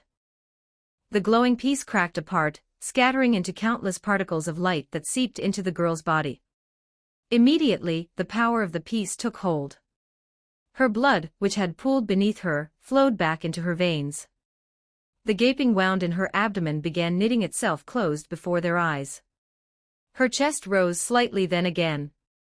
Her heartbeat returned, steady and strong, syncing with Leo's own as it pulsed through the air. Just like a month ago, when he had made Yukino his servant, Leo's unique trait servant conversion had activated. Trait, servant conversion activated. Base feedback acquired, demonic power, moderate increase. Advanced feedback acquired, sacred gear, proficiency increase. In an instant, Leo's demonic power surged again. The increase wasn't quite as dramatic as when he'd reincarnated Yukino, who wielded a Longinus, but it was close. His already high-class level power climbed even higher, brushing the edge of the next tier. At the same time, his mind and soul thrummed with energy. His will strengthened, and with it, his mastery over his sacred gear Zenith Tempest expanded exponentially. Sacred gears fed on the wielder's will and conviction. The stronger the will, the stronger the gear and the easier it was to wield. Thanks to his trait's feedback, Leo's control over his gear skyrocketed, as though he'd trained with it for years. Another solid boost in power, he muttered, his bad mood finally easing. This activation of servant conversion had given him new insight. The feedback from his trait clearly depended on the potential and strength of the servant he reincarnated. Comparing this case with Yukino's, he could now classify the feedback into 3 tiers. First tier, servants of low potential ordinary humans, like Sona Shitori's typical servants. These granted only minimal feedback, usually a single basic boost, such as a small amount of demonic power. Second tier, servants of moderate potential humans with sacred gears or special abilities, or those born with rare bloodlines. These gave both basic and advanced feedback, including a medium boost in demonic power. Third tier, servants of high potential individuals like Yukino, who possessed a Longinus and top-tier talent. These yielded 3 forms of feedback, basic, advanced, and additional, along with a large surge of demonic power enough for a massive leap in strength. The girl before him was clearly a second-tier case. Leo could sense the faint pulse of a sacred gear within her. Of course, even within the same tier, there were differences. This girl, for instance, might technically be second-tier, but the feedback she'd given him felt almost as strong as Yukino's, just shy of a top-tier servant. Her demonic power boost was medium in classification, yet it felt only a hair's breadth away from large. And the advanced feedback-enhanced sacred gear proficiency was significant. His mastery of Zenith Tempest had risen several stages at once. That meant this girl's potential was bordering on high tier, likely only limited by the rank of her sacred gear. Yukino's Longinus was in a class of its own. This girl's wasn't, but that was to be expected. There were only 13 Longinus in existence, each unique. Finding even one was a miracle. Meeting two in a lifetime would be absurd. Leo had no illusions about that. He never expected all his servants to match Yukino's level. That would be unrealistic. So when the Devil Piece's reaction had been nearly as strong as hers, he hadn't hesitated for a moment. He'd taken the opportunity immediately. "She'll be all right now, right?" Yukino asked softly as she stepped closer. "Of course," Leo replied, glancing up at her with a grin. "Congratulations, you'll have a new companion soon." "Shouldn't I be congratulating you?" Yukino huffed, folding her arms. Seeing his smile, her mood lightened slightly. "Another beautiful girl added to your collection. You must be so proud of yourself." "Maybe a little," Leo said with a toothy grin. "What can I say? I'm a devil who embraces his desires." With that, he lifted the unconscious girl gently into his arms. "Let's bring her back to the manor." He started toward the exit. Yukino took a step after him, then noticed something lying where the girl had been, a school bag. "Is that hers?" She picked it up, brushing off the dust. The design looked like one from an elite academy. So she'd been attacked on her way home from school, then. As she turned the bag over, her eyes landed on the name tag hanging from it. Yuki Asuna. Yukino froze. That name sounded familiar. Her brow furrowed as the memory clicked. Yuki family's daughter. She muttered, sighing. Another heiress, huh? That guy's luck is ridiculous. Chapter 26, Chapter 25. 1330 words in the darkness. Leo had just stepped out of the unfinished entertainment facility, and was about to leave, when he suddenly paused, as if sensing something. He lifted his gaze. "What's wrong?" Yukino, who had hurried after him with her school bag, stopped when she saw him halt, confusion coloring her voice. "It's nothing." Leo kept his eyes fixed in one direction. He smiled lightly. "Just some annoying people coming this way." "Annoying people?" Yukino blinked, bewildered. But before she could ask, several figures came racing toward them from the direction Leo was staring at. They clearly weren't normal humans. Ordinary people didn't move at that speed, nor could they leap from wall to lamppost like they were ghosting across rooftops, silent, swift, and deadly. "Those are..." Yukino's expression shifted sharply once she got a clear look. Since becoming a devil, she naturally possessed night vision. Even from a distance, she could make out their appearance. They were dressed either in priests' robes or nun habits. People from the church. The answer came to Yukino instantly, and her body tensed. Leo, however, wasn't looking at all of them. His attention was fixed on the woman at the front. A nun dressed in the most traditional habit. Long golden hair spilled out from beneath her veil, shining even in the dark. Her features were those of a classic Western beauty. Even the modest nun's garb couldn't hide her curves. Her blue eyes glinted coldly in the night, bold and piercing. The nun led several priests straight onto the property. All of them stopped abruptly when they spotted Leo and Yukino. The priests immediately moved into attack stance. But the nun raised a hand. "You're no match for him." Her voice was unfit for a holy woman, sweet, and sugary to the point that anyone who heard it felt a shiver down their spine. Leo watched her stop her subordinates and chuckled. "So it really is you." His tone wasn't one of seeing an old enemy. It was more like running into a familiar nuisance. My, I didn't expect to meet you in a place like this." The nun smiled back at him, sweet voice, sweet face, sweet expression, yet her eyes carried a chill that contradicted everything else. "You know her?" Yukino frowned. The nun's overly sweet demeanor irritated her. Leo gave a brief nod, then spoke. "Her name is Sharon Holy Grail. She's one of the strongest exorcists in the church in Chiba Prefecture, known as Sharon the Pure. She was transferred here from the main headquarters 3 years ago, and she's been pestering me ever since. Looks gentle on the outside, but she's a cold, ruthless devil hunter." Yukino stared at him in shock. "One of the strongest exorcists, and she chased you for 3 whole years." Just hearing that was enough to measure how dangerous this woman was. Any exorcist capable of cornering a high-class devil for years was definitely no ordinary small fry. 3 years ago, I wasn't a high-class devil yet, Leo said, immediately catching Yukino's thoughts. "I was close, though. She really does have some skill, so be careful around her." Before Yukino could reply, Sharon spoke first. "Hearing that from you feels a little insulting." Sharon smiled without missing a beat. "If I couldn't do anything to you after 3 whole years, how would I ever deserve to be called one of the strongest?" She glanced briefly at Yukino. "That must be the servant you took in a month ago, right? Congratulations on becoming a high-class devil, by the way." The last time Sharon met Leo, he hadn't reached that level yet. So this was their first reunion since his promotion, but Sharon had clearly been watching him closely. She had investigated everything he'd done recently with meticulous detail. "Hearing that from you is what's really insulting, don't you think?" Leo's smile sharpened. "What's wrong? Since you can't get to me, were you planning to go after my servant?"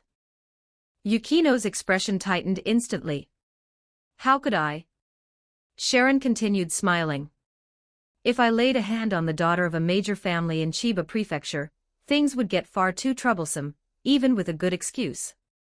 So even if I saw the Yukinoshita family's second daughter outside, I'd pretend I didn't." That didn't reassure Yukino at all. Instead, it felt like being looked down on. Annoyance flickered across her tense features. "You think I'll believe that nonsense?" Leo scoffed. "I know exactly how cruel and underhanded you are when dealing with devils. Drop the act before I send you to hell right here." Sharon's smile vanished instantly. A split second later, boom. A burst of air exploded beneath her feet as her figure disappeared, kicking up a gust. Yukino's head snapped upward. Sharon had leapt high into the air without warning. With her long leg raised, she came crashing down from above. Like a massive iron weight dropping from the sky, her heels slammed into the ground, shattering concrete, and sending debris and gusts flying in every direction.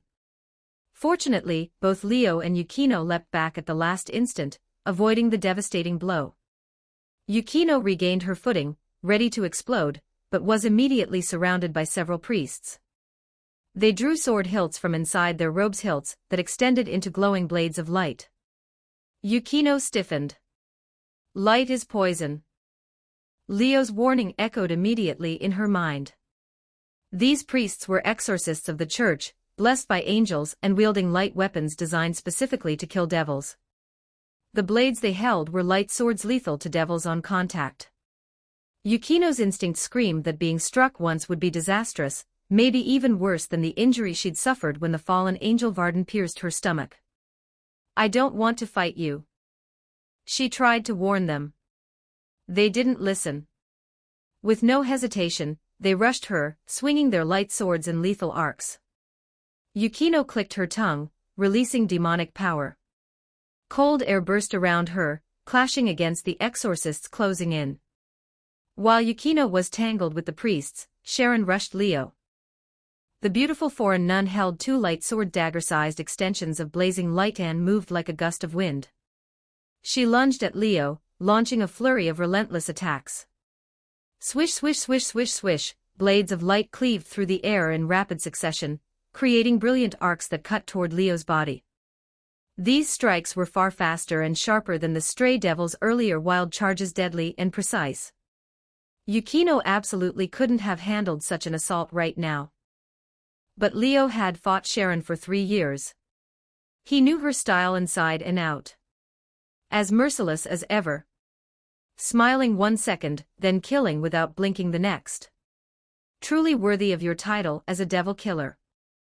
Leo still carried the unconscious girl in his arms, yet his movements were light and fluid. He slipped between the streaks of light like a dancing butterfly, dodging every attack. You're the one who said I'm cold and ruthless. Why would I hold back now? Sharon didn't expect to finish him quickly. She suddenly hurled her light swords forward, 2 brilliant streaks flying straight toward Leo's face. He tilted his head aside, dodging cleanly. But then he saw Sharon pull a handgun from beneath her nun's habit. She aimed at his chest and pulled the trigger repeatedly. Instead of gunshots, streaks of light erupted from the barrel like bullets. The gun was also a light weapon. No normal ammunition, no sound. Completely silent and deadly. Leo moved to dodge, but a wave of light bullets came at him too quickly and too densely to evade entirely. He instantly released demonic power, forming a barrier around himself. Bang bang bang bang bang. Light bullets struck the barrier in rapid succession, scattering glowing particles like sparks. Sharon narrowed her eyes, preparing to rush him again when several magic circles suddenly appeared around her. A barrage of force exploded outward from the circles, blasting the ground where she stood and shaking the entire area. Chapter 27, Chapter 26, 1393 words. A deafening blast tore through the once silent night, shaking the entire abandoned amusement facility. Dust billowed upward from the impact site. Rubble and shattered stone were hurled outward on a violent shockwave, like a missile had detonated right in the middle of the grounds. There were no flames, but the shockwave alone ravaged the air, sending wave after wave of pressure rolling across the area. Not far away, locked in a fight with several exorcists, Yukino stiffened. A gale slammed into her, forcing her to raise an arm to shield herself. Frosty mist swirled from her body, instantly freezing the incoming debris, and stopping every shard of stone before any of it could reach her. The exorcists weren't so lucky. Some were blown off their feet by the wind, others were struck by rubble head-on. They only managed a few short cries of pain before they were flung across the ground. Amid all that destruction, Leo was the only one left untouched.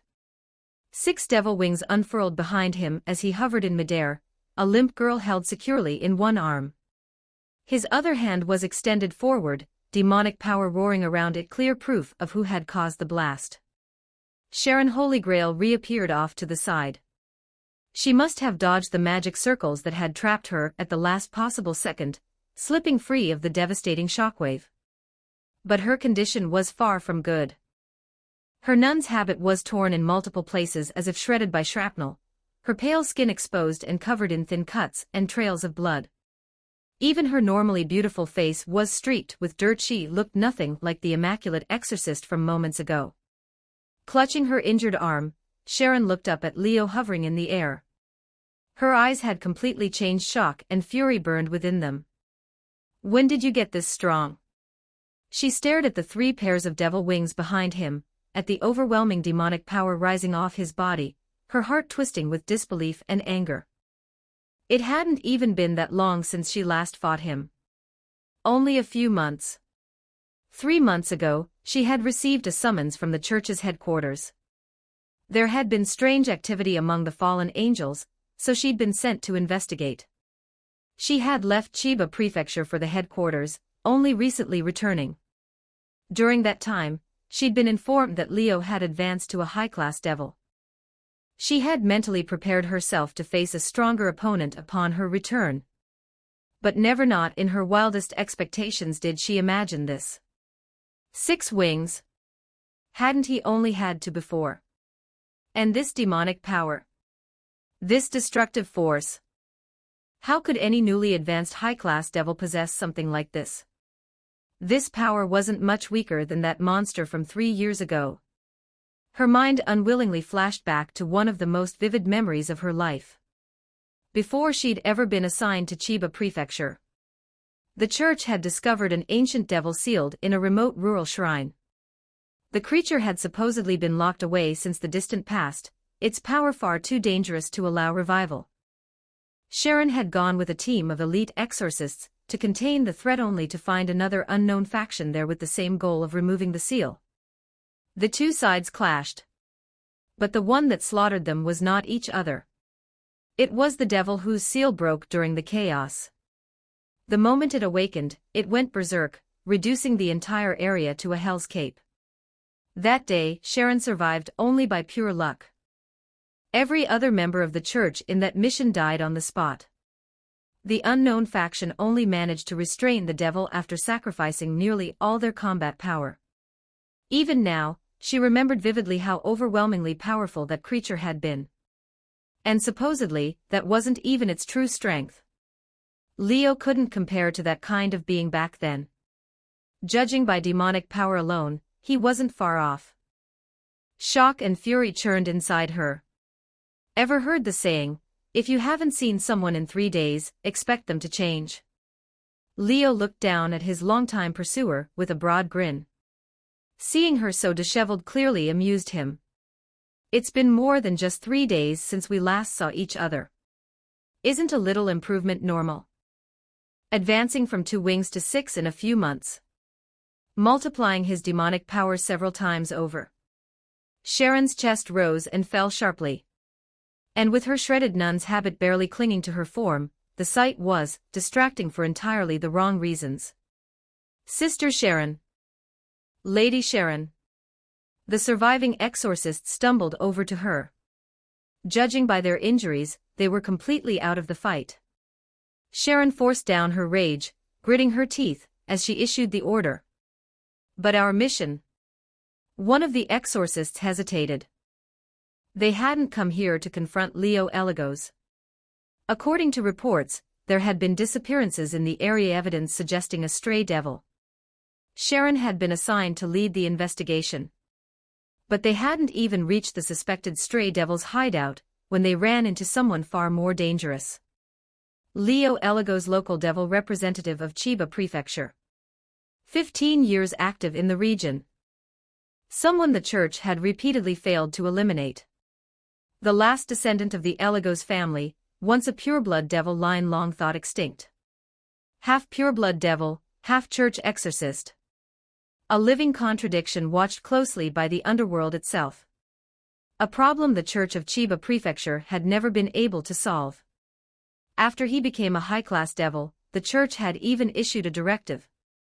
If you encounter Leo Eligos during a mission, abandon the objective and escape immediately. But this time, they had Sharon, who had always been able to match him blow for blow. So the team had gambled on supporting her by stalling Yukino. Who could have predicted this? That the exorcist who once fought him evenly would be overwhelmed in the blink of an eye. That Leo's power would grow exponentially. That he'd become a 6-winged devil. There was no point continuing. Cancel the mission. I'll handle the report, Sharon said coolly. Besides, his presence here suggests the same objective as ours. If the stray devil is already dealt with, then we haven't failed. But the church would see it differently. Leo advancing to a 6-winged high-class devil, strong enough to crush her with no effort, that would be the true disaster in their report. Sharon could already picture the elders of the church staring at each other in horrified silence. Sharon made her decision instantly. After memorizing Leo's current appearance with a hard glare, she leapt into the shadows. The exorcist scrambled after her, too afraid to lag behind even a second. Leo merely watched them flee. He didn't pursue. Only after their presence faded completely did he fold away his wings and descend to the ground. Not chasing them. Yukino approached, subtly checking him over before asking. If I wanted to kill exorcists from the church, I wouldn't wait until now, Leo said, shaking his head. The three factions are still in a ceasefire. Killing a low-rank fallen angel who breaks the rules is one thing. Slaughtering exorcists from the local church would be a diplomatic nightmare. It was an unspoken agreement between all sides. They could fight, could clash, but they left a line uncrossed. Otherwise, someone like Leo, a pureblood devil's descendant sitting right on the church's doorstep, would have been eliminated long ago. The church would have sent top-tier exorcists, not left the task to local small fry. Sharon was ruthless and underhanded when fighting devils, but even she wouldn't dare recklessly provoke the powers backing Leo. That was why she had spent 3 years chasing him without making a decisive move. Leo had no intention of dwelling on it. After all, she had once even tried to seduce him during those early confrontations, and he hadn't exactly complained about the benefits. Thinking of that, he couldn't help letting out a small laugh along with a twinge of regret. With so many people around tonight, there was no way that Sharon the Pure would try anything similar. "What are you thinking?" Yukino asked suspiciously. "Why are you making such an irritating face?" "What irritating face?" Leo swallowed back the retort and rolled his eyes at her. "Let's go home." Chapter 28, Chapter 27, 1351 words. Leo's Manor, underground training chamber. When daylight began to push away the remnants of night, Leo was already training in the basement. It was Saturday. No school. Instead of waking up, having breakfast, and heading to Sobuhai like usual, he had gone straight to the underground training room the moment he opened his eyes. Rumble, thunderous echoes shook the ceiling as thick, stormy clouds spiraled into existence overhead.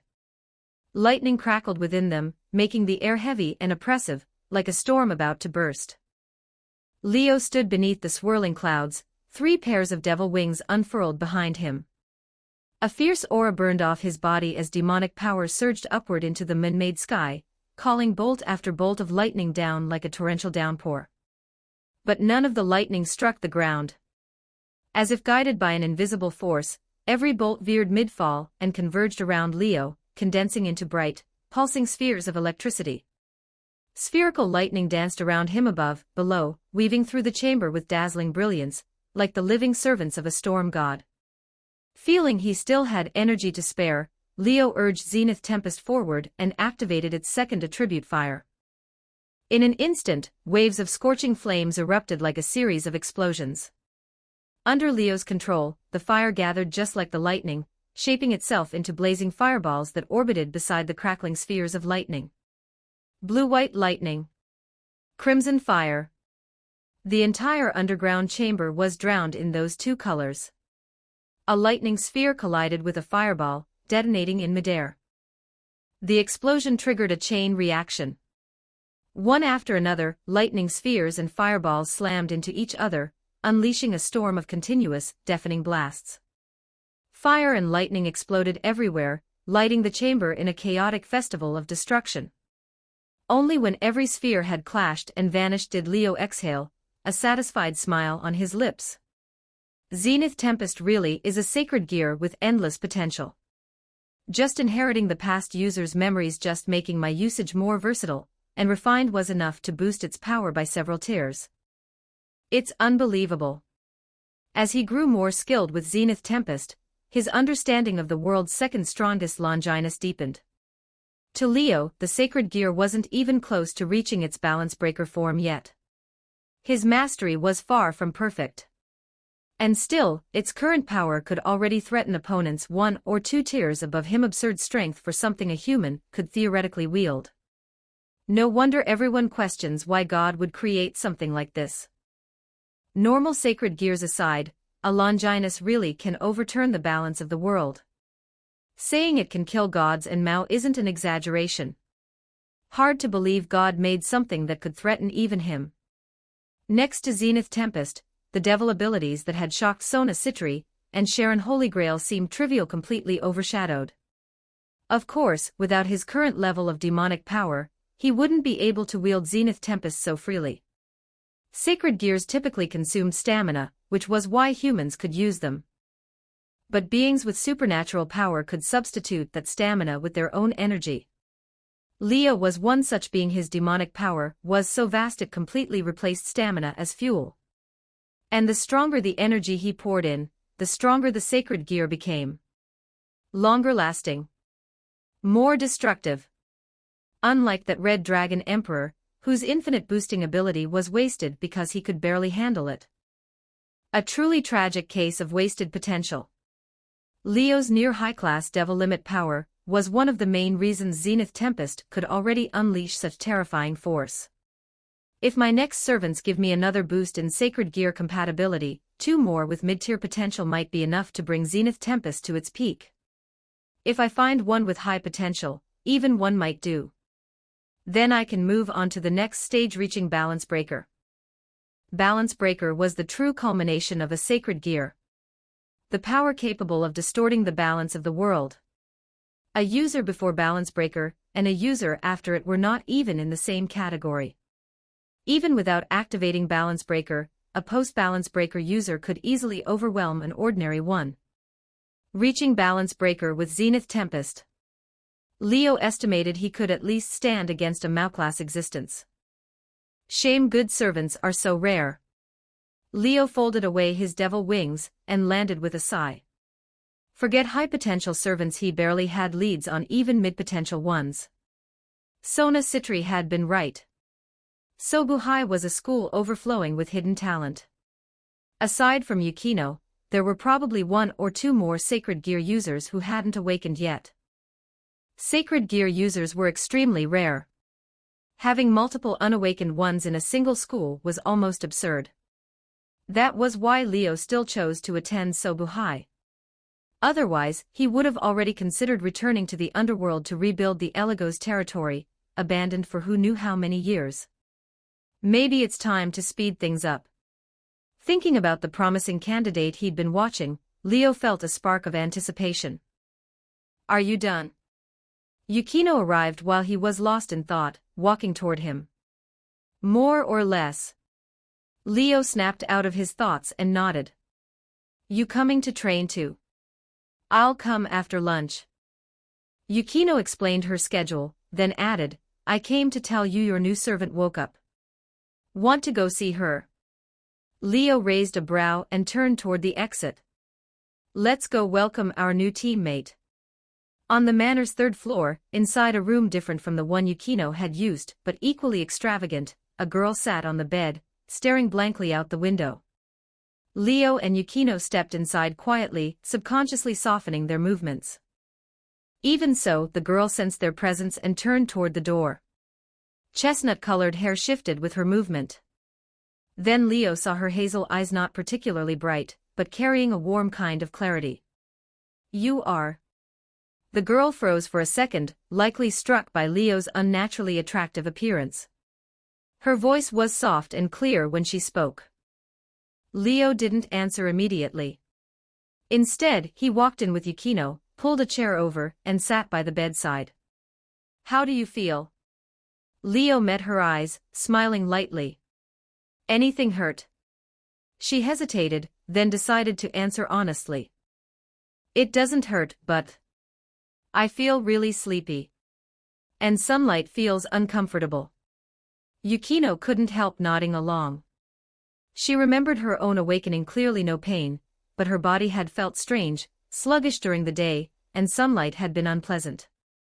Now she had adapted, and it was the newcomer's turn to walk the same path. Yukino felt a small, complicated sense of nostalgia. Did that make her a senpai now?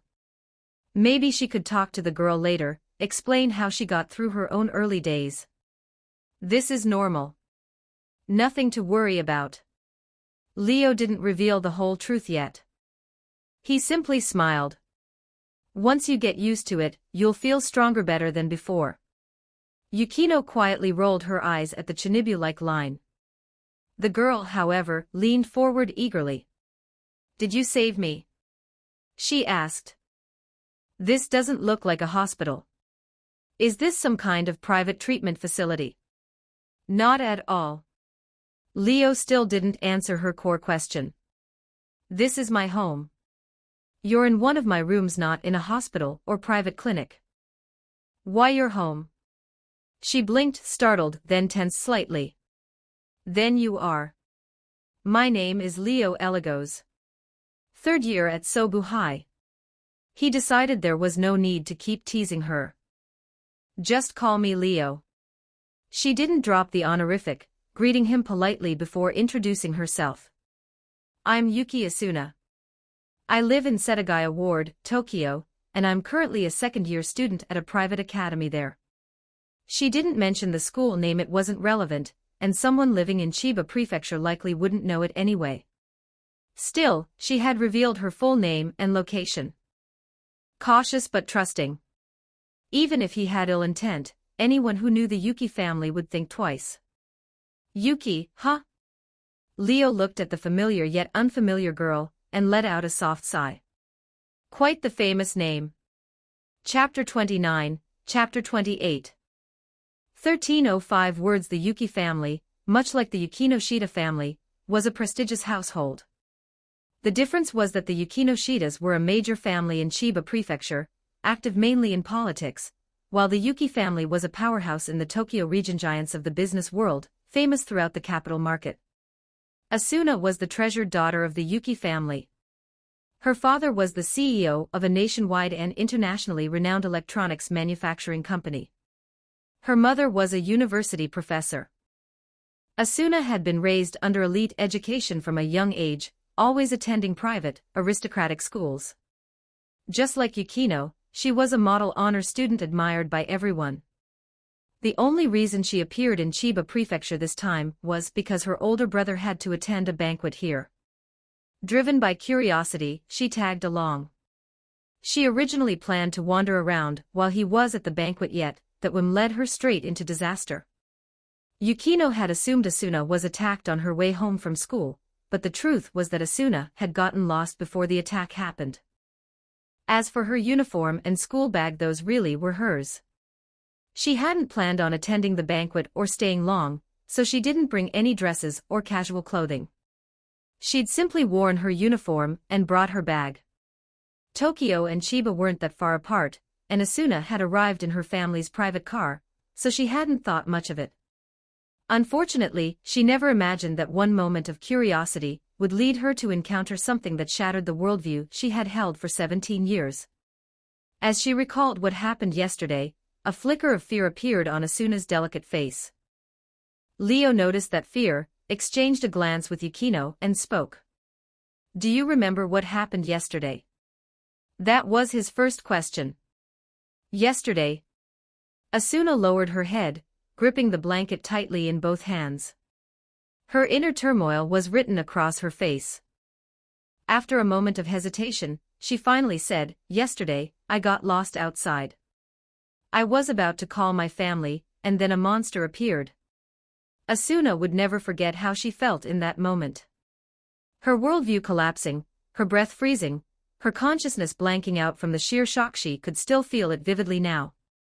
It wasn't even dark yet, just dusk. But the road she had taken was already empty. That creature, half shark, half nightmare, had burst out of the shadows with a crazed laugh. Her pupils contracted. Her whole body trembled. She forgot to run. She just stood there. The monster lunged at her. And then she remembered nothing. As that stray devil had mentioned, she had fainted on the spot and lost consciousness. In a way, that was a blessing. Otherwise, she would have witnessed her own stomach being torn open and devoured, dying in terror and despair. So anything that happened after you fainted you don't remember? Leo nodded thoughtfully. Yukino felt a twinge of envy. They both died. But unlike Asuna, Yukino hadn't been lucky enough to pass out. She had watched her own body get pierced, watched herself fall in a pool of blood, dying with resentment. What happened after that? Were you the ones who saved me? Asuna leaned forward urgently. What was that monster? Why does something like that even exist? Moments ago, she'd been afraid others wouldn't believe her absurd experience. Part of her even hoped it had all been a nightmare. But judging by Leo and Yukino's reactions, she realized everything had been real. and that the two standing before her clearly knew about the existence of such creatures.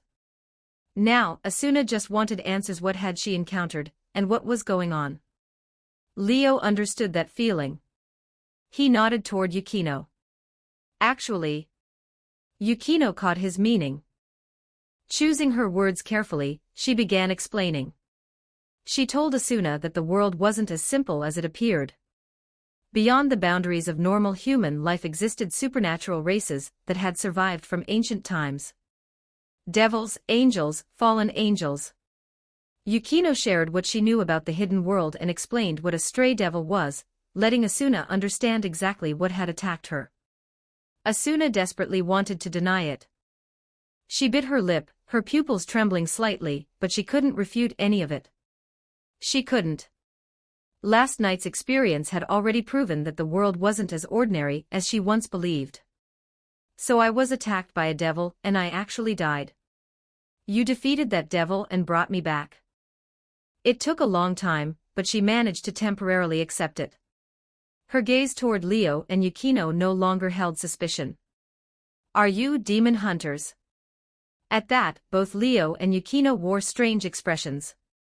Then Asuna heard Leo laugh. First, what you meant was a stray devil, a rogue creature that's no longer considered part of the devil race. Leo looked her straight in the eyes, almost playfully. Second, we're not demon hunters. We're actual, literal devils. Asuna froze. You're... She clearly didn't want to believe it. Leo stood up and straightforwardly offered proof. With a sharp gust of wind, 6 devil wings unfolded from his back. Asuna's eyes widened. Beside him, Yukino saw in Asuna the same expression she once had. As if playing along, she unfolded her own wings, black feathers spreading outward. You too. Fear flashed across Asuna's face, then she suddenly felt an itch on her back. The next moment, a pair of black devil wings burst from her back. Her mind went blank. Completely blank, just like the moment she encountered the stray devil. What was happening?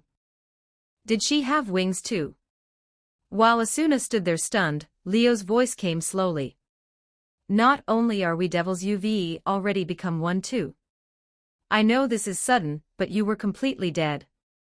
No heartbeat, no breathing, no body warmth. From a medical standpoint, you were gone. Fortunately, you have talent. So I chose to save you by turning you into my servant, reborn as a devil. What followed was a brief explanation: Leo's identity, the existence of evil pieces, and how they worked. I'm a devil now. Asuna felt utterly overwhelmed, unable to gather her thoughts. To wake up and find your humanity revoked, that kind of feeling, Yukino understood perfectly. Her gaze toward Asuna softened with sympathy. Becoming a devil was one thing. But becoming someone's servant? For a girl raised like a princess, how could that possibly be acceptable? Even a normal person would struggle to accept something like that. It wasn't ancient times, slaves and servants didn't exist anymore. Honestly, Yukino didn't even know how she managed to swallow that fact back then. She wasn't exactly easygoing, and her pride was far higher than most. Given her upbringing, she was sensitive and guarded. That she didn't explode on the spot had been a miracle. As expected, Asuna also struggled. But unlike Yukino, she wasn't aloof or prickly. In the end, she took a deep breath, forcing herself to calm down. I'm sorry. I just can't accept all of this yet. Asuna's face was pale. She lowered her voice. Could you give me some time alone? Leo nodded. He and Yukino retracted their wings. Rest for a bit. Come find us when you're ready. Leo added, I'll leave a familiar outside the door, a maid. Call her if you need anything. With that, Leo and Yukino left the room. Asuna stayed in the now silent room for a long time, before finally glancing at the wings behind her. How do I fold these back? Meanwhile, Leo and Yukino were talking in the hallway. Do you think she'll accept it? Yukino asked quietly. Will she freak out and run off, becoming a stray? Who knows? Leo walked ahead with an easy smile. But I believe she'll come around. After all, she was the kind of person you could call a heroine. 20 chapters ahead on Patreon. Chapter 30, Chapter 29 1263 words. Asuna didn't disappoint. Barely an hour had passed before she seemed to have accepted her situation and stepped out of her room. Either way, thank you for saving me.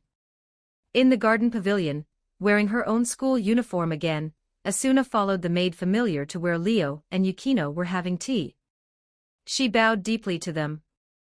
If it weren't for you, I wouldn't be standing here right now. Thank you. She spoke with complete sincerity. As she bowed, her chestnut hair flowed softly, graceful and striking. Well, as long as you've accepted reality, that saves me the trouble of convincing you. Leo raised his teacup and took an unhurried sip, smiling at her. Take a seat. Yukino gestured lightly. We're all comrades. Technically he's our master, but he doesn't care about formalities. You don't need to be so stiff. Leo shot her a sideways glance. She really had changed. This girl, once cold and untouchable, was now saying considerate things. The sun must have risen in the west. Not that he knew Yukino only felt this way because Asuna reminded her of herself back then. Sympathy softened her.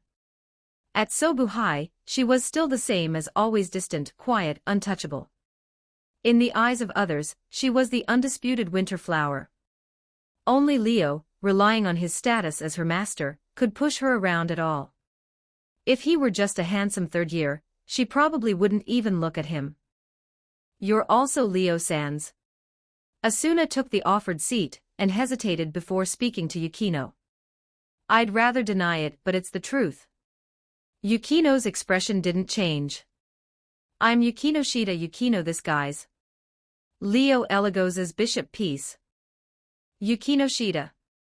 Asuna blinked. That Yukino Shida.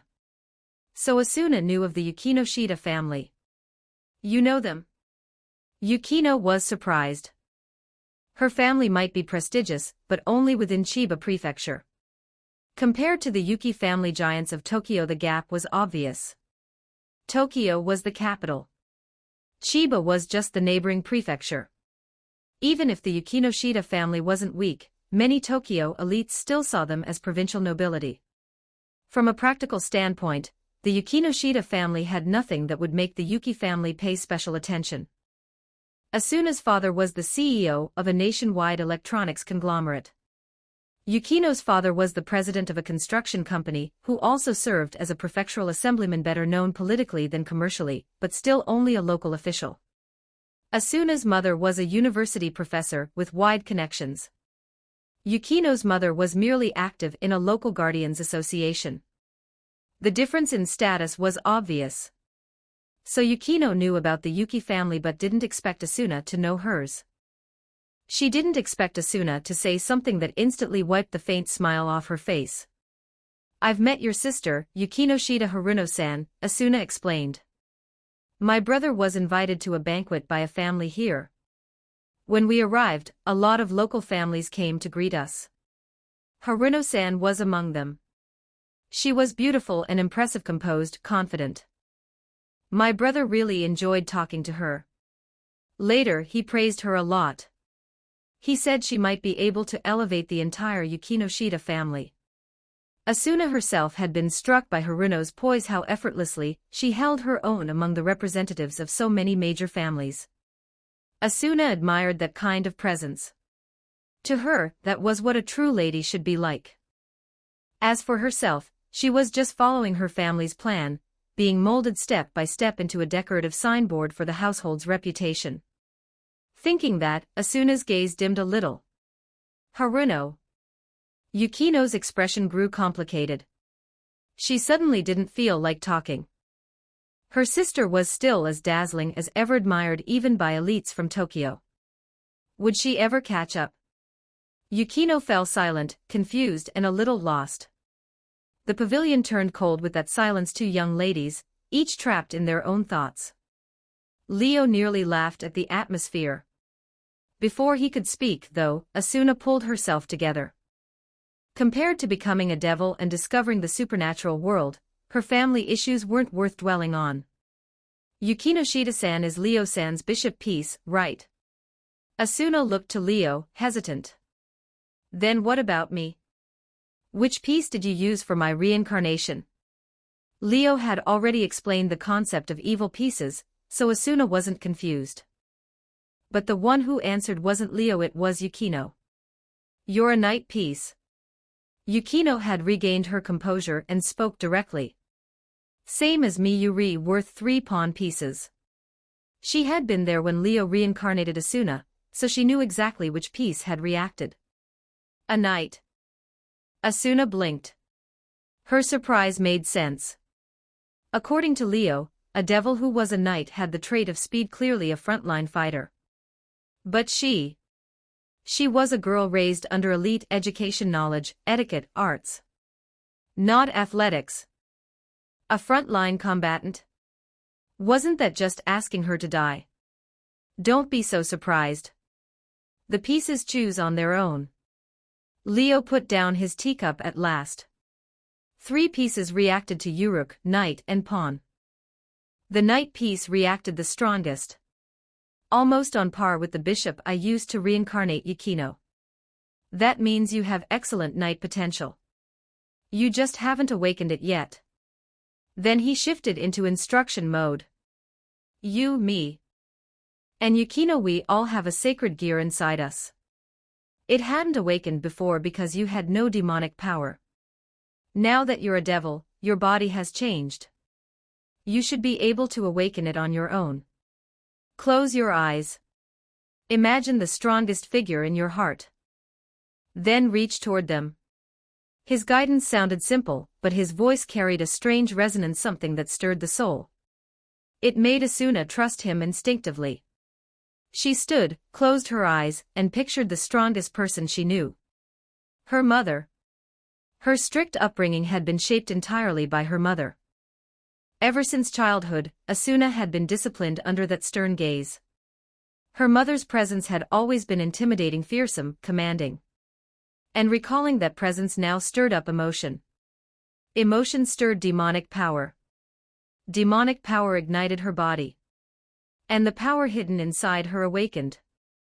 A sword rose from the ground beside her, ringing sharply. Its aura was overwhelming, holy and fierce. Yukino flinched as if pricked by needles. Even Leo felt a sting on his skin, narrowing his eyes. More swords thrust out around Asuna. Each one had a different shape and length, some western, some eastern, some long, some short, but every single blade radiated a sacred aura.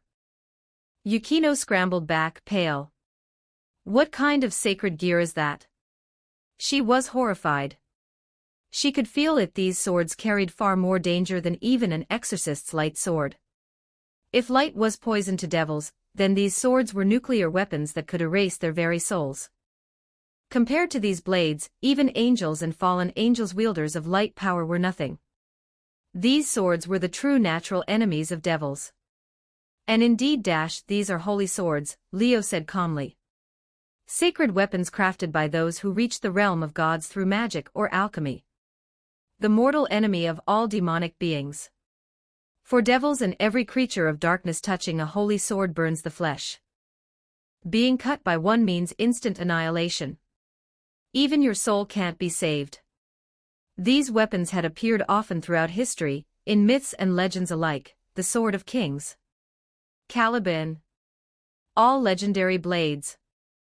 True holy swords. Relics whose wielders appeared only once every few decades. And Asuna's sacred gear was related to them. Blade blacksmith, the power to create holy swords of any attribute the user can imagine. With enough skill, its potential is terrifying. This was Asuna's sacred gear. Chapter 31, Chapter 30, 1269 words. Just like Zenith Tempest and Absolute Demise, Blade Blacksmith was a sacred gear with an established wielder in the original story. The difference was that Leo's Zenith Tempest and Yukino's Absolute Demise were both Longinus unique, one-of-a-kind sacred gears. Asuna's Blade Blacksmith, while extremely rare, was not a Longinus, and therefore had the possibility of existing in multiple copies. Under those circumstances, Asuna possessing Blade Blacksmith shouldn't have been surprising at all. Leo already knew during her reincarnation that she had potential rivaling Yukino's. Her sacred gear was bound to be powerful and rare. But when Asuna awakened her sacred gear and revealed the power of Blade Blacksmith, Leo still couldn't help being stunned. The reason was simple. He never expected one of his reincarnated devils to wield a sacred gear infamous for being the natural enemy of devils. A devil. With a devil-slaying sacred gear. And not just any anti-devil power, a holy attribute, far more lethal than the light power of angels or fallen angels. What was this supposed to be? A traitor among our ranks. It really was a perfect match for her night piece. It's obvious. Your future role is that of a swordswoman. Leo smiled at Asuna, who had opened her eyes and stared blankly at the holy swords floating around her. With the speed trait granted by the night piece, and with the proper use of these holy swords, you might become an even greater threat to devils than me and Yukino. Even if her sacred gear was anti-devil, that didn't make her useless. Devils fought among themselves constantly. In fact, when devils fought, it was often more brutal than any other faction. The underworld had once been torn apart by a civil war between the Old Mao faction and the Reform faction, countless devils dying in the conflict. Even now, many unresolved issues remained, and incidents still flared up from time to time. And in the future, the Old Mao faction would become a major enemy of the current underworld. When that time came, Asuna would shine one of the most promising new devils. And even if internal conflict wasn't considered, Asuna's power had another battlefield waiting. The underworld's greatest craze, the raiding game. It was the most popular competitive event across devil society. From the Mao to the common people, every devil was a devoted fan. Many pureblood families of the 72 pillars had died off. After the current Mao Beelzebub created evil pieces to save the declining devil population, the raiding game became widespread. The participants were devils who held the king piece, leading their team of servants against other kings' teams in matches governed by various rules. Through these battles, they showcased their strength, their servants' capabilities, and their ability to strategize.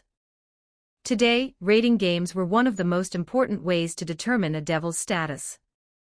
Good performance could lead to recognition from the high-ranking devil's rank promotion, even the granting of noble titles.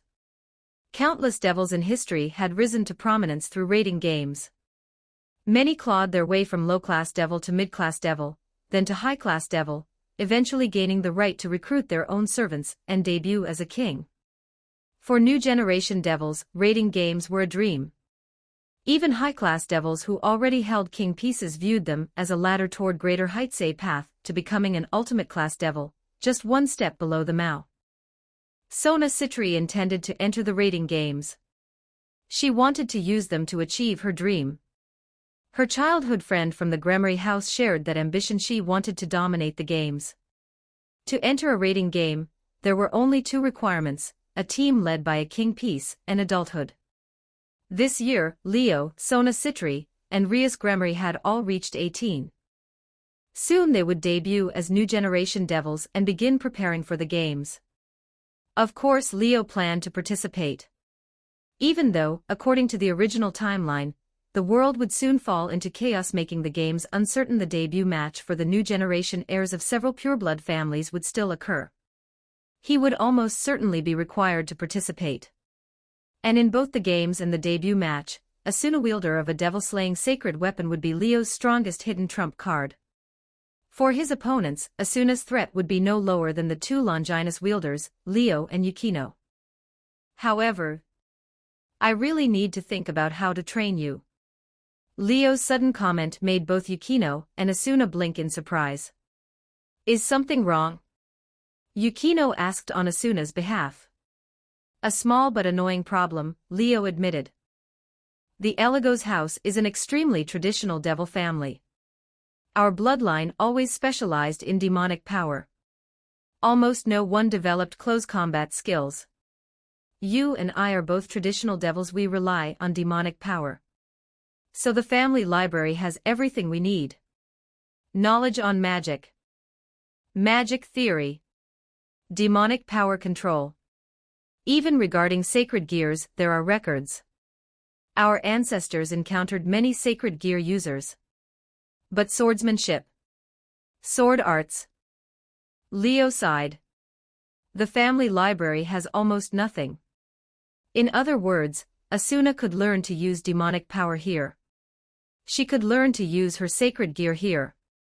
But her weapon was the sword. And beyond sacred gear activation, real swordsmanship required training the library couldn't provide. The library could teach her how to create different holy swords.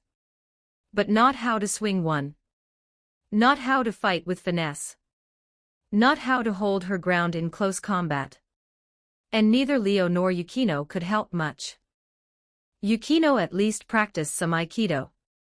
Leo had basically no close combat ability at all. His performance against Sharon had been thanks to demonic power, not actual martial skill. The Eligos family's demonic power was excellent for detection. He had read all of Sharon's movements and dodged by predicting them. But that was temporary. If Sharon had attacked unpredictably, his body wouldn't have been able to react. That was why, eventually, Leo had to switch to magic using barriers and raw demonic power bombardment to win. So yes, Leo was terrible at close combat, devil physique or not.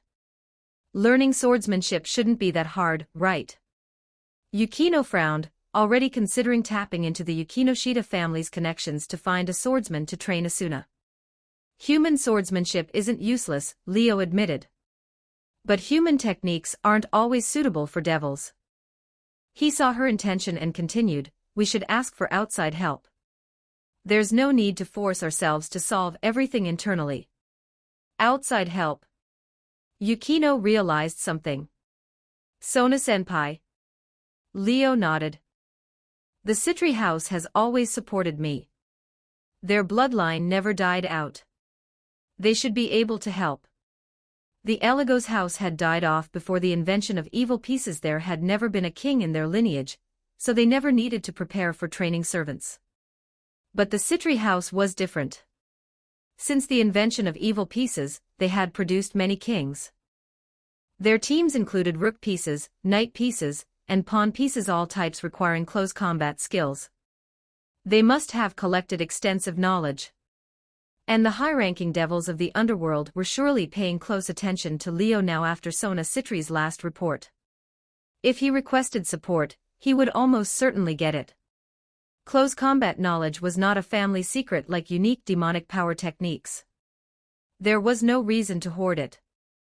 Devils valued demonic power above all else. Most considered physical combat crude, something only uncultured devils relied on. Proper devils fought with magic. So, no point waiting. I'll contact Sona now. Leo rose to his feet. Yukino, take Asuna around the estate for a bit. Yukino nodded and accepted the task. You can read up to chapter 60 on patreon.com/NiaXD. Chapter 32, Chapter 31, 1266 words. Yukino left with a quiet Asuna in tow. Watching the two walk away, Leo knew Asuna was still confused, unsure what to do next. That was probably why she hadn't pushed back against his arrangements. Looks like I really need to sit her down and talk things through. Leaving her alone wasn't going to help. She might accept her current situation, but Asuna wasn't like Yukino.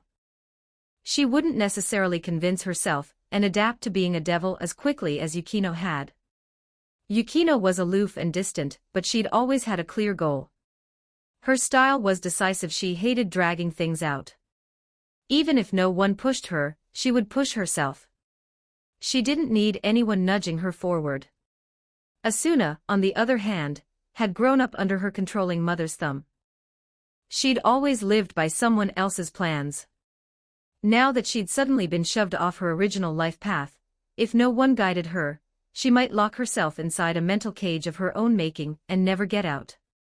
Leo had checked earlier, this world didn't have fully immersive VR tech, nor did it have a quantum physicist/game design genius named Kayaba Akihiko. So Asuna wouldn't be trapped inside a death game, undergo trauma, survive it, and emerge transformed. Without death breathing down her neck, would this girl ever become the Flash Asuna who once shook the world in his previous life? Leo privately made a note to watch over her. Then he opened a magic circle for communication and contacted Sona Citri. Good morning, Leo. Sona's small projection appeared above the magic circle, her cool voice crisp and clear. Morning, Sona. Leo lifted the circle and smiled. I'm not interrupting, am I? Of course not. It's the weekend and there's no class. You can contact me anytime. Sona gave a faint smile. You finished the extermination mission. It's done. Leo shrugged. But I ran into something and might need your help. He retold the entire incident from last night, the stray devil, the fight, and meeting the victim he had reincarnated as his servant. Sona wasn't surprised he'd defeated the stray devil. After all, the mission had originally been hers before she passed it on to him. She had all the intel. The stray devil had been a low-class devil before betraying its master, at best it now had mid-class devil strength. It never stood a chance against Leo. But the moment Leo mentioned the victim he'd saved and that he'd reincarnated her, Sona showed genuine surprise. Blade blacksmith. Sona blinked. Your new servant actually has that sacred gear. Leo smiled. A pretty unexpected bonus. It really is. A devil servant who can create holy swords. If the church gets wind of this, they'll be miserable. Sona pushed her glasses up. And Rias, learning one of your servants has that sacred gear will definitely get a reaction out of her. Leo raised a brow. She has a servant with the same night piece as yours, Sona explained. And that servant has a sacred gear that's the counterpart to your servant's sword birth. Sword birth, literally, a sacred gear that creates demon swords. Demon swords were the opposite of holy swords, cursed weapons filled with malice. Just like holy swords, demon swords appeared across countless myths. Gram, Bomung, Nothung, Turfing, Dainsleif, legendary weapons with immense power and unique abilities. Unlike holy swords, they didn't reject wielders or require decades before producing someone compatible. But they would curse their users, and anyone without a way to resist the curse would die sooner or later. Sword birth created weapons of that kind, same category as blade blacksmith, yet opposite in nature. Blade blacksmith was holy. Sword birth was demonic. They weren't on the level of the Red Dragon Emperor and White Dragon Emperor destined to fight, when both appeared, but by nature, the two were still rivals. Especially Rias Gremrace Knight. If Leo remembered right, that guy had a long-standing grudge against holy swords and wanted to destroy them. If he met Asuna, things could get messy. I guess I should really push Asuna to grow fast, so some other knight doesn't bully her. Leo joked lightly. It won't come to that. Rias will handle her own people. Sona gave a soft laugh. Anyway, I understand why you called. You want to train your knight and need knowledge about swordsmanship, right? Pretty much. The Eligos family is ancient, they barely have anything on sword techniques in their archives. Maybe they did once, but it wasn't among the books returned to me. Leo sighed. So I can only ask you. This is easy. As long as you're not asking for Citri House's hereditary secrets, I can authorize plenty of material. Sona paused. Are you sure knowledge is enough? What else would there be? Leo blinked. Do you have something better? More or less? Sona hesitated, very rare for her, then sighed. If you want, I can introduce you to a sword instructor. Leo perked up. A sword instructor? Sona knew someone like that. Then why the reluctant tone? If you're bringing it up yourself, this instructor must be impressive. Leo rubbed his chin. Sona's reply erased all his doubts in a single sentence. She's my sister's knight. Leo froze. Her sister? Seraphal Leviathan. A mouse servant. And a knight just like Asuna. Wait, seriously? Leo felt a shameful flutter of excitement. A Mao's servant. The knight of Seraphal Leviathan, someone like that had to be an ultimate class devil at minimum, right? Sona was really offering something that outrageous. Getting a top-tier devil to tutor his servant. It should be fine. Sona sounded slightly uneasy. If I ask my sister, she probably won't refuse. Of course she wouldn't. Seraphal was notoriously sister-obsessed. She'd never say no to her beloved little sister. Sona, however, would absolutely suffer for it. She despised being smothered by her sister's overwhelming affection. Yet she was willing to brave that for him and his servant. But your sister won't hate me for making you ask her for this, will she? Leo stiffened. Everyone knew, Siscons were unreasonable creatures. The moment a strange male seemed to be taking their sister, they became hostile to absurd degrees. Even if Sona only asked for a favor like borrowing a servant as an instructor, Seraphal could still irrationally decide Leo was an enemy. Leo had been on the receiving end before. When Sona first came to the human world as his supervisor and got along with him, Seraphal had come after him in secret. Sure, Sona verbally hammered her until she couldn't eat for 3 days, but Leo still occasionally received reminders that Seraphal was keeping an eye on him. If he ever made a move on Sona. Leo shuddered. Don't worry. Supporting you is part of my assignment in the human world. Especially after your last report, my superiors already told me to fulfill any reasonable request you make so your growth isn't hindered. Sona tried to reassure him, though she didn't sound entirely confident. My sister shouldn't break the underworld's upper-level directives over something this small. That probably needed to be a lot stronger to be reassuring. Forget it. It was worth it for his servant's future. Once he unlocked the balance breaker for Zenith Tempest, who knew maybe he could even fight one head-on. I'm counting on you, then. Leo left the matter in her hands. No problem. I'll let you know when I get an answer. And with that, Sona steeled herself. Even if she hated dealing with that embarrassing sister of hers for the sake of her friend, she would endure. Chapter 33, Chapter 32. 1279 words. Leo had contacted Sona Citri in the morning, but it wasn't until afternoon that she reached out again with a definite answer. My sister agreed. She'll send her servant over tomorrow. I'll have her head straight to your place.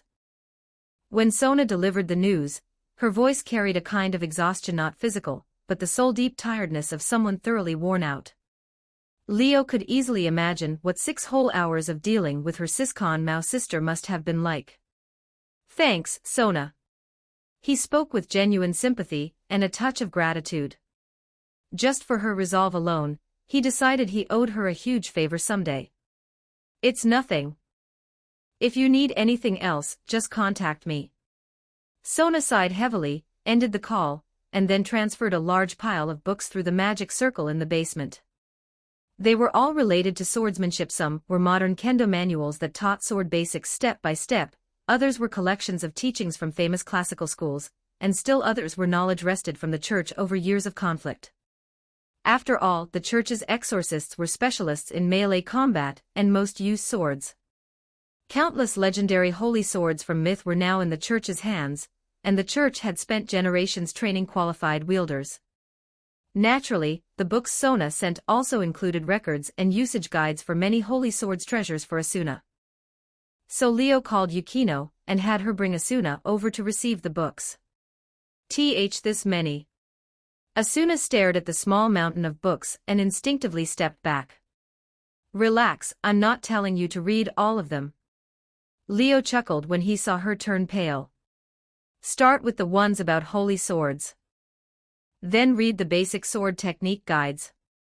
As for the various school traditions, just look through them. If they don't suit you or you're not interested, you can skip them.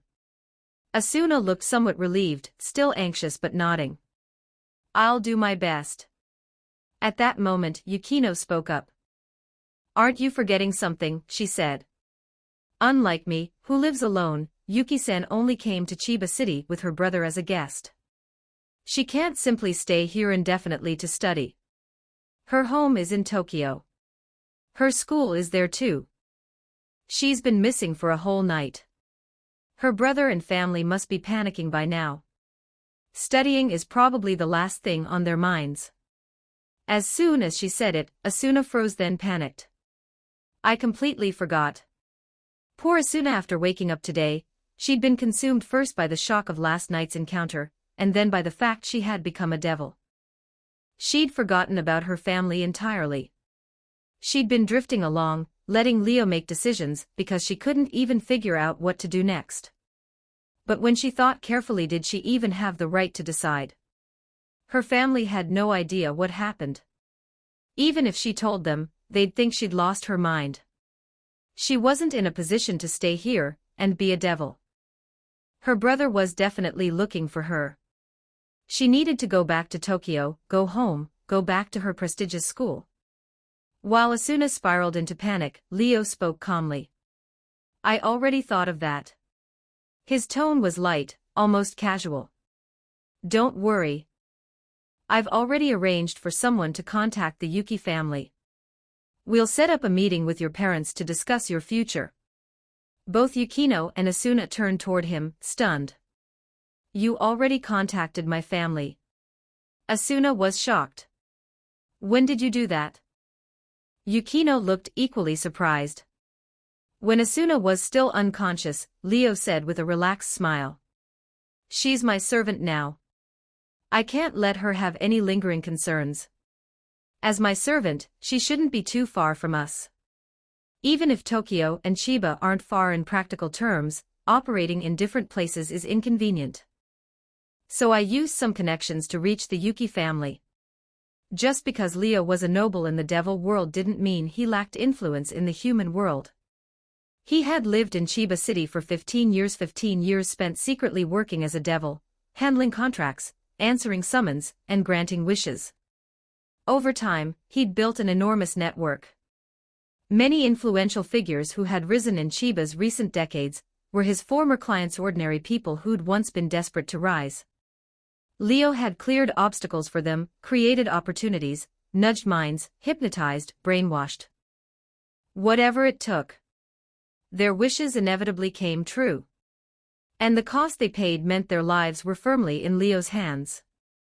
They formed his human world backing. So with a bit of effort, he contacted the Yuki family, arranged a meeting, and had already calmed Asuna's brother. No one was initiating any emergency action over her disappearance. I'll convince your family to let you transfer here to enroll at Sobu High with us. Leo looked at her. And once that's done, you'll live here as well. Hearing that, Asuna whispered nervously, is that really possible? Her family wasn't the kind you could deal with casually, especially her mother, who had mapped out her entire life in advance, and would never allow a sudden transfer to a countryside place like Chiba. Thinking of her mother's personality, Asuna felt the whole thing was impossible. But you're underestimating me or overestimating your family. Leo smiled faintly. Yes, the Yuki family has influence. Your parents aren't simple people. But to me, they're still just ordinary humans. Asuna stared blankly. Right, her new master was a devil. A being with supernatural powers beyond human comprehension. Against that kind of power, what could her parents possibly do? Did she actually gain a backer who could free her from her family's control? Her feelings grew even more complicated. Even Yukino felt something. She, too, had once worried her family would come after her for living with Leo. But after Leo had effortlessly made her perfect superhuman sister retreat in humiliation, she realized just how insignificant her family was before a high-class devil. If Leo hadn't been considerate of her feelings, he could have simply used demonic power to wipe the Yukinoshita family's minds. Would he do that to the Yuki family too? Probably not, Yukino thought, but then, how would he convince them? She couldn't help being curious. In any case, I'll handle everything. You two don't need to worry. Leo waved the two girls away. Focus on what you want most right now. Become stronger. Strong enough to choose your own fate. The two girls silently picked up the books, left the basement, and exchanged a look. Strong enough to choose my own fate. Countless thoughts filled their minds as they walked away. Leo spread his wings and rose into the air, summoning winds and swirling clouds as he plunged back into training. Chiba City, a quiet district. Near the central area stood a grand church. Its exterior was simple, but its interior was solemn and magnificent. The chapel was vast, and at its deepest point stood a 10-meter-tall statue of Jesus, radiating authority and filling the hall with a sacred stillness. The entire place was empty, as if intentionally cleared. Until Yukinoshita Haruno arrived. "Welcome to the Chiba Church, Yukinoshita Haruno-san." A charming nun greeted her. "It was Sharon Holy Grail.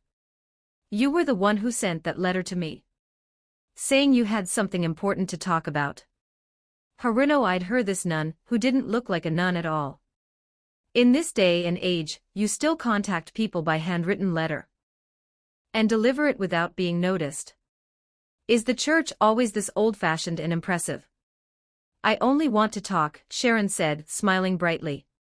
"About something related to your sister." Haruno frowned, then relaxed. "Then I'll listen." Chapter 34, Chapter 33. 12:56 words. Time passed quickly, and before long it was Sunday. No school today. After spending all of yesterday reading, Yukino got up intending to head to the basement for training just like Leo. But just as she was about to leave her room, her phone rang. "Am I interrupting your day off, little Yukino?" A familiar voice echoed from the other end, and Yukino fell silent for a moment. "What is it?" She forced herself to sound calm, cold, even. "Can I not call unless I have business?" Yukinoshita Haruno laughed lightly. "Or did Big Sis ruin your weekend and stop you from fawning over your little master?" The moment she heard "little master," Yukino knew her sister had already investigated everything just like Leo had predicted. "You really are heartless, little Yukino." Haruno's tone dropped, sounding somewhere between annoyed and disappointed. "Something this big happened, and you didn't tell anyone in the family. If we hadn't found out ourselves, were you planning to hide it forever? And what would telling you change?" Yukino was silent for a moment, then spoke in her usual flat tone. "It already happened. There's no point clinging to the past. We should look forward. Even if we can't undo the loss, we should seize fleeting opportunities and make ourselves better. That's the family motto, isn't it?" Her words silenced Haruno. A long moment passed before Haruno finally spoke again, sounding complicated. "I'm waiting for you at home. Mom is here too." She hung up immediately after, leaving Yukino speechless for a long time. She knew she had no choice but to talk to them. Otherwise, who knew what would happen? With that thought, Yukino took a deep breath and left her room. Training was no longer on her mind. Instead, she walked out of the mansion, crossed the garden, and headed toward the pavilion. When she arrived, she wasn't surprised to find the master of the estate already there along with the newest addition to their group. Leo and Asuna were sitting face to face in the pavilion, Leo explaining something to her. "Your family responded. They'll make time today to come meet me. We don't have a set time or place yet. You'll come with me when the time comes and meet them properly. Your sword instructor will also arrive here through a magic circle later.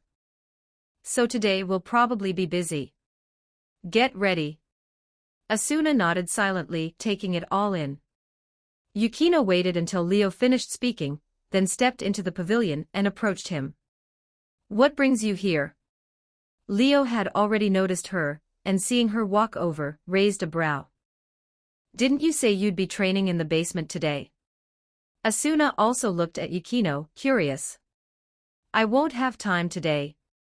Yukino lowered her gaze slightly. "I need to go home." Leo understood immediately. Haruno-senpai is impressive. She found something this fast. He let out a small sigh. "She wants to talk things out with you." It was inevitable. Yukino nodded faintly. And my mother will be there too. Leo sipped his tea, smiling. Do you want me to go with you? Yukino refused instantly. She asked for me, not you. That means neither she nor my mother wants you present. I don't want them thinking I can't face them alone. Classic Yukino, stubborn in her own quiet way. It wasn't that she wasn't nervous. Both her sister and her mother outranked her in the family hierarchy. She'd lived in their shadow her whole life. She always felt small in front of them. But she didn't want things to stay that way. Deep down, she'd always wished she could one day step out of that shadow and live as herself. So this time, she would face them alone. Seeing her like this made Asuna's expression soften. She saw her own past reflected in Yukino, her own life under complete family control, moving like a puppet through a predetermined path. She hadn't expected that while she herself was on the verge of confronting her family for the first time, her senpai among Leo's servants would be facing something so similar. Asuna opened her mouth, wanting to say something, but no words came out. Leo, in contrast, stayed calm. That works too. With me there, some things would be harder to discuss, especially since they might already know what I am. He reached into his coat and pulled out a devil flyer. It wasn't the usual one. Previously, devil flyers were made of old-looking parchment. This one was pure black, the parchment infused with a faint, obscure demonic power. I made this one specifically for our situation. It works the same as a normal devil flyer. You can summon me instantly. The difference is that normal ones can be intercepted. This one can't. Leo explained to the two girls. Magic circles weren't unstoppable. If a ward or magic formula blocking space transfer was set up, devils couldn't jump into the area. But Leo's special version bypassed all of that. Even if a ward was already in place, it wouldn't stop the transfer. The catch? Only specific people could activate it. Leo had designed it based on his servant conversion trait. Only his servants, those carrying evil pieces linked to his trait, could trigger it. The jump worked by using the high-dimensional connection between himself and the evil pieces inside their bodies, bypassing normal interception rules. If you're in danger, the evil piece inside you will resonate with the magic formula on this flyer and activate it automatically. I can teleport to your location instantly. He handed the black flyer to Yukino. If your family knows about you and me already, then they probably have ties to the church. Consider this insurance. Then he pulled out another black flyer and handed it to Asuna. Don't say I'm playing favorites. Asuna accepted it, flustered. Thank you. Yukino quietly tucked hers inside her uniform, as calm as ever. I'll head out, then. With that, Yukino turned and left the pavilion, walking toward the estate gates. Leo called a familiar, one of the ones trained to drive, to take her to the Yukinoshita residence. Will Yukinoshita-san? Asuna asked, worry creeping into her voice. She'll be fine. Leo spoke with the confidence of someone who saw the future. Since everything's happening at once, we might as well resolve both your family problems together. That way you two won't spend every day looking worried. Asuna gave a strained smile. How could she not worry? She still felt lost by how fast everything had changed. Just 2 days ago, she'd been an ordinary girl, a wealthy daughter receiving elite education, following a strict life plan set by her family. In only 48 hours, everything had shifted. She was about to confront her family for the first time. It all felt unreal, almost like a dream. The chaos had lit a fire inside her. For the first time, she felt the desire to change something, anything. All girls had moments like this. A sudden refusal to accept the path laid out for them, a sudden impulse to change their fate. Until now, Asuna had never had the chance to feel that impulse. But this time, she did, even if only a spark. Being a devil, huh? She whispered inside her heart, and her gaze lifted toward the man in front of her. He sat with perfect ease, sipping black tea, looking nothing like a devil at all, more like a refined young noble. Leo looked up, sensing her stare. She's here. He stood up. Let's go welcome your teacher. Chapter 35, Chapter 34. 1322 words under Leo's lead, Asuna once again descended into the basement, stopping before the same magic circle where the mountain of books had been cleared yesterday. A metallic hum rang out. The magic circle glowed red, its lines rising like shimmering barriers of light. Within that glow, a silhouette slowly took shape. The figure stepped out, sighing as she walked. The living world, it's been a long time. Her voice wasn't pleasant or gentle, more rough around the edges, but when Leo and Asuna finally saw her clearly, both froze on the spot. Because no matter how you looked at her, this woman was impossible to ignore. She wore a modern-style blue short-skirt kimono, topped with a red maple-patterned haori tied like an apron. 2 swords hung at her waist. Her hair, white with a faint reddish tint, was pulled up. Her figure was striking, her skin pale and smooth, giving off an air that was both sharp and breathtaking, drawing the eye before you even realized it. Leo was surprised by her fierce yet alluring appearance and even more by how familiar she felt. The swordswoman turned to him first, then gave a bright, refreshing grin. You must be Leo-sama, right? She laughed boldly, even wiping the corner of her mouth as she muttered, what an unbelievably handsome boy. Looks like I came to the right place. Why, you're my sword instructor?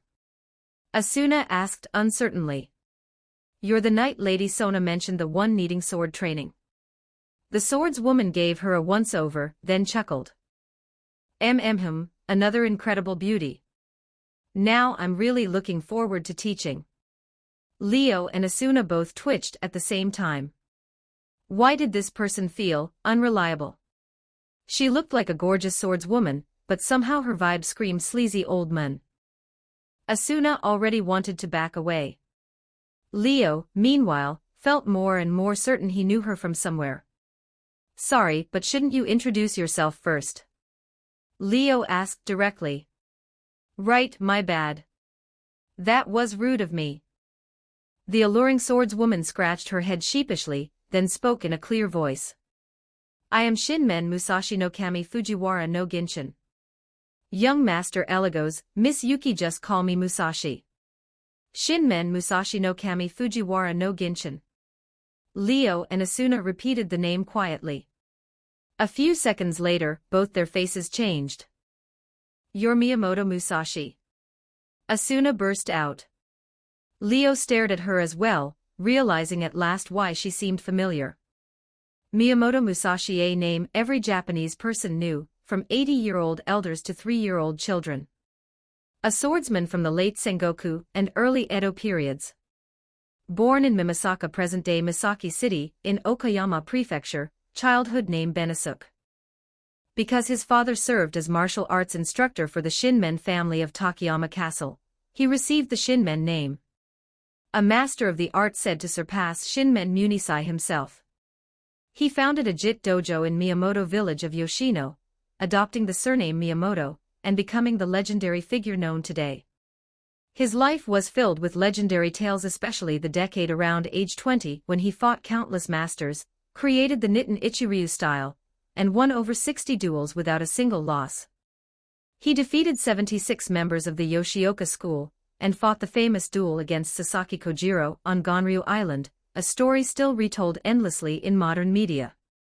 He participated in major battles like the Battle of Sekigahara, the Osaka campaigns, the Shimabara Rebellion, and in his later years served the Hosokawa clan.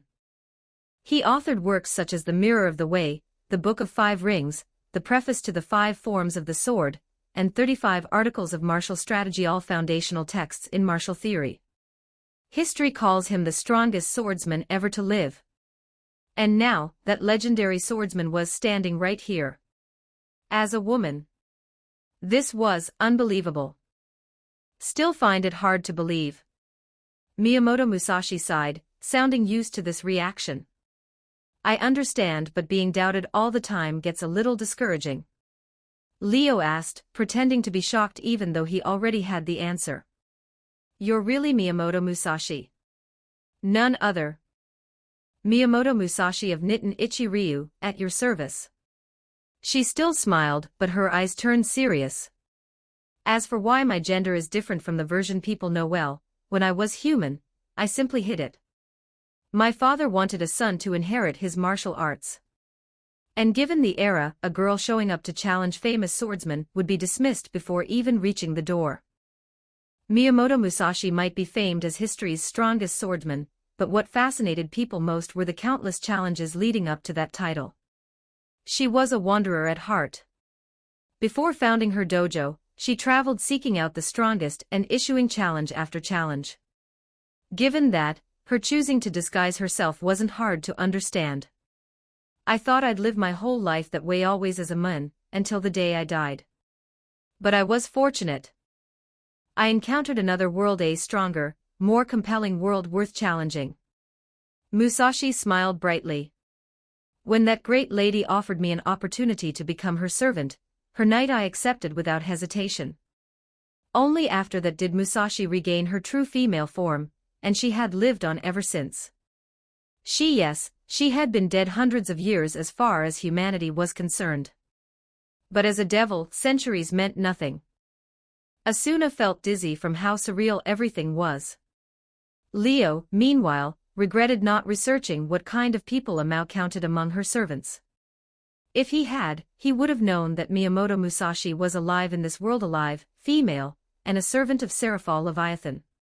Astonishing. But to think Miyamoto Musashi herself is going to teach you swordsmanship, you really have to work for it now, Asuna. Leo teased lightly. Well, don't make it sound like a big deal. My family ran a dojo, so teaching students is just going back to old habits. Despite looking like a beautiful swordswoman, every gesture Musashi made carried the bold spirit of a male swordsman. Her human habits were deeply ingrained. But the way her eyes lit up while staring at Leo made him uneasy. He vaguely remembered, though Musashi lived publicly as a man, her real gender was female, yet she absolutely preferred men, especially cute and handsome boys. Was she into him? Was that good luck or a disaster waiting to happen? Please take care of me. Asuna finally accepted reality and bowed to Musashi. No need to be so formal. I don't care much about social niceties. Let's just get along as friends. Musashi grinned. And like I said, just call me Musashi. Then I'll take you up on that.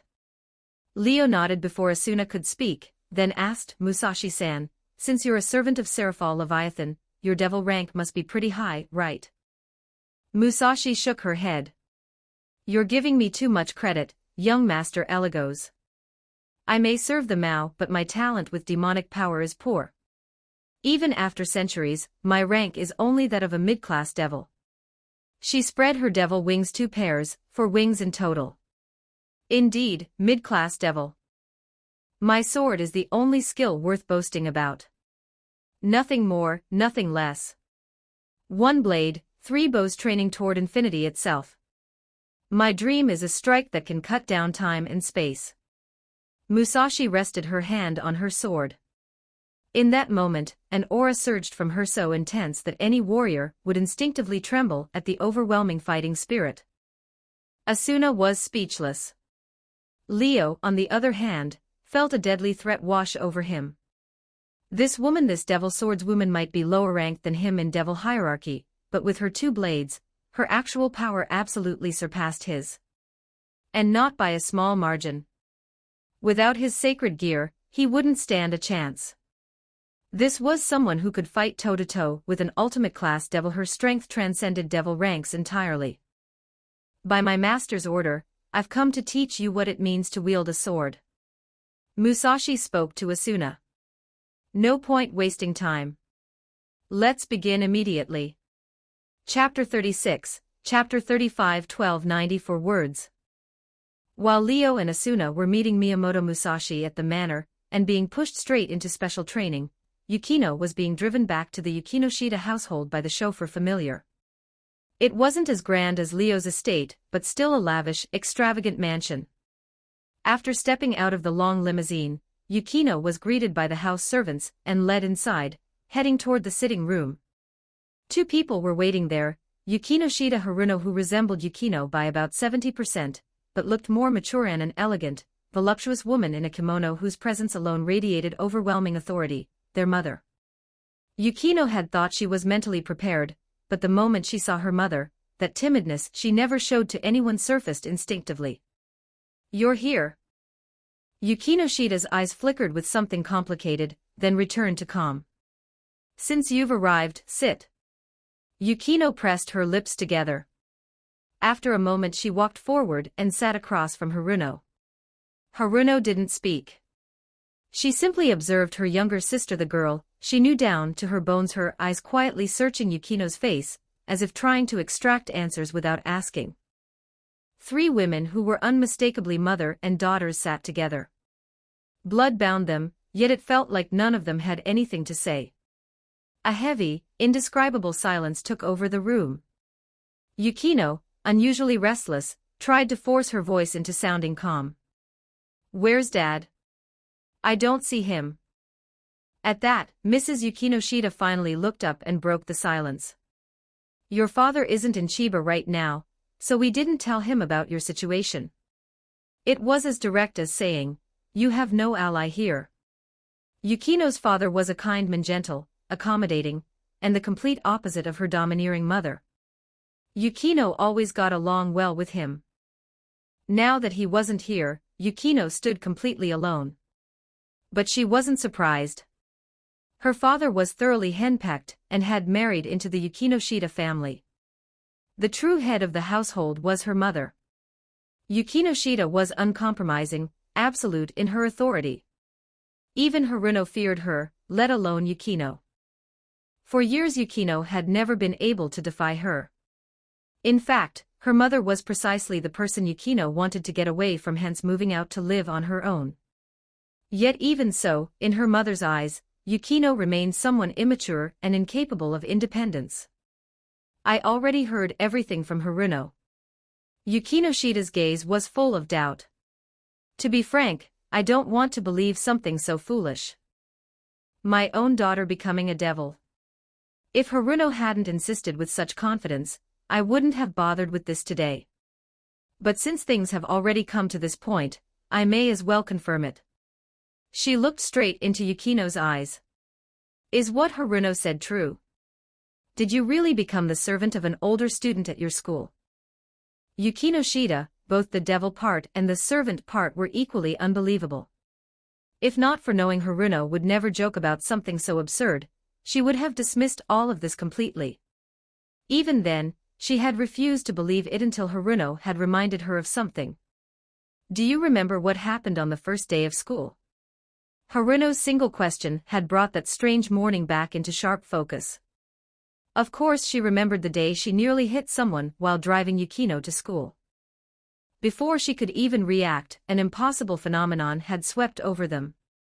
She and Haruno had been frozen to the bone by a sudden burst of extreme cold. The car tires froze solid. The entire street was covered in mysterious patches of ice, and nearly everyone present fell ill or suffered frostbite. Everyone except one person. Her younger daughter Yukinoshita Yukino.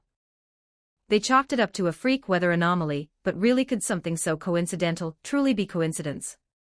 And if it were, why had every single person been affected except Yukino? That one fact alone had been impossible to ignore.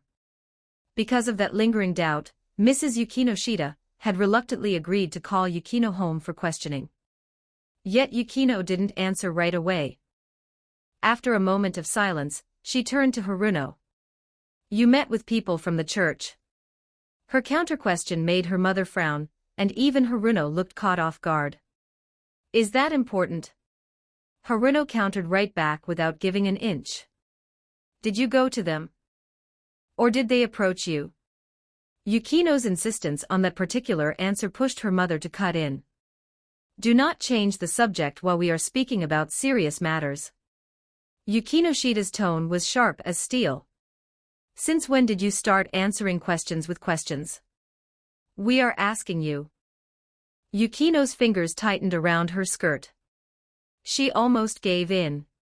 A lifetime of habit made it nearly impossible to resist her mother's pressure. Her hands trembled slightly. If no one else were present, Yukino might have broken, answering obediently as she always had. But they weren't alone.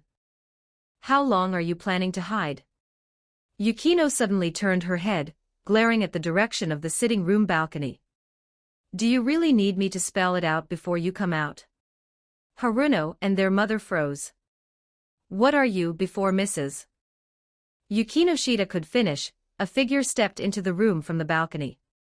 As expected of a servant of the Eligos family. Even without the Eligos bloodline, you're quite good with detection-based demonic power. A soft laugh accompanied the voice. A nun one they had crossed paths with not long ago walked in.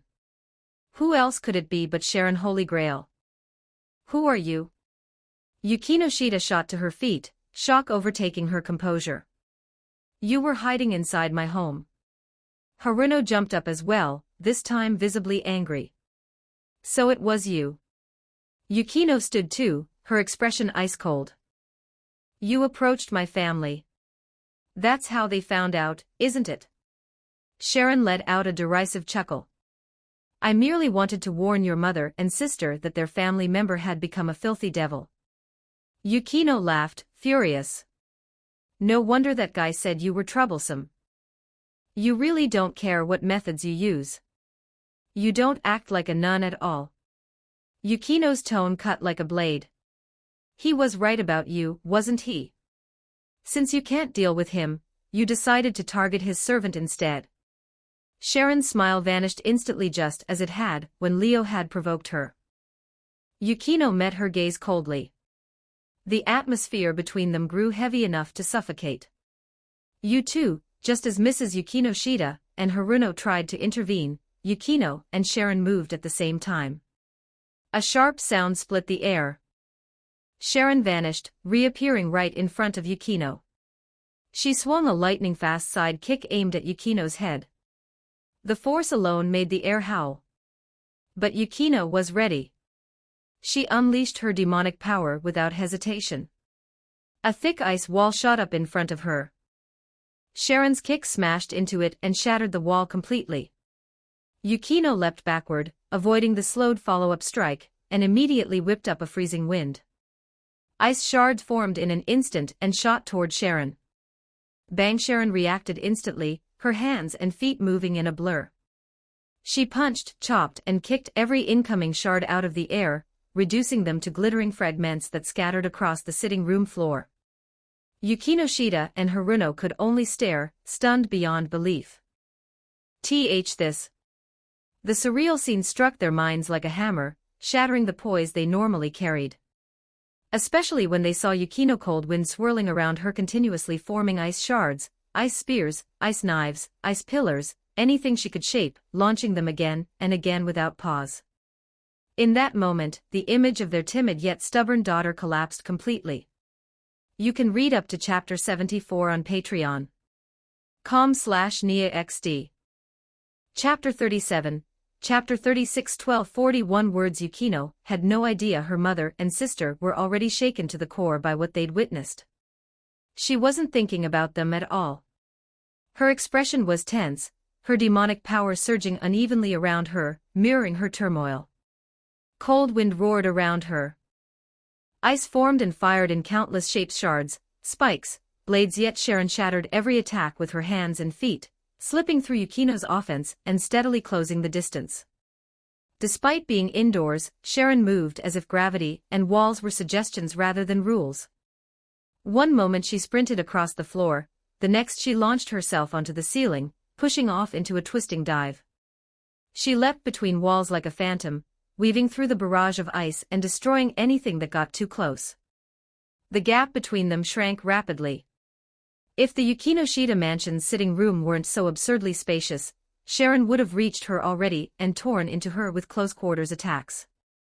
Yukino didn't dare let that happen. If she gets close, I'll lose instantly.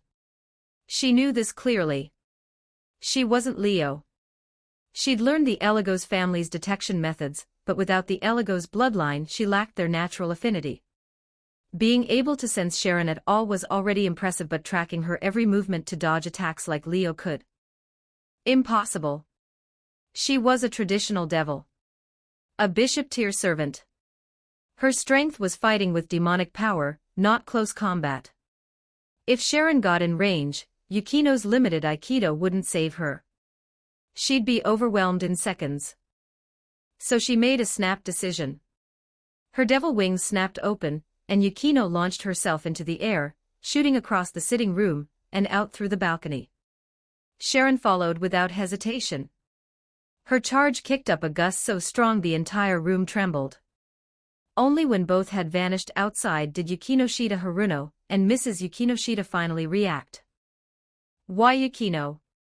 Yukinoshita stared at her daughter's devil wings as she flew away, her lips trembling. A devil. Haruno watched Yukino's retreating figure with wide, unfocused eyes, shock turning into a storm of conflicting emotions. There was no need for further questioning. Everything was already proven. Yukino, her quiet, stubborn little sister had truly become a devil. Devils were real. Exorcists were real. And with that realization came something else. Is she going to be exterminated by the church? Stop them. Haruno's fears were the same as their mother's.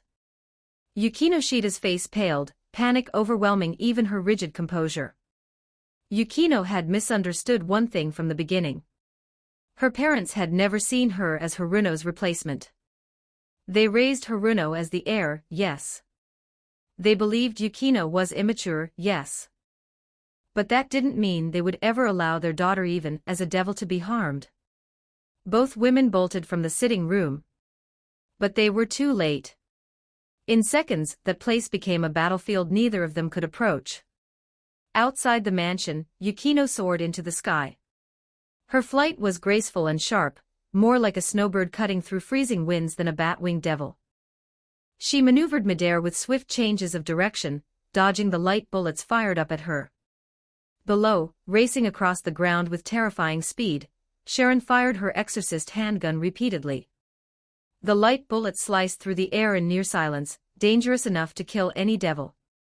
Once Yukino would have panicked under such concentrated fire. But after witnessing Asuna's sacred gear, after feeling the lethal terror of a holy sword up close, she'd realized something. Compared to a holy sword, these light weapons were nothing. Light was poison, yes. But poison could be endured. A holy sword was death. Touching it meant being burned.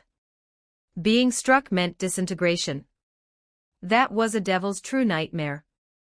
When they reached an open clearing, Yukino finally stopped and hovered in place. Not running anymore. Sharon arrived beneath her, looking up with a mocking smile. Yukino didn't respond.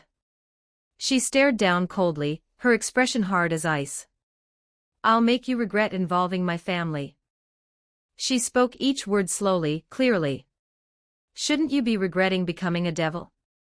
Sharon tilted her head, unbothered. A devil not even a month old, you really think you can beat me? To her, Yukino's performance was astonishing. Barely a month since her servant conversion, yet she could already wield demonic power so skillfully that advanced techniques normally unattainable for newly reborn devils came naturally to her.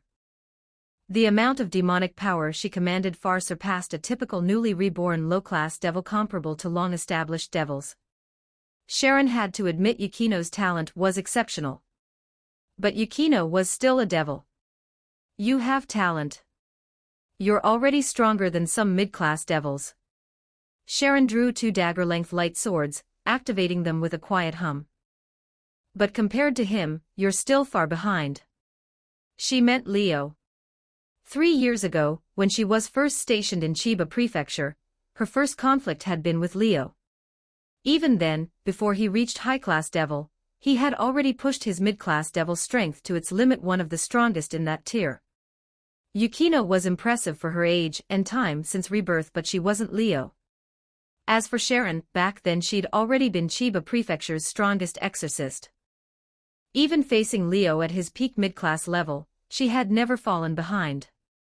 She'd tangled with him endlessly, pestering him without ever letting him gain a decisive advantage.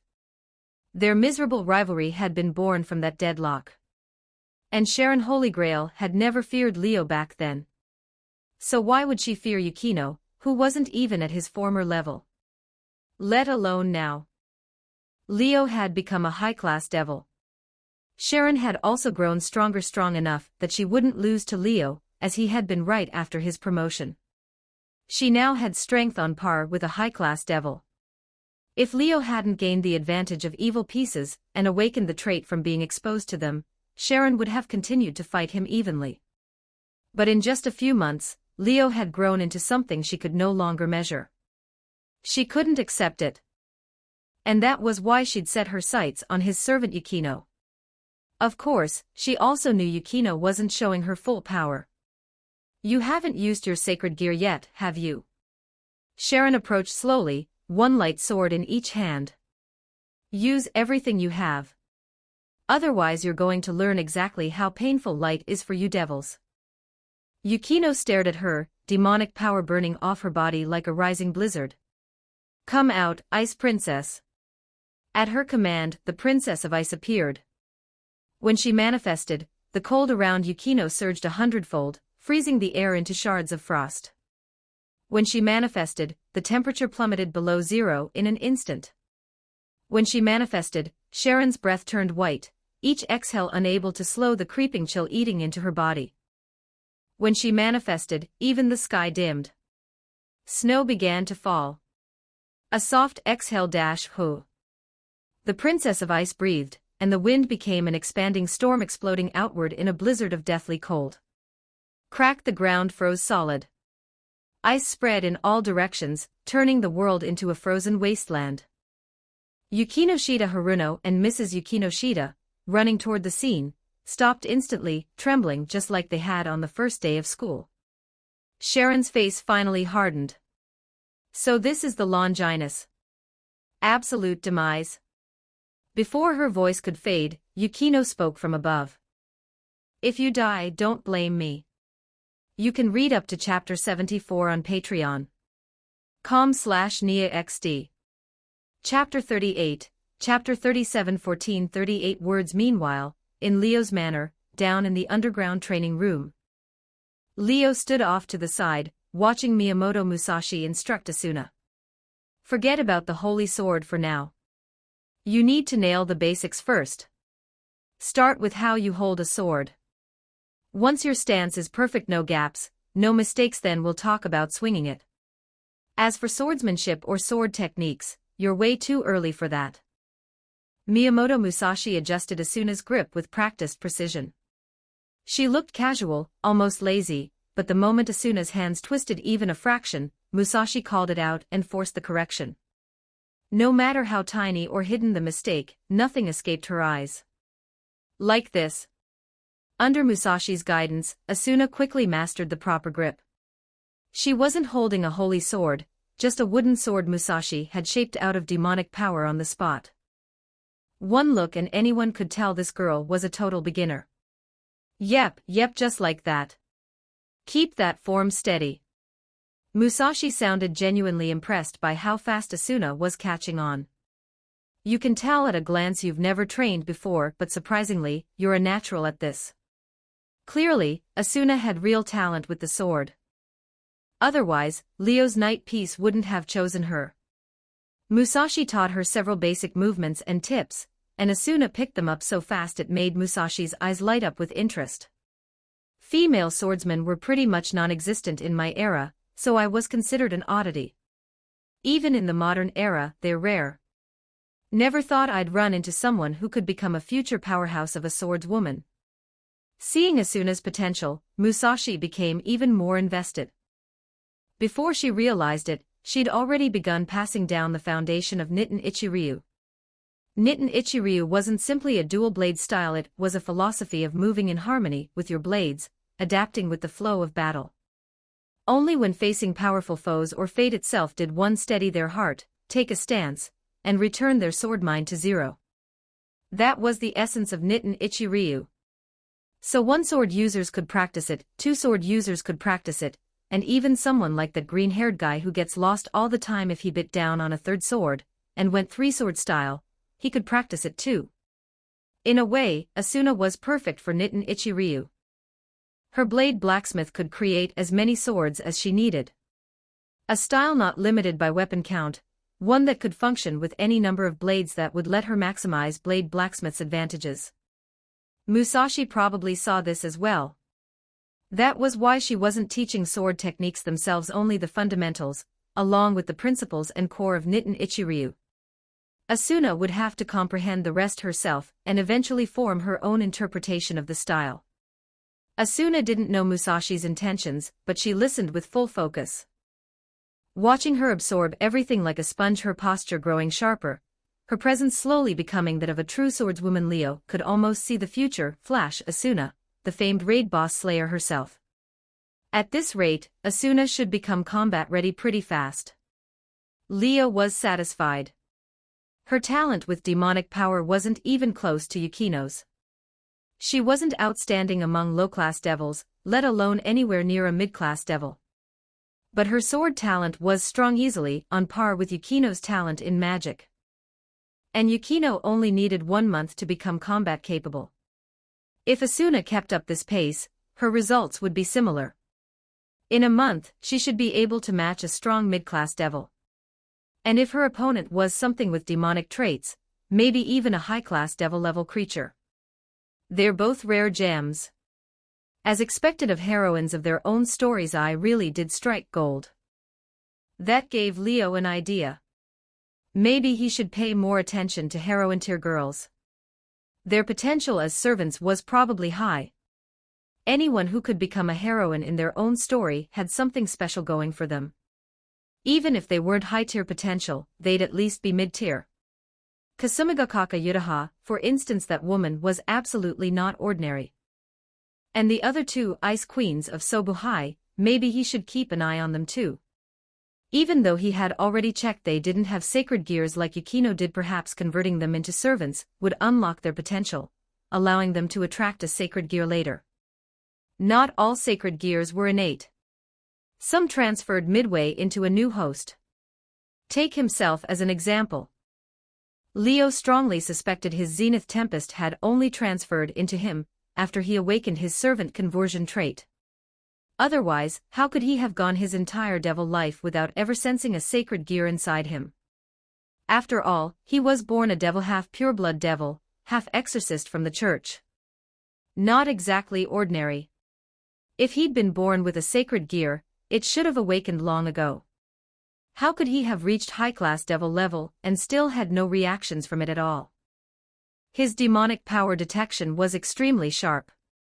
He could sense sacred gears in others easily. There was no reason he wouldn't sense his own.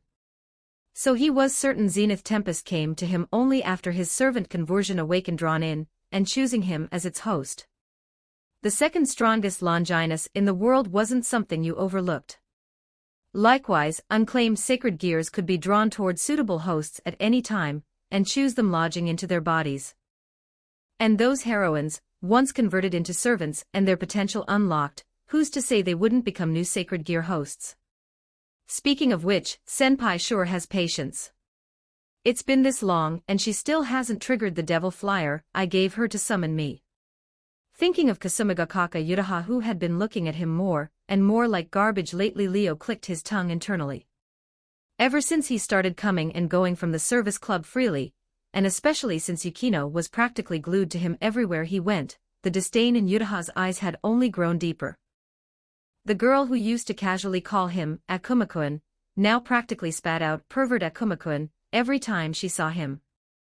With that much resentment, someone might even think Sobuhai's autumn flower wanted to date him. Shame for her, he didn't want a girlfriend.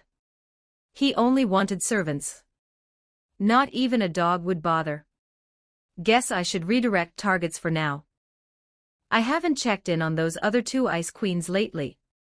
A certain devil thought, fully embracing his inner scumbag. Suddenly, Leo looked up. He felt it, the special magic circle he'd placed on Yukino had partially activated in response to a huge surge of demonic power. This magic output. Yukino's going all out. His eyes narrowed. Glancing at Asuna and Musashi still absorbed in their lesson, Leo slipped out of the training room silently. He activated the magic circle's jump function and left the manor. The atmosphere roared. A cold wave like a blizzard raged across the land. The moisture in the air was drawn out and froze instantly, forming endless ice in midair. The chunks fused together, forming towering ice mountains. Under the control of the 3-meter-tall ice princess, they crashed toward the ground like falling meteors, the force terrifying. Each impact made the earth tremble. The explosive wind pressure sent Sharon flying again, and again no matter how she dodged. She crossed her arms to block, but she couldn't stop her body from being blasted away like a cannonball, slamming into an ice mountain. Above her, Yukino suspended behind the ice princess pressed the attack, pouring out more demonic power and forming new ice mountains around her. So this is a Longinus. Sharon's expression tightened, sweat beaded on her forehead. She'd fought sacred gear users before. But fighting a Longinus wielder, this was her first time. And unfortunately, her first experience was already pushing her to the brink of death. Compared to normal sacred gears, a Longinus is just absurd. They're not even in the same league. Sharon, who could fight evenly with a high-class devil, was now cornered by Yukino. That alone showed how terrifying Yukino had become with her Longinus. Power capable of killing gods or a Mawit was already showing its fangs. At the frozen battlefield's edge, Yukino, Shida, Haruno, and their mother shouted together. They shivered violently in the storm, frost forming on their bodies. They were close to collapsing. I'll give you this, you two are gutsy. Watching a fight like this up close, trying to die early. A voice suddenly reached the two women. At the same time, an invisible barrier rose before them, blocking the incoming cold wave. Chapter 39, Chapter 38, 12:34 words. It's you. The moment the raging cold wind stopped and the temperature around them no longer felt lethal, Yukino, Shida, Haruno spun around and her expression froze. Yukino, Shida's mother also recognized the newcomer. After all, this was the devil her eldest daughter had reported, the one who had taken her youngest daughter as a servant. There was no way she wouldn't investigate him. Haruno had even prepared a full dossier on him beforehand and handed it to her mother, complete with Leo's ID-style photo. Long time no see, senpai. Leo greeted Haruno like he had just happened to pass by, unfazed by the apocalyptic battlefield behind them. He nodded at her mother as well. You must be Yukino's mother, right? I've heard a lot about you, ma'am. Despite facing an adult with overwhelming presence and far higher social status than any high schooler, Leo showed not the slightest discomfort.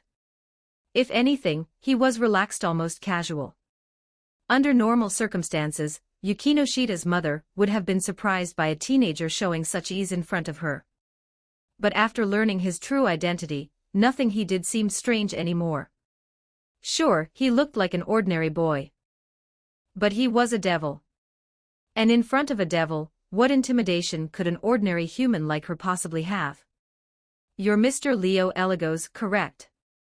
She took a deep breath, forced her emotions down, and bowed deeply. It's our first meeting. There's a lot I want to say, but before anything else, please stop those two. They need to stop immediately. Neither she nor Haruno could intervene in this fight. Only Leo, Yukino's nominal master, and a devil of noble status under the church's surveillance, had the power to stop them. Don't worry. Leo clearly saw their anxiety and fear. He smiled lightly. Judging from the situation, neither of them can overpower the other yet. Watching for a bit won't hurt. To be honest, he was quite interested. He had wanted to test Yukino's strength, but that stray devil from last time had been too weak. It couldn't even force out her sacred gear. It was useless as a benchmark. He'd been planning to find her a stronger opponent. He just hadn't gotten around to it. Now, Sharon had jumped out herself to target his servant. Letting her serve as the test wasn't a bad idea at all. After clashing with that woman for years, Leo understood better than anyone how terrifyingly strong she was for an exorcist. She was far from ordinary. Using her to gauge Yukino's combat level was actually perfect. So Leo raised a demonic power barrier around the two women, and began watching the battle with interest. Is Yukino really going to be okay? Haruno had nothing of Leo's calm. Her usual keen insight was gone, replaced by panic. The opponent is an exorcist from the church. Haruno didn't understand supernatural power levels and couldn't judge who was stronger. But by common logic, exorcists from the church were professionals who specialized in hunting devils. Could a devil like Yukino really come out on top? It's fine. Leo waved a hand, unconcerned. If Yukino were just a normal devil, it would definitely be dangerous. But she's not. A Longinus was a power strong enough to break the balance of the world. With that kind of force, fighting above one's rank was easy. And judging by Yukino's current display, Leo could confidently say that even a high-class devil wouldn't dare take her head-on right now. The endless avalanches of ice she was calling down were simply overwhelming. No ordinary devil could produce destruction of this magnitude. So while he couldn't yet determine Yukino's overall combat rank, that freezing aura alone was already powerful enough to threaten a high-class devil. Under that terrifying force, Sharon could only evade darting between falling ice mountains, her small figure overshadowed by the catastrophic attacks. Anyone watching her would clench their fists in nervous sweat. Yet despite the danger, Sharon's face remained focused, serious but calm. Every exorcist learned the same rule before ever stepping into battle: never fight a devil through brute force. Devils had physical abilities far beyond humans, but that wasn't the real problem. What humans could never match was demonic power. A mid-class devil's magic attack could rival bombs or artillery. A high-class devil could casually wipe out a mountain.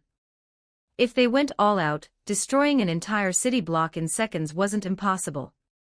Humans simply could not face that directly. Unless they possessed a sacred gear created by God or a supernatural ability surpassing human limits, they would be crushed instantly. As someone capable of matching a high-class devil, Sharon had long mastered fighting strategies: avoid strengths, exploit weaknesses, strike from the shadows. So she remained calm, weaving through danger while searching for a counterattack opportunity. She was waiting. Waiting for Yukino to run out of stamina.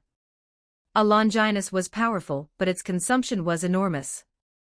Even though Yukino had respectable demonic power for a mid-class devil, maintaining high-class devil level output continuously, how long could she last? A veteran devil would never waste power so recklessly. But Yukino was a newborn devil barely 1 month old. Sharon had long identified her weakness: lack of combat experience. She just had to wait for Yukino to collapse. The world continued to shake. The ice storm ravaged the ground, making everyone feel as if they had been thrown into an Arctic wasteland. Yukino noticed Sharon's persistence and lack of serious injury. She switched tactics, no longer forming ice mountains. Instead, the Ice Princess unleashed a blizzard, sweeping across the frozen battlefield to trap Sharon. But Sharon wasn't a pushover. She immediately recognized Yukino's intention. She changed her own strategy, keeping distance while shooting light bullets upward, forcing Yukino to slow her assault and giving herself room to dodge the massive AoE. The two entered a grueling stalemate. Eventually Yukino began to pant. Her first sign of exhaustion. Not good. Realization struck her at the same time. Her expression tightened. She had forgotten endurance had always been her weakness. Even when she was human and excelled in sports, her stamina always held her back, limiting her performance to short bursts. Now as a devil, that flaw still existed. No, compared to the massive output required by her Longinus, her mid-class devil-level demonic power was guaranteed to burn out first. Running out of stamina was inevitable. And that inevitable weakness was exactly the opportunity Sharon had been waiting for. Sharon didn't hesitate. She flipped her luminous blades and stabbed them into the ground. A magic circle formed from pure light appeared beneath her feet.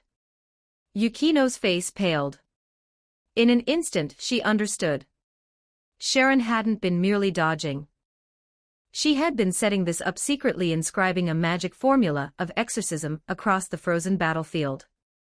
God, please punish the sinner. Sharon activated the spell, and dense luminous power overflowed from the magic circle. In the next moment, a brilliant pillar of light shot skyward. Yukino beat her wings, trying to evade, but the range was too wide, the activation too fast. There was no escape. The pillar reached toward the sky, swallowing Yukino whole. She felt death. For the first time since her reincarnation a month ago, she felt the cold grip of death closing in. Just as she instinctively squeezed her eyes shut, a figure appeared in front of her. The deafening roar of the light pillar continued to shake the sky. Chapter 40, Chapter 39.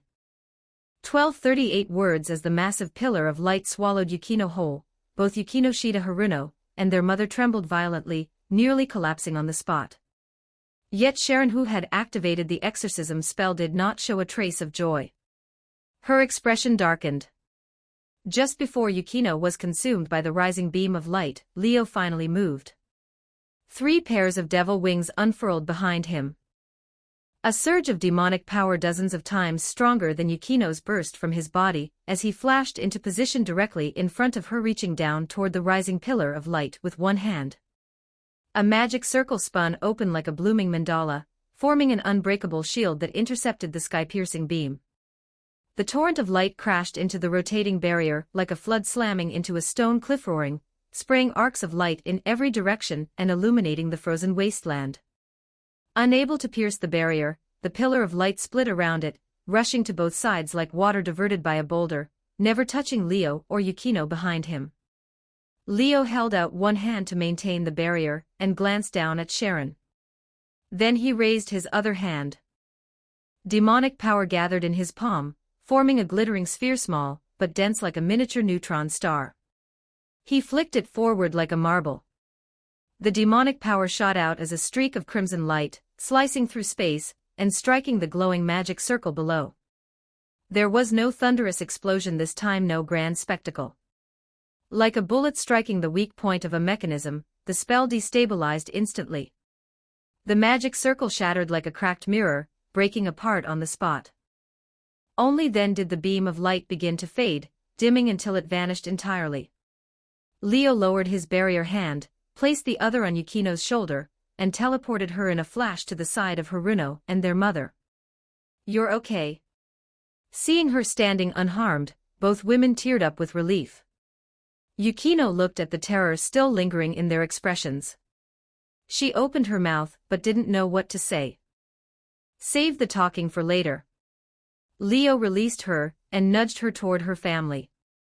Then, in the next instant, he vanished again, reappearing before Sharon. "Pretty ruthless of you." He folded away his devil wings and landed on the ground, facing her calmly. "Even I've never seen that move before. Didn't think you still had something like that hidden."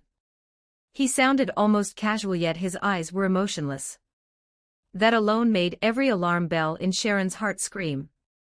But outwardly, she smiled faintly. "I was saving that for you. But the higher-ups forbade me from striking at a true pureblood devil. They don't want the fragile balance between factions collapsing." Her words twisted Leo's relaxed smile into something sharper. "So you used it on my servant instead," he said lightly. "Since killing a servant wouldn't threaten the balance the 3 factions maintain, right? You taught me that yourself." Sharon stared him down.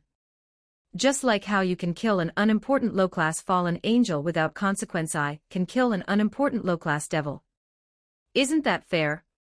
Leo nodded. "Then, so you must have prepared yourself for retaliation." The moment those words left his mouth, Sharon sprang backward.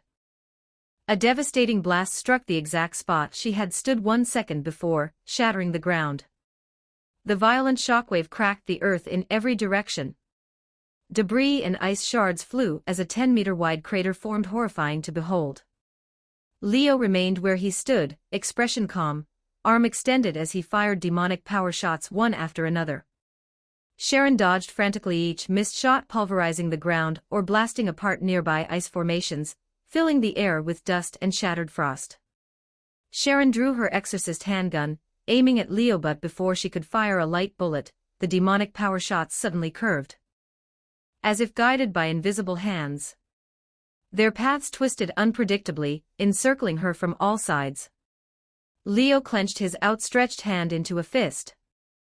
The surrounding projectiles detonated at once, as if dozens of bombs were set off in a ring around her.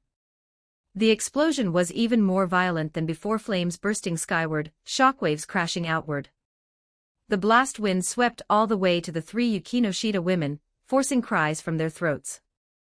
The ground quaked. Smoke rose like black plumes from a battlefield. Leo stood amidst the storm of dust, hair and clothes whipping wildly. After a moment, he lowered his hand.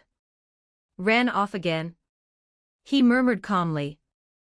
With a flick of demonic power, he blew away the smoke, revealing a massive crater, its center stained with blood, and a torn fragment of a nun's robe.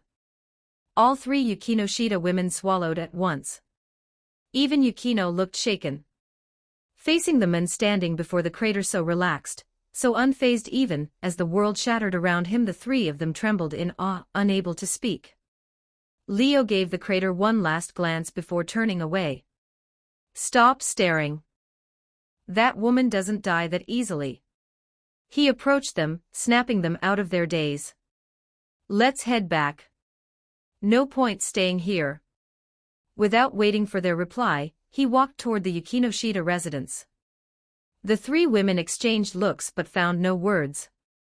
Only silence. Yukinoshita's mother sighed as she looked from Leo's back to her quiet daughter. Need to have a proper talk.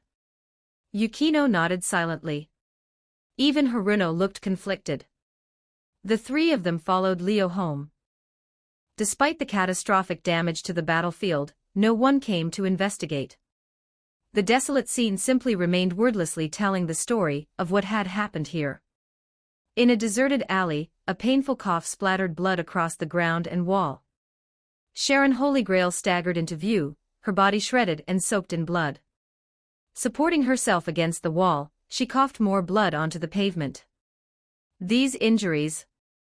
She slid down the wall, sitting weakly. Pain racked every inch of her torn body, her face was ghastly pale. Her vision blurred, stained red by blood dripping from her forehead. She couldn't see anything clearly anymore. She tried to heal herself, but escaping to this alley had consumed the last of her strength. If she stayed like this, she would bleed out. She would die. Really going to die here? Even with consciousness fading, there was no fear in her voice. Only unwillingness. Unwillingness to be defeated so easily. He's become even stronger than I imagined. What had changed him so drastically? Was she really going to die here, never able to surpass him? That flash of resentment reignited a sliver of consciousness. Gritting her blood-stained lips, she tried to push herself up. At that moment, a voice reached her. I'd advise you not to move. Unless you want to lose even more blood. It was a man's voice, light, teasing, strangely familiar. Sharon forced her vision to steady. A figure had approached her without making a sound, now standing right in front of her. She couldn't see his face, but she recognized the aura. This feeling. One of the warriors who inherited the Dragon Slayer's genetic factor. She identified him immediately. Like her, he was a warrior of the church. I'm not fighting for God right now. I'm fighting for myself. He smiled lightly. I'm here to invite you, Sharon Holy Grail. Will you join us? Chapter 41, Chapter 40, 1348 words. Yukinoshita residence, guest room. Since the living room had already turned into a complete mess and, with an outsider present, the three Yukinoshita women didn't return there. Instead, they moved to the guest room. It was just as luxurious as the living room, and no one would feel they were being treated coldly. But the atmosphere hanging over the room was strangely tense, making it hard for anyone to speak first. Looking closely, Mrs. Yukinoshita and Yukinoshita Haruno, the actual owners of the house, were sitting together stiffly, backs straight, posture perfect. In comparison, Leo supposedly the guest looked more like he belonged here than they did. Leo rested casually in his chair, sipping black tea at his own pace, completely relaxed, far more like the master of the house than the mother and daughters combined. Only Yukino sat beside him, shoulders low, her mood visibly dim. Seeing her like that, Leo set down his teacup. Still thinking about what happened in that fight. He saw right through her. I should have won. Yukino didn't deny it with her usual stubbornness. She just sounded. From her perspective, she had the advantage from start to finish. She'd nearly cornered Sharon Holy Grail completely, and she had been certain the win was hers. But reality? She was the one who fell for a fleeting opening, the one overturned and outplayed so close to dying at Sharon's hands. It shouldn't have happened. And Yukino could only sink under that frustration. Leo, however, cut through it mercilessly. That's just your misconception. He ignored Yukino's stunned look, continuing lazily, I tangled with that woman for 3 whole years, and never managed to beat her once. What made you think you could?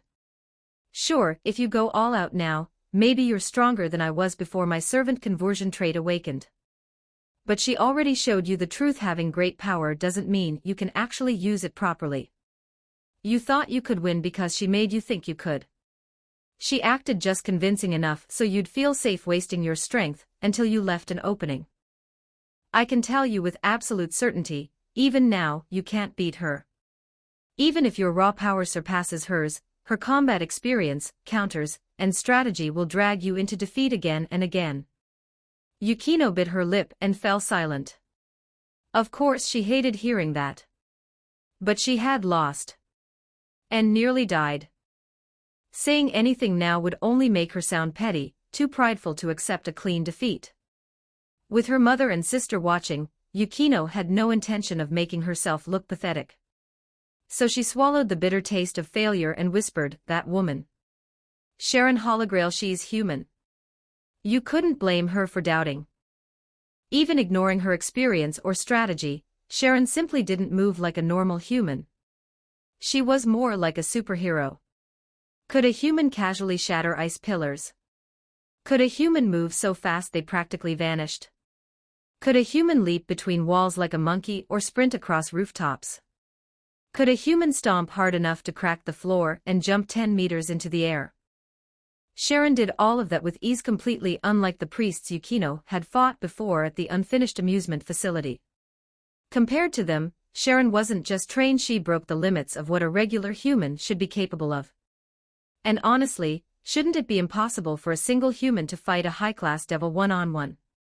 Leo himself had said before that it takes a whole team of exorcists to even attempt battling something like that. So Sharon's existence was blatantly abnormal. Leo glanced at Yukino's troubled expression and said, there are exceptional humans out there. They're not as weak as you think. Take sacred gear users. Most aren't that strong, they just have some special ability. But someone like you or Asuna, if a human fully mastered a sacred gear like yours, would they really be weaker than a devil? And it's not just sacred gear wielders.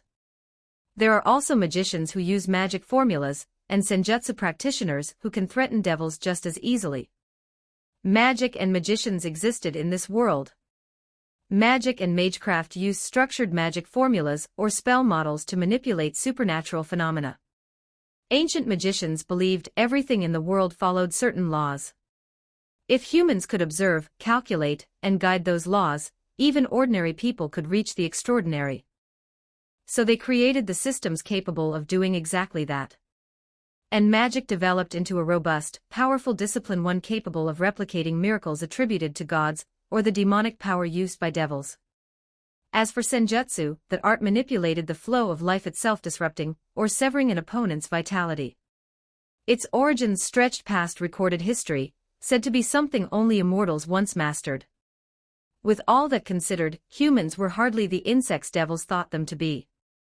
Those who wielded magecraft or senjutsu would never be powerless before a devil. Sharon had just used an exorcist magic formula powerful enough to shake the entire battlefield. The threat to devils was obvious. But Sharon wasn't a magician or a senjutsu user. She was something even stranger. The church has a special organization. A place that trains certain kinds of warriors. Leo suddenly revealed something secret. Their purpose is to cultivate people who carry the blood of the hero Siegfried. Siegfried. Yukino knew that name. The legendary dragon-slaying hero. The man who killed the evil dragon Fafnir, bathed in its blood, and became nearly immortal. A myth to most people. But Leo's tone made it clear Siegfried had been real. That facility uses genetic engineering. They combined Siegfried's genes with several others to artificially create his descendants. Those warriors are born with potential far beyond normal humans. Calling them superhuman isn't an exaggeration. Leo explained calmly while sipping his tea. There are quite a few humans with the genes of legendary heroes or powerful beings. They're still human, but stronger than most. That's why they can oppose devils or fallen angels. His own half-exorcist lineage probably counted among them. Leo mulled over that silently until Yukino spoke. So that woman came from that hero-breeding facility. She finally understood where Sharon's superhuman physique came from. But Leo shook his head. Sharon Holy Grail didn't come from that place. The warriors there all have white hair. She looks nothing like them. Leo pointed out coolly. She came from another facility of the church, or rather, an experimental facility. Experimental. Yukino froze. Leo gave her a brief glance before speaking. There's never been a shortage of lunatics in this world, especially among humans. The more people uncover the mysteries of the supernatural, the more desperately they want to unravel it all and seize that power for themselves. Throughout history, the church has always produced its share of heretics and fanatics. They believe that as long as their results benefit heaven or God, violating doctrine doesn't matter. When people like that team up with greedy higher-ups, they start poking into forbidden realms. And one such group wondered, if we can create the descendants of a legendary hero, then couldn't we also implant the demon factor, and create humans with the power of devils? The room froze. Not only Yukino, even Haruno and Mrs. Yukinoshita couldn't hide the horror on their faces. They understood immediately. It seems you've realized it. Leo said calmly. Sharon Holy Grail is the result of that experiment. The facility was shut down long ago. The test subjects either died on the spot or mutated into half-human, half-devil monsters that the church quietly erased. Sharon Holy Grail might be the only successful case that ever survived. That was why she was so strong. Her body carried the demon factor. Her physique rivaled that of a devil. Maybe that's why she's so cold toward devils, so ruthless. Leo let out a sardonic smile like he was talking about someone unspeakably foolish. I don't know what she went through, but I'm sure it wasn't pleasant. For someone like her, hating the demon factor in her body, and hating devils, might be the only natural response. You can read up to chapter 74 on Patreon. com/NiaXD. Chapter 42, Chapter 41. 1377 words. The first person to tell Leo about Sharon Holy Grail had actually been Sona Citri. Since she was the rival who'd been hounding him for years, Leo naturally investigated. With help from the Citri house, he confirmed Sharon's origins and background. At first, learning she was the product of artificial genetic engineering only surprised him. But once he learned she carried the demon factor, granting her the power of a devil while remaining human, everything made sense. Her obsession with chasing him down became perfectly clear. She was innocent, yes. But a human with the demon factor, raised inside the church, a place that viewed devils as evil incarnate. There was no way she escaped mistreatment. Just think of Asia Argento, the saint from the original story. She was exiled just because her sacred gear could heal devils. So how could someone like Sharon, who literally carried the demon factor, ever be accepted? So her rejection of her own demon factor, and her hatred for devils, wasn't hard to understand. Of course, that was from Sharon's perspective. From Leo's perspective, it was complete nonsense. You were wronged by the church, and instead of hating the people who tormented you, you hate the demon factor that put you in that position.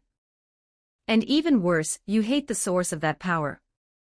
Then you still work for the very institution that did it to you. Was it the church that experimented on you, or the devils? Leo had once said that directly to her face.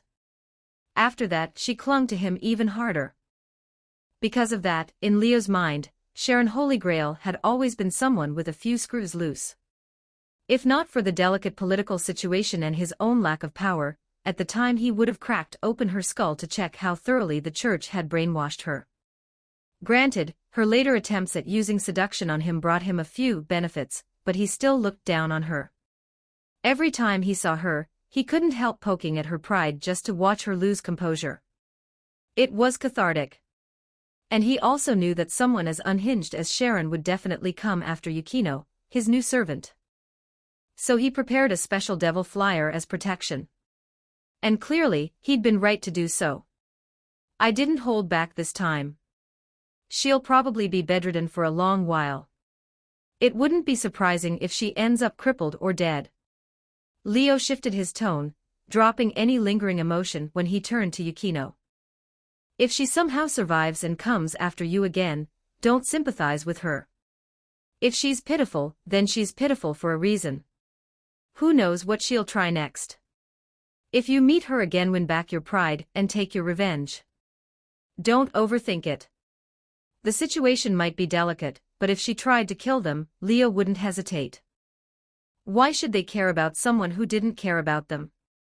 If something happened, he'd take responsibility as her master and clean up afterward. He hadn't always had the power to affect the bigger forces at play. He absolutely did. Zenith Tempest hadn't even reached its limit yet. Once he reached the balance breaker stage, he'd become one of the people capable of shaping the world. Maybe not a full chess master, but certainly a piece no chess master could ignore.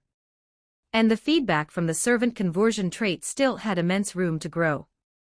With 15 possible servants, and only 2 collected so far, he could already fight an ultimate class devil. If he filled the roster even with medium potential servants, he could rise to the pinnacle of devil society. Maybe even rival the Mao. Then, with Mao-class power as his baseline and a top-tier Longinus as backup, he refused to believe he'd be inferior to the Red Dragon Emperor, or the White Dragon Emperor from the original story. The 2 heavenly dragons eventually became unavoidable forces in every faction future world-class powerhouses. With both Servant Conversion and Zenith Tempest as trump cards, if he still ended up weaker than them, he might as well retire to Chiba, as a small-time tyrant who spent his days flirting with his beautiful servants. I understand. Yukino took a long breath, finally calming herself. She'd always been sharp and straightforward, pointing out others' mistakes without hesitation. She had never been the type to swallow grievances for others' sake. Losing to Sharon already stung enough. She had no intention of repeating that humiliation. So she would train. She would grow stronger. And if they met again, she would take back her pride, just as her master said. Seeing Yukino settle her resolve, Leo smiled lightly and finally turned toward Yukinoshita Haruno and Mrs. Yukinoshita, who had remained silent the entire time. It's about time we discussed our situation, ladies. Leo tapped the table with a smile. I'm sure you have plenty you want to say. Go ahead. Say whatever you like. I'm listening. His words stirred the heavy air in the guest room, only to replace it with deeper tension. The Yukinoshita women all pressed their lips shut. No one spoke first. Only their expressions shifted, complicated and unreadable. Well, I understand how you feel. But staying silent is just a waste of time, isn't it? Leo cut in coldly. I recall that the Yukinoshita family is known for being bold and decisive. All 3 of you are famous, iron-willed women. Don't tell me you haven't sorted out your emotions yet. Provoked subtly or not, they finally steadied themselves. Yukinoshita finally spoke. Just call me Leo. He accepted easily, offering her a gentler tone. I know this is a lot to ask. But your daughter is now my servant. That makes us family of a sort. You can treat me like an ordinary person. Hearing that, even Yukinoshita Haruno couldn't help silently complaining. A servant, family, and an ordinary person. Could he at least pretend those three things made sense together? Then I'll call you Mr. Yukinoshita sighed softly. At this point, I understand. You and people like us, we're simply not from the same world. No matter what we say, it probably won't matter to you, will it? Not quite. Leo chuckled lightly. The outcome won't change, sure. But you're still Yukino's family. I don't want bad blood between myself and the people my servant will spend her life with. So whatever concerns you have, tell me. I'll settle them to the best of my ability. It wasn't exactly sincerity, but it was at least kindness. Yukinoshita steadied herself. In that case, I'll speak plainly. She gathered her courage and looked directly at him. I don't understand your world. So I'll ask one simple question. My daughter Yukinoshita Yukino, now that she's become a devil, what will happen to her? She wisely avoided the topics she shouldn't touch, and went straight to what mattered most. Leo respected that. To you, Yukino will still be Yukino. She won't change. He gave them the answer they needed. She won't vanish somewhere you can't reach. She won't turn into someone unrecognizable. She'll keep attending Sobuhai with me until graduation. She can come home anytime. And even if she follows me somewhere later, she can return in an instant, easier than taking a flight.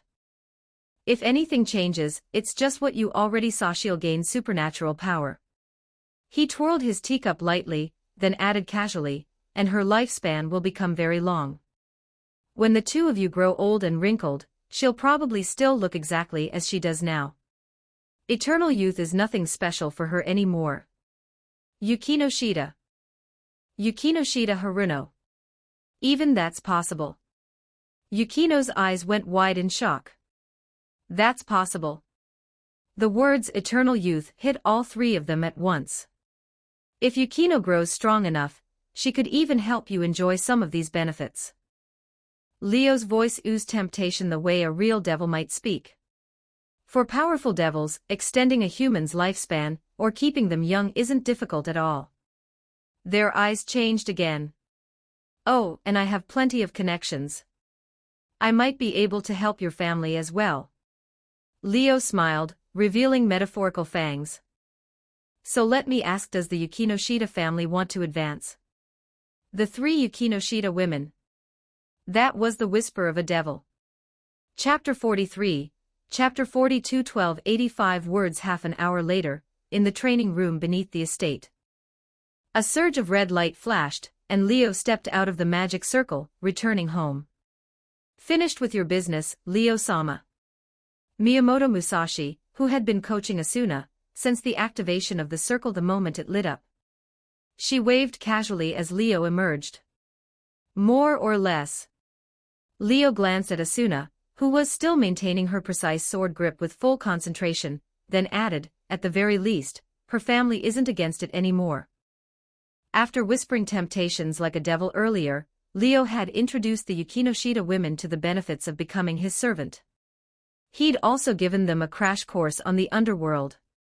To ordinary humans, the underworld was hell, the devil's domain, certainly not a place anyone would want to live. In legends, it was a world filled with burning crimson flames and endless torment. But the truth was different.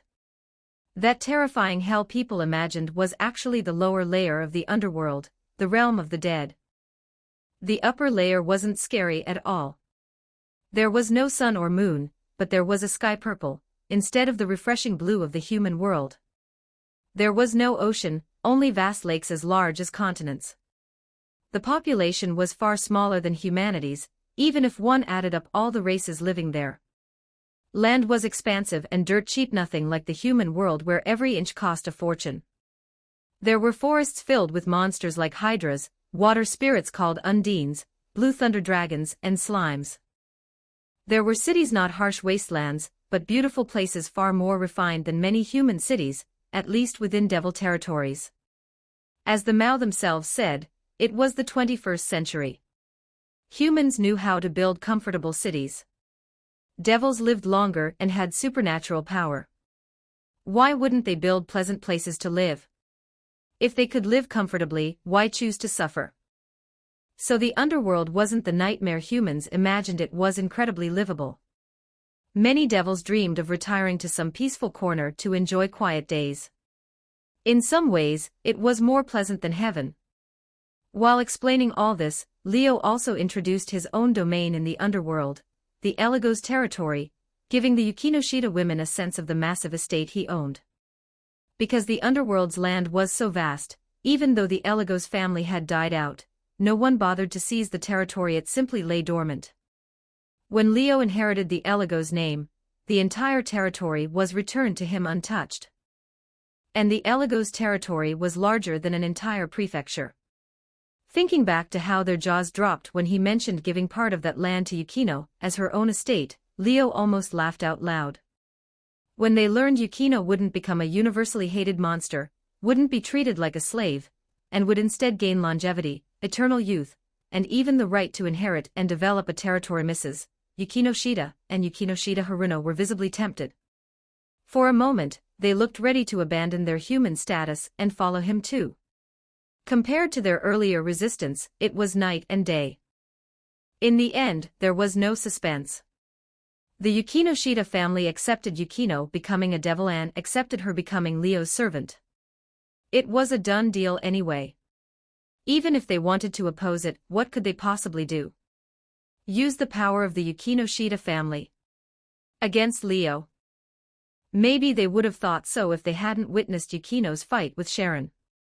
But after seeing that battle, Mrs. Yukinoshita and Haruno understood perfectly that they couldn't resist Leo at all. Especially after Leo explained what jobs devils held in the human world and how many major figures in Chiba Prefecture were part of his network. Both women realized that even without supernatural means, he could crush the Yukinoshita family without effort. Chiba Prefecture didn't belong solely to them. There were other, even stronger clans. Some of those clans served Leo. What could they possibly do? They could only accept it. So Leo returned in triumph, leaving Yukino behind so the three women could talk privately. Of course he allowed it, he wasn't unreasonable. With the private tutor settled, all that's left is the Yuki family. That should be easy enough. While he was at the Yukinoshita residence, he'd received word from his contacts that Asuna's parents were already on their way to Chiba Prefecture and would meet him tonight. His contacts were preparing the venue luxurious and imposing, naturally. We're going to the banquet tonight. Asuna, don't train too late. Leo warned softly. Asuna's grip tightened slightly. Her voice was quiet. Clearly, she wasn't calm. Leo didn't care at all, it was like he was going to meet subordinates, not future in-laws. That was the perk of not dating and only taking servants. If it were romance, their parents would be his future father and mother-in-law, and he'd have to show respect. But a servant's parents? They were practically obligated to treat him like a boss. So Leo-sama has no plans until tonight? Miyamoto Musashi asked suddenly. In that case, want to spar with me? Both Leo and Asuna froze. You're challenging me? Leo pointed at himself in surprise. Musashi replied cheerfully. I've heard all about it. You awakened a mutant trait, more servants means more strength, right? I haven't fought anyone in ages. I'm itching for a match. A challenge from Miyamoto Musashi wouldn't have been strange at all in her era. As a wanderer, she lived for crossing blades with the strong. She wasn't bloodthirsty, battle was simply the path to sharpening her sword. For a true swordsman, not challenging a worthy opponent would be stranger. However, and what makes you think I'm strong? Leo asked with interest. Based on what he'd shown publicly, most would think he was just a six-winged high-class devil at best. Against normal enemies, sure he was strong. Against Miyamoto Musashi. Who would believe that? Musashi might only have 4 wings, but she was the strongest swordsman in history, servant of Seraphal Leviathan. Her true power was easily ultimate class devil tier, probably not the lowest 8-wing kind either, but a 10-wing monster. Meaning Leo was at least 1 tier below her, maybe 2. 1 tier was already a gulf. 2 tiers was an uncrossable chasm. It wouldn't even be a fight, just a beating. Leo used his real power. But Musashi didn't know what his real power was. Except don't underestimate a swordsman's intuition, Leo-sama. Musashi's eyes gleamed, bright as if she'd opened a mind's eye or divine eye. A fierce smile stretched across her face. My blood, bones, flesh, my entire being tells me the one standing before me is worth fighting. How could someone like that not be strong? Leo's brows rose. Then he smiled. His own battle instinct stirred. His devil blood boiled, urging him to fight, to unleash chaos. If a Mao's servant says so, I'd be rude not to answer. Flames lit his eyes. Come at me, then. That bold response made Musashi grin wider. Moments later, the room felt like the calm before a storm. Asuna, who had been practicing her grip, had retreated fully behind the barrier at the room's edge, watching anxiously. Leo unfurled his wings and floated into the air, taking the advantageous position. Musashi didn't move. She remained on the ground, looking up at him with a fearless smile. You can start, Leo-sama. She drew one of her paired swords, resting it casually on her shoulder. Then I won't hold back. Her stance was relaxed, but her aura had already spiked dangerously. Leo didn't hesitate. A torrent of demonic power erupted from him, filling the training room with roaring pressure. And with that the battle began. Chapter 44, Chapter 43, 1338 words. The air vibrated with a low hum. Dozens of massive magic circles spun to life around Leo as he hovered midair, each one aiming downward like the barrel of a cannon, locking straight onto Miyamoto Musashi. Demonic power surged within the magic circles and instantly condensed into bullets hot enough to boil the air. A barrage of enormous demonic power shots rained down. Each one was massive, nothing like the casual blasts Leo used before. Even the smallest was over 2 meters across, bigger than Leo himself. A single shot could flatten a mountain or tear apart a building. Asuna, witnessing that kind of terrifying force for the first time, could only stare wide-eyed in shock. What incredible demonic power! But the one being targeted, Miyamoto Musashi, only voiced admiration. Then the blade resting on her shoulder moved. The moment her sword flashed, the air itself roared. In Musashi's hands, the blade became a strike that seemed capable of cutting through time itself. A burst of white light swept out, slashing straight into the falling demonic power bullets. Each shot crashed downward only to be swallowed by that single, simple cut. The brief flash of her blade erased them completely. Yes, erased. The instant the sword light touched the bullets, every one of those mountain-shattering blasts dissolved like frost dropped into fire. What? Leo's expression tightened, eyes sharpening. He had opened his demonic power detection the moment the fight began, sweeping the entire battlefield to catch every detail. In that instant when Musashi swung her blade, the space itself seemed split open. His demonic power bullets had been sucked into those cracks in space and banished somewhere else entirely. How was that even possible? There's nothing impossible, Leo-sama. As if reading his thoughts, Miyamoto Musashi spoke lightly. I'm stubborn. Once I decide to accomplish something, I throw everything I am into it.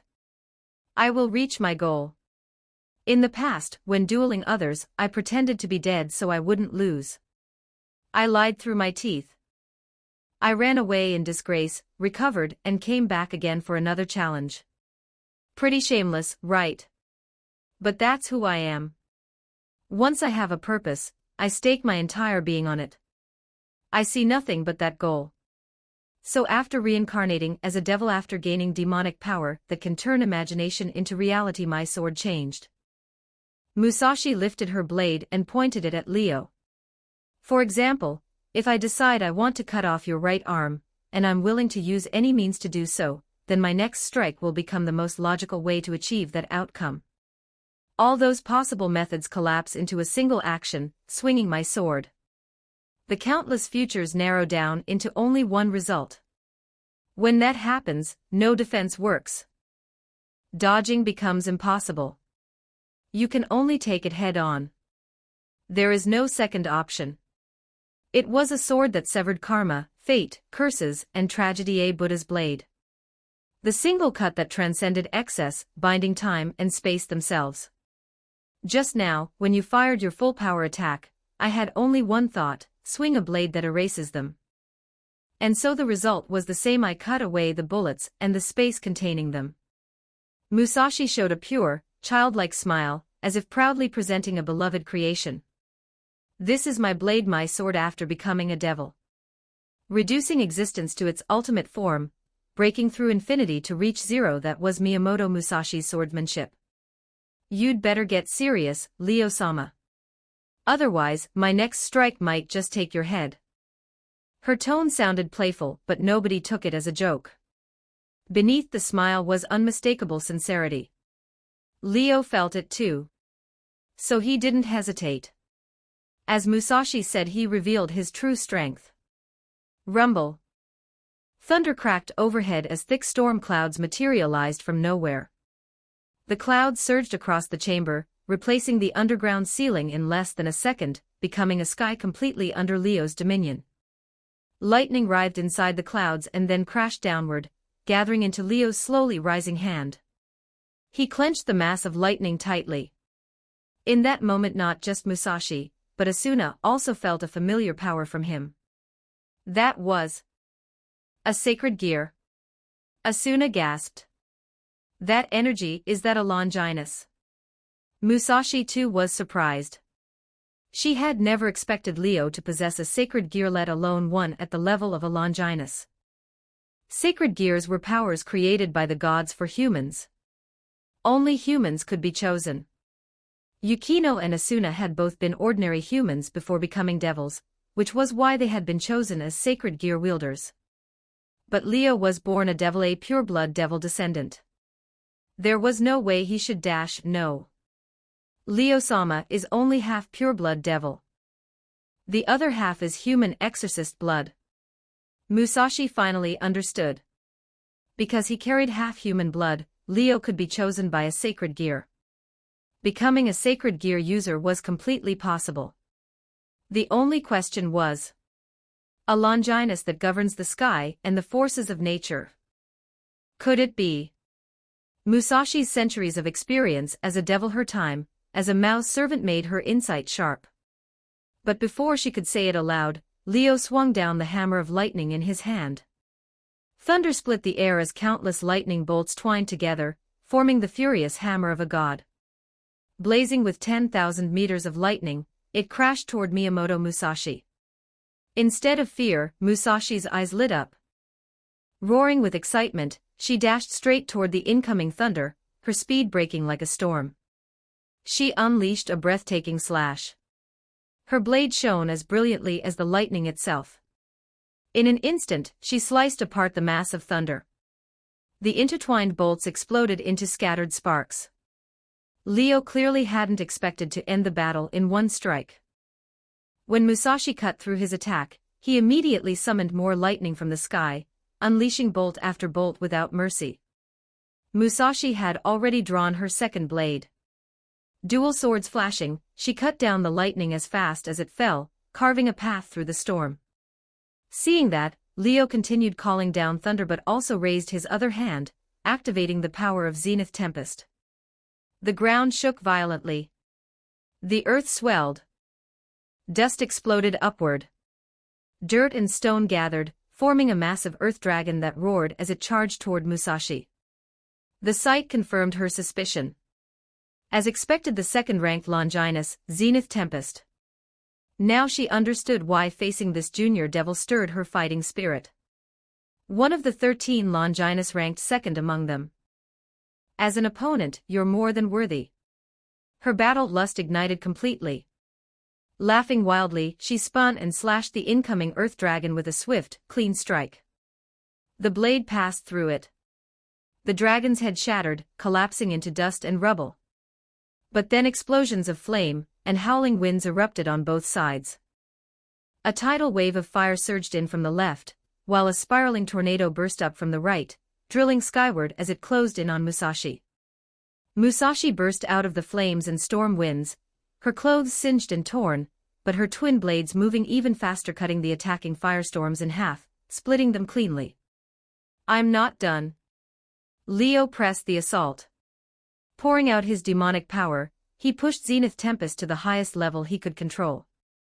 Blizzard winds and floods erupted throughout the underground chamber. The vast space became a scene of pure calamity.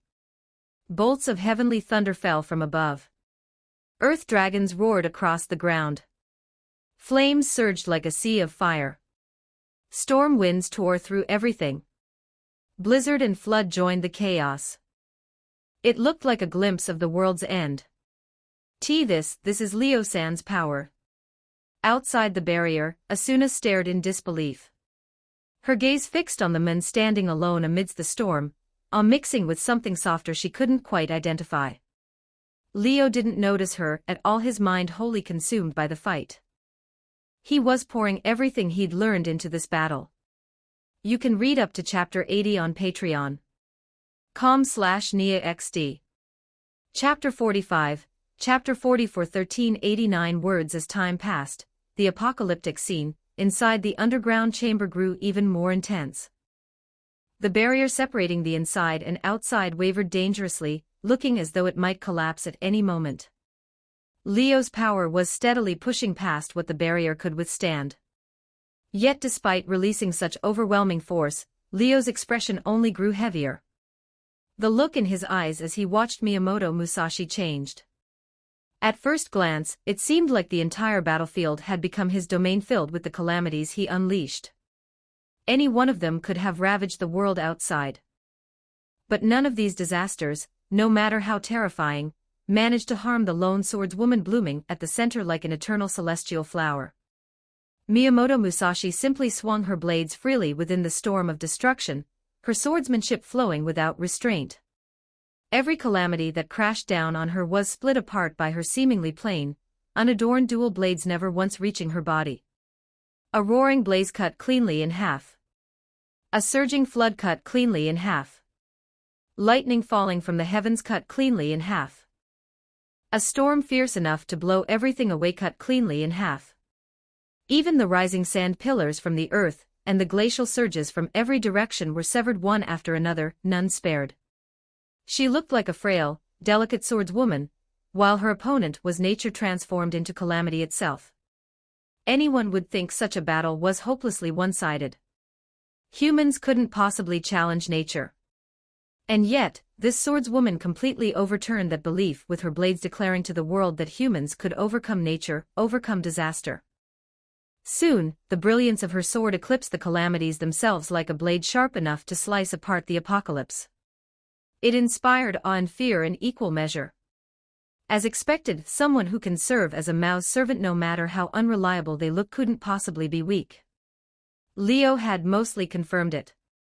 Miyamoto Musashi's strength placed her firmly at the pinnacle of ultimate class devil level, equivalent to a 10-winged devil, 10-winged angel, or 10-winged fallen angel. A 10-winged entity was cadre class within the three factions' top-tier combat power. And Musashi stood at the absolute peak of that level, a being only a single step away from Mao class. He probably wasn't a match for her at all. Realizing this, Leo let out a long breath. My final strike. His voice echoed through the battlefield. The next attack will be the strongest strike I can unleash right now. If this strike couldn't win, then for Leo, the result was no different from losing outright. Here I come. Before Musashi could respond, Leo gathered every bit of his demonic power and poured it into the coming attack. The power of Zenith Tempest exploded outward. The storm clouds above descended, lightning surging wildly within them. Flames from every direction converged around Leo. The ground rose. The air hummed violently. Phenomena that should never coexist appeared one after another. Thunderstorms, hurricanes, floods, sandstorms, blizzards, falling fire from the sky, every type of extreme weather manifested inside the underground chamber. Under Leo's control, they took on monstrous forms. The falling fire became an immortal phoenix wreathed in flames. The flood rose into a giant water dragon. Windstorms, thunderstorms, sandstorms, and blizzards twisted into ferocious beasts that roared across the mansion. The nightmarish scene left Asuna breathless, and even Miyamoto Musashi narrowed her eyes with a faint smile. In that case, I'll use my strongest strike as well. The pressure she had been gathering since the start of the fight erupted. She slowly raised her blade, releasing a suffocating force. Behind her, a towering Neo statue materialized, standing like an immovable guardian. It was a manifestation formed purely from sword pressure. Historically, after achieving fame, Miyamoto Musashi devoted herself to the worship of Tenman Omikami. The Neo statue was essentially her guardian deity, a natural symbol born when her swordsmanship reached its final destination. One stroke, 3 bows breaking through infinity to reach 0. The blade she lifted gathered a massive amount of demonic power. The sword became pure light, extending endlessly. This is my void path, my entire life. Her declaration drowned out the roars of Leo's calamity beasts, echoing through the chamber. Draw, flash, strike, let's go. Her blade fell. The Neo statue behind her swung in unison, cleaving toward Leo. It was a strike that could split the world itself, reducing everything to nothing. When it fell, Leo and Asuna saw only a single line of light dividing the world into 2 halves, those halves beginning to slip out of alignment. The calamity beasts charging around Leo touched that boundary and, without making so much as a sound, they split along the shifting seam of reality and vanished. Time itself seemed to stop. All the thunder and roaring that had filled the chamber disappeared. Leo and Musashi remained where they were, one in the sky, one on the ground. One with wings spread, one with a blade raised. They simply looked at each other. One silent. One smiling. Then Leo lifted his gaze from Musashi, and looked across the underground chamber. The once devastated chamber now had a bottomless chasm in the center, splitting the entire underground space nearly in half. The barrier enclosing the chamber had vanished without a trace, cleaved apart silently, as though it never existed. All right. Leo stood quietly for a moment, then let out a wry laugh. He folded his wings and descended to the ground. The moment he admitted defeat, the frozen world seemed to resume moving. The suffocating tension filling the chamber dispersed instantly. Thank you for the match, Leo-sama. Musashi sheathed both blades and walked toward him with a refreshed, satisfied expression. Ah, it's been so long since I had such an enjoyable fight. I knew I wasn't mistaken about you, Leo-sama. You really are a worthy opponent. Miyamoto Musashi, the warrior, looked completely fulfilled. You were both amazing. Asuna finally rushed over, unusually excited. I didn't know devils could be this strong. That was incredible. She wasn't someone who worshipped power. But seeing the battle had stirred something inside her, something she hadn't known existed. In truth, it was simply human nature. Just as people felt awe before towering mountains or an endless sea, what she felt now was the same. Until now, she had been nothing more than an ordinary human. She'd lost consciousness after being attacked by a stray devil, only to wake up as a devil, and she had barely seen any devil powers since then. This was the first supernatural battle she had ever witnessed. Her emotions couldn't help but swing wildly. This is nothing. If you work hard, you may reach this realm yourself one day. Musashi encouraged her with a smile, and it was clear she wasn't just being polite. In her view, Asuna truly had the potential to reach this level. Whether she could bring out that potential depended on her own effort. And you, Leo-sama, you should be able to surpass me easily in the future, right? Musashi's eyes sparkled as she spoke. I never expected the legendary Zenith Tempest to appear in your hands. If Serafal-sama, my master, learns of this, she'll be shocked. Forget her master. If the devils of the underworld learned this, it would shake their entire world. The second strongest Longinus appearing in the once fallen heir of the Eligos family. If that leaked, the high command of all three factions would be thrown into chaos. Without exaggeration, Leo with this Longinus had the potential to influence the balance of the three forces in the future. And once exposed, every faction, devils included, would be forced to take action. For now, please keep this a secret, Leo said to Musashi. I'm not ready to reveal it yet. Understood. I'll keep this quiet. Musashi agreed without hesitation. As long as I'm still eating and staying here, I won't reveal anything on my own.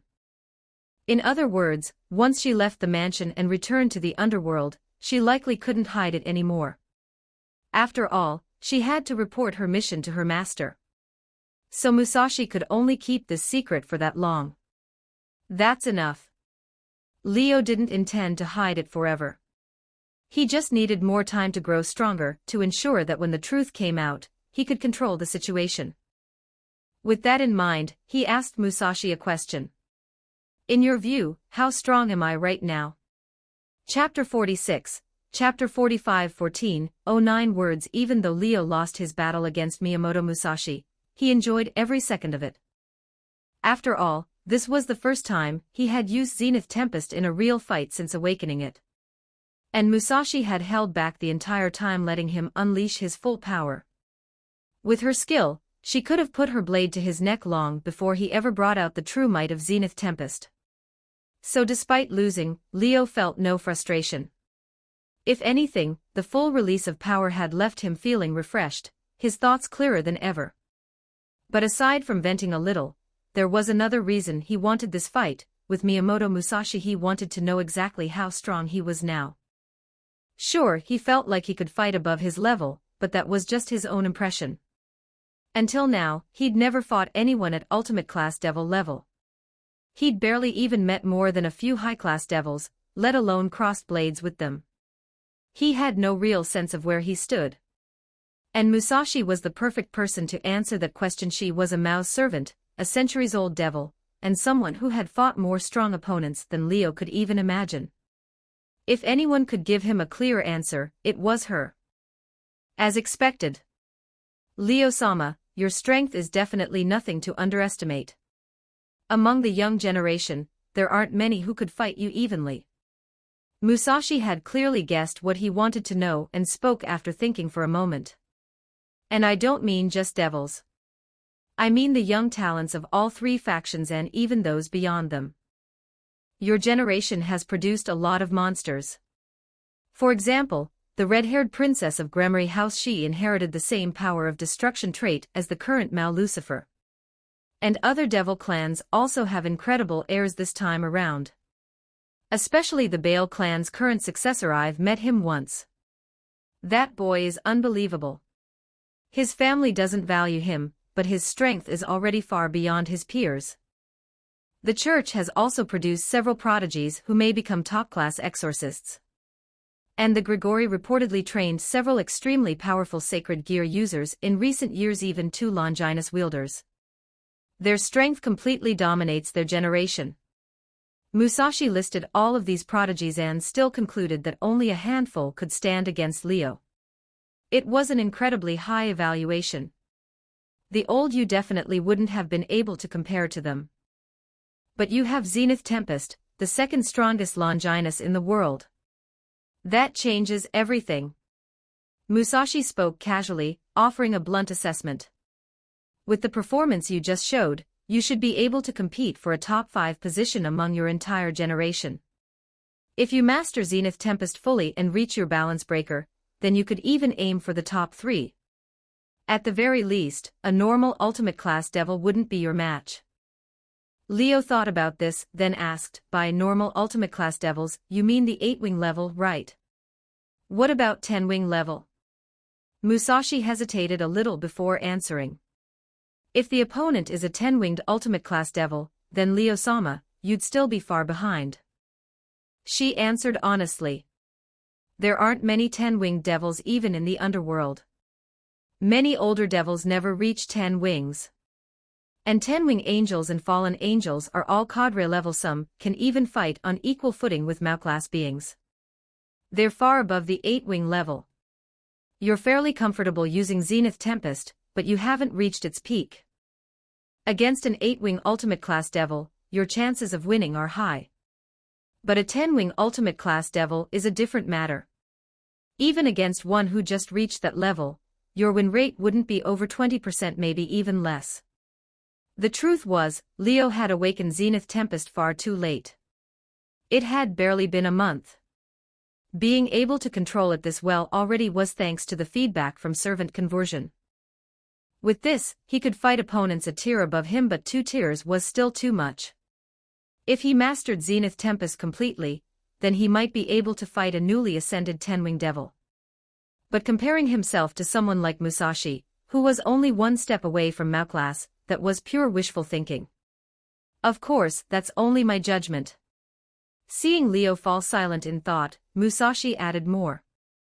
My conclusions are based on what you showed today. But sacred gear wielders can never be judged with common sense, especially Longinus users. Anything can happen. A sacred gear grew and evolved in response to the wielder's will. Its strength depended heavily on the user's mental state. In moments of despair or determination, sacred gear users could explode with terrifying power. The Red Dragon Emperor from the original story was a perfect example. He repeatedly exceeded his limits, even knocking a cadre level 10-wing fallen angel flying with a single punch shortly after awakening. Musashi had seen many sacred gear wielders do similar things, turning hopeless situations around with sheer willpower. That was why she said anything was possible against a Longinus user. If Leo unleashed a similarly overwhelming will, the second-ranked Longinus might even let him punch around a Mao. But such explosive bursts were unstable and unreliable. In Musashi's view, counting on that was a bad idea. My advice is that Leo-sama should focus on developing his sacred gear. Master it completely, reach its limits, and aim for your balance breaker. This was her safest recommendation. If you can activate your balance breaker, then with Zenith Tempest's rank, even facing a Mao wouldn't be impossible. If Leo reached his balance breaker, he might even be able to fight Musashi herself at full power. The thought excited her. I understand. Leo nodded. That's what I was thinking too. First master my sacred gear, then break into balance breaker. It was the fastest path to getting stronger. He would never abandon it. Of course, he also wouldn't neglect his foundation. The stronger his own demonic power and abilities were, the more effectively he could use his sacred gear and the longer he could maintain a powerful state. Even after reaching balance breaker, the foundation was everything. Without it, he would burn out instantly. The perfect examples were the current Red Dragon Emperor and White Dragon Emperor. The Red Dragon Emperor was the weakest in history, so little demonic power that even after becoming a devil, he couldn't even perform magic circle teleportation. He had to train his body desperately, nearly breaking himself, and still could only maintain balance breaker for 30 minutes. And that was without using his sacred gear's abilities, or the time would shorten even further. Meanwhile, the White Dragon Emperor was the strongest in history. Half of his blood came from the deceased original Mao Lucifer. His enormous demonic power and talent let him maintain balance breaker for an entire month. Even spamming abilities didn't affect him. The difference was immense. Leo's foundation wasn't bad either, solid high-class devil level.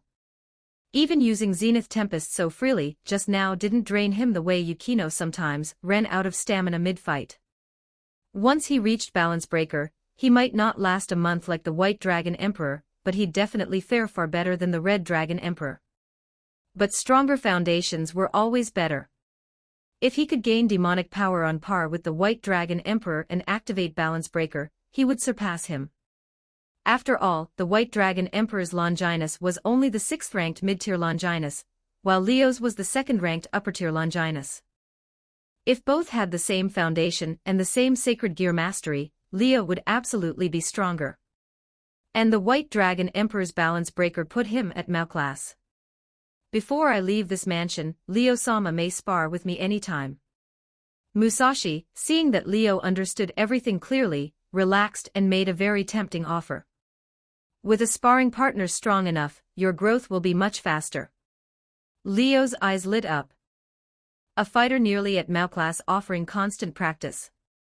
That was enormous. Then I'll be in your care, Musashi-san. Seeing Leo agree so readily, Musashi grinned in satisfaction. After that, they returned to their routine. Musashi resumed training Asuna in swordsmanship. Watching two overwhelming devils battle earlier had lit a fire in Asuna's heart. She trained with more motivation and focus than ever before. Just like that, time passed and evening arrived. As night began to fall, Leo brought Asuna along to attend the final appointment of the day. You can read up to chapter 85 on Patreon. com/NIAXD. Chapter 47, Chapter 46. 1567 words. The Okura Hotel was an internationally renowned brand, with a branch in Chiba City. It offered plenty of rooms and excellent facilities, making it one of the top choices for business travelers. The meeting between Leo and the Yuki family had been arranged here inside a luxury suite on the top floor. When Leo arrived with a visibly nervous Asuna, he found not only her parents waiting, but also the older brother who had accompanied her to Chiba. The three of them looked at Leo the moment he stepped inside, their expressions extremely serious. They still had no idea what had happened. All they saw was a boy about their daughter's age standing in front of them, and they had no clue who he was. At first, when Asuna went missing, they feared she had been in some kind of accident. Then the moment a powerful family from Chiba Prefecture contacted them claiming someone wanted to speak with them about Asuna, they even suspected that these people planned to use their daughter as leverage. It wasn't impossible. The business world was a battlefield. Modern warlords weren't nobles of old, but the financial predators who moved like sharks through the marketplace. Such people would use any means necessary to get what they wanted. Some had even come from the criminal underworld and continued to operate freely on both sides of the line. There was no reason to assume they'd suddenly become law-abiding citizens. The Yuki family was wealthy and influential. They had faced similar threats before, so they had every reason to be suspicious. But once they mobilized their own resources and started investigating, they immediately realized something was off. The biggest issue was that the influential families contacting them weren't interested in negotiating with the Yuki family at all. They were simply acting on behalf of a single teenager, someone who had commissioned them to smooth the way as intermediaries. And no matter how deeply they tried to investigate this boy, they could only confirm that he was a third-year student at Sobu High, bright enough to stand out among his peers, but with no verifiable family background. Anything they did find appeared deliberately falsified, as though someone had tampered with the records. Yet this very same boy owned an estate in central Chiba City that was even more extravagant than their own home. He could also mobilize numerous Chiba elites at will and even had politicians making calls on his behalf, warning the Yuki family in no uncertain terms. That was when the Yukis realized they had stepped into something far beyond the ordinary. They had to take this seriously. So the entire family came in person. Leo didn't waste any time. He immediately had Asuna reveal her devil wings, leaving the three of them completely stunned. He didn't give them a moment to react. He got straight to the point. Don't be surprised yet. After you've received these memories, we'll talk. With that, Leo spread out a magic circle, enveloping the three members of the Yuki family and flooding them with the memories they needed. Those memories covered everything: the existence of devils, common knowledge of the underworld, what had happened to Asuna, what her situation was now. All of it poured into their minds at once, leaving them dazed and disoriented. Leo had found this magic formula in his study just today. It allowed him to directly instill a certain amount of knowledge into others, skipping any unnecessary explanations. He'd been explaining things non-stop these last few days, first to his servants, then to their families, and he was tired of repeating himself. So he sought out this spell specifically to avoid having to deal with the same situation again. It saved time, and it made everything he said harder to doubt. Two birds with one stone. So he learned it immediately and used it here without hesitation. By the time the three members of the Yuki family recovered from their groggy state, Leo was already placing a stack of documents in front of them, ignoring their bewildered expressions. You should understand the situation now. Take a look at this. Leo smiled at them. These are the benefits Asuna will receive as my servant, things like lifetime coverage of personal expenses, the management and ownership of a territory in the underworld, no fewer than 3 vacations per year, and help acquiring any legal documents or identities needed in the human world. Honestly, it's far better than the life plan you arranged for her. Of course, your family will also benefit. Tokyo isn't my territory, and my influence doesn't extend that far, but if necessary, I can ask the people supporting me to lend your family a hand.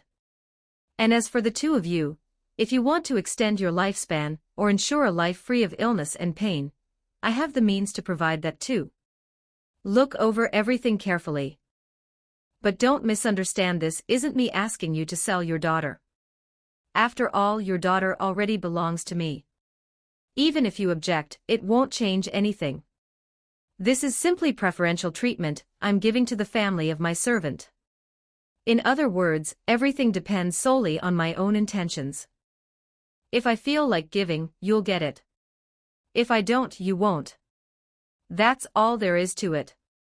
Leo's attitude was far more forceful than when he'd visited the Yukinoshita household earlier in the day.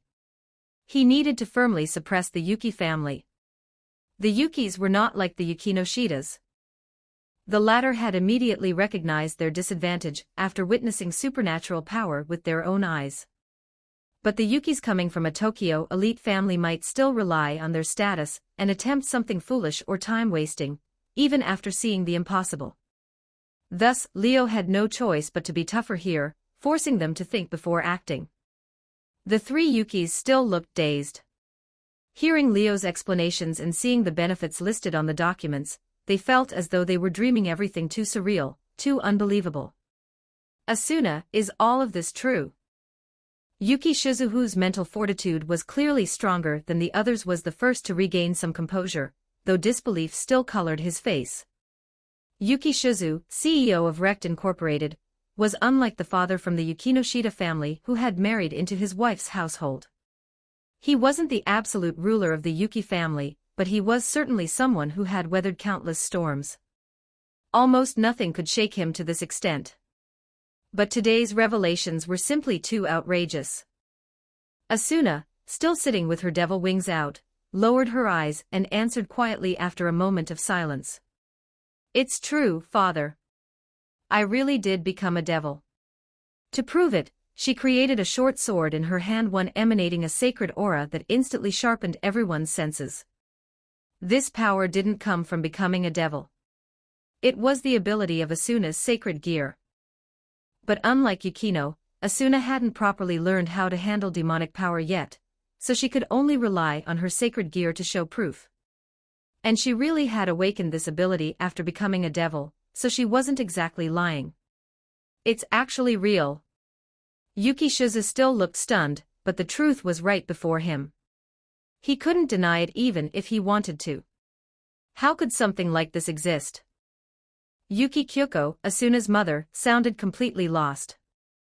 A university professor from Tokyo, she had a very traditional high achiever's mentality.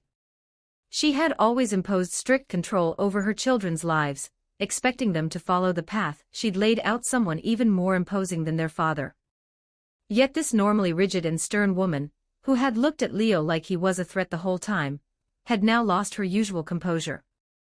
Her shock was visible. It's my fault. If I hadn't brought Asuna here, none of this would have happened. Yuki Koichiro, Asuna's brother, looked deeply guilty. Unlike their strict parents, he seemed approachable and easygoing. He was also the first to fully grasp the weight of everything that had happened, and from the way he reacted, he might actually be the most reliable family member of the three. In a different situation, Leo wouldn't have minded chatting with Koichiro, but now was not the time. He let them process everything in silence. Eventually, the three finally accepted the reality of the situation. When they turned back to Leo, their expressions were no longer stern, just complicated and a little fearful. "Please allow me to thank you first." Yuki Shizu bowed deeply. "No matter what the circumstances were, thank you for saving my daughter. No need to be polite. I did it for myself." Leo accepted the gratitude without hesitation. "If Asuna didn't have the potential to become an exceptional servant, I wouldn't have wasted a precious spot to save someone I didn't know." Harsh, but it reassured Yuki Shizu, a man who lived in the business world more than any polite lie could have. "I understand what you're telling us now. And I understand that this has already happened, there's no undoing it." Yuki Shizu looked straight at Leo, his gaze serious. "So I'll ask just one thing. Will my daughter live well?" "Who knows?"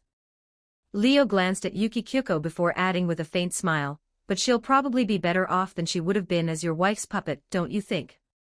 At that, Yuki Shizu froze awkwardly, while Yuki Kyuko's expression darkened instantly. Chapter 48, Chapter 47, The Hidden Clans of This Land. 1236 words it had to be said. Leo's overwhelming, domineering opening crushed every last bit of resistance the Yuki family still held onto. After they calmed down, weighed all the risks and benefits, and thought through every possible retreat, they finally accepted Leo's conditions and agreed to let Yuki Asuna transfer to Chiba and attend Sobuhai. Originally, Yuki Kyuko still wanted to object. Even if Asuna had to move to Chiba, she felt there was no need for her daughter to live under Leo's roof. Anyone could see what she was worried about. But Leo simply repeated, "Your daughter already belongs to me. So whatever I do is only natural." The casual way he said it made Kyuko's brows tighten, but Asuna's cheeks turned pink. Coming from Tokyo's elite circles, none of them had expected to meet someone like Leo, someone they couldn't push, pressure, or negotiate with. They could only swallow their frustrations whole.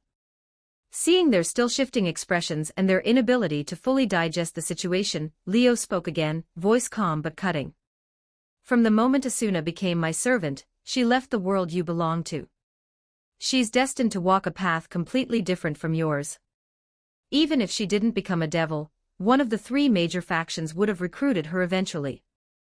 Because she's a natural sacred gear user and her sacred gear is extremely powerful. Once it awakened, even if no dangerous stray devils appeared, stronger devils or fallen angels would come after her. She might even be kidnapped by some dark, underground organizations. Is that what you want?" Silence fell on the room. A long moment passed before the Yuki family finally accepted everything and entrusted Asuna fully to Leo. "A wise choice." Leo nodded in satisfaction. "Don't worry. I'll take care of Asuna. Whenever she has time, I'll let her come home to visit." That concluded the matter, at least regarding Asuna. But then something unexpected happened. Yuki Shizu carefully asked a quiet question. "Leo-san, for ordinary humans like us, is there a way to gain supernatural power without reincarnating as devils like Asuna?" The question coming from a man of his status made even Yuki Kyuko and Yuki Koichiro stop breathing for a moment. "Quite ambitious, Yuki-san." Leo's gaze sharpened with amusement. "You want power?" "If possible." Shizu hesitated, then spoke frankly. "Since people like you exist and supernatural forces exist, doesn't that mean everything we have can be overturned at any moment? Yet humanity still maintains dominance in this world, at least on the surface. There must be a reason for that. For example, you mentioned the church. If they can fight alongside angels against devils and fallen angels, they must possess supernatural power equal to those forces. They're humans too, aren't they?" Shizu didn't sound greedy. If anything, he sounded worried. Leo's overwhelming presence, his undeniable power, and the fact that they had no say in anything, all of it gave Shizu a crushing sense of crisis. He couldn't stop thinking, what if something like this happened again? Would he have to swallow it just as helplessly? And not everyone with supernatural power would be like Leo, who merely wanted their daughter. What if the next one demanded something far worse? What if they wanted everything? The thought chilled him. It wasn't greed, it was survival instinct. A high-level sense of crisis. This alone proved Yuki Shizu had real foresight. For Asuna's sake, I'll clear things up for you, Leo said, picking up the tea Asuna had brewed for him and taking a sip. Humans can gain supernatural power. Fighting devils or fallen angels isn't impossible. Sacred gears, magic, Eastern arts, with proper methods, humans can cultivate their own supernatural abilities. That's why humanity hasn't been crushed, why they can maintain the illusion of dominance. The church is one place to obtain such power. There are also various hidden magician groups. But their standards vary. If you accidentally join a shady one, you'll only ruin yourself. Seeing the Yuki family genuinely listening, Leo thought for a moment, then decided to give them a real opportunity. If you truly want supernatural power, I recommend contacting the hidden clans of this land. The entire family froze, then their spirits lifted. Hidden clans? Koichiro asked quickly. You mean there are families in this country that possess supernatural strength? That's right. Leo nodded. Since ancient times, this land has had exorcists and sorcerers who specialized in hunting non-human beings. They uphold the Shinto orthodox tradition, slay or suppress local yokai, and protect the country from the shadows. Some remain hidden, while others have deep ties with the secular world, quietly safeguarding influential figures and the nation itself. Honestly, your Yuki family holds considerable power in Tokyo. I checked your background. I wanted to see if you had ties to any hidden clans. But the answer was obvious, you haven't touched that world. At that, even the stern-faced Yuki Kyoko swallowed her pride and urgently asked. Which elite families have a close connection with these hidden clans? An interesting question.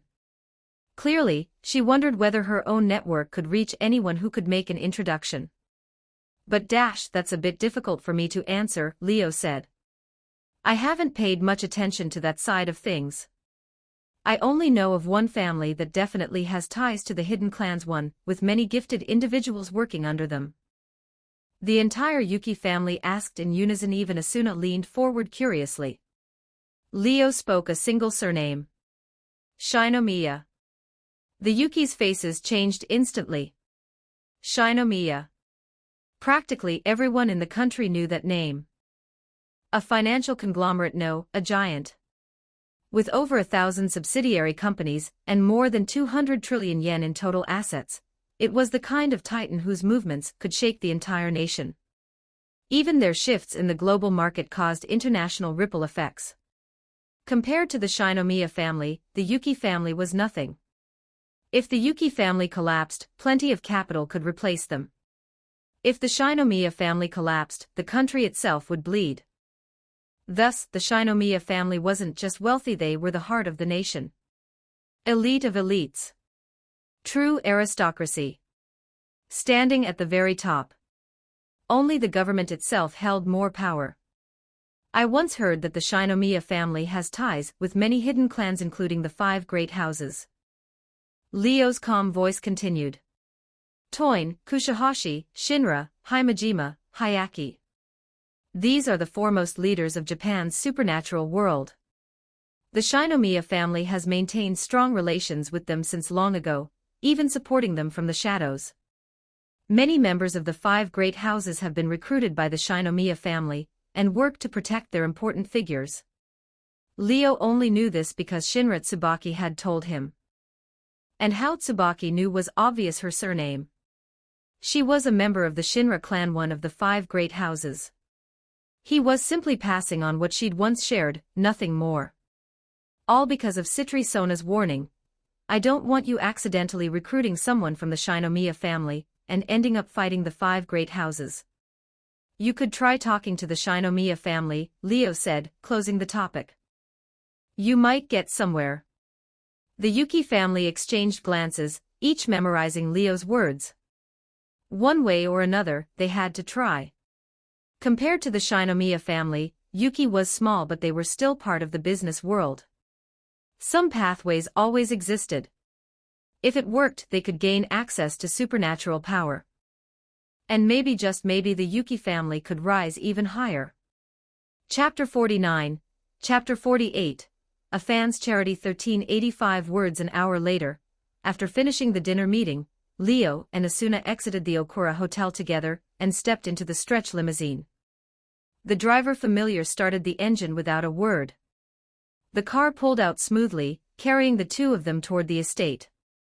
Asuna glanced back at the hotel, now shrinking into the distance. For some reason, a faint melancholy filled her eyes. Already missing your family? Leo's voice came from beside her, snapping her out of her thoughts.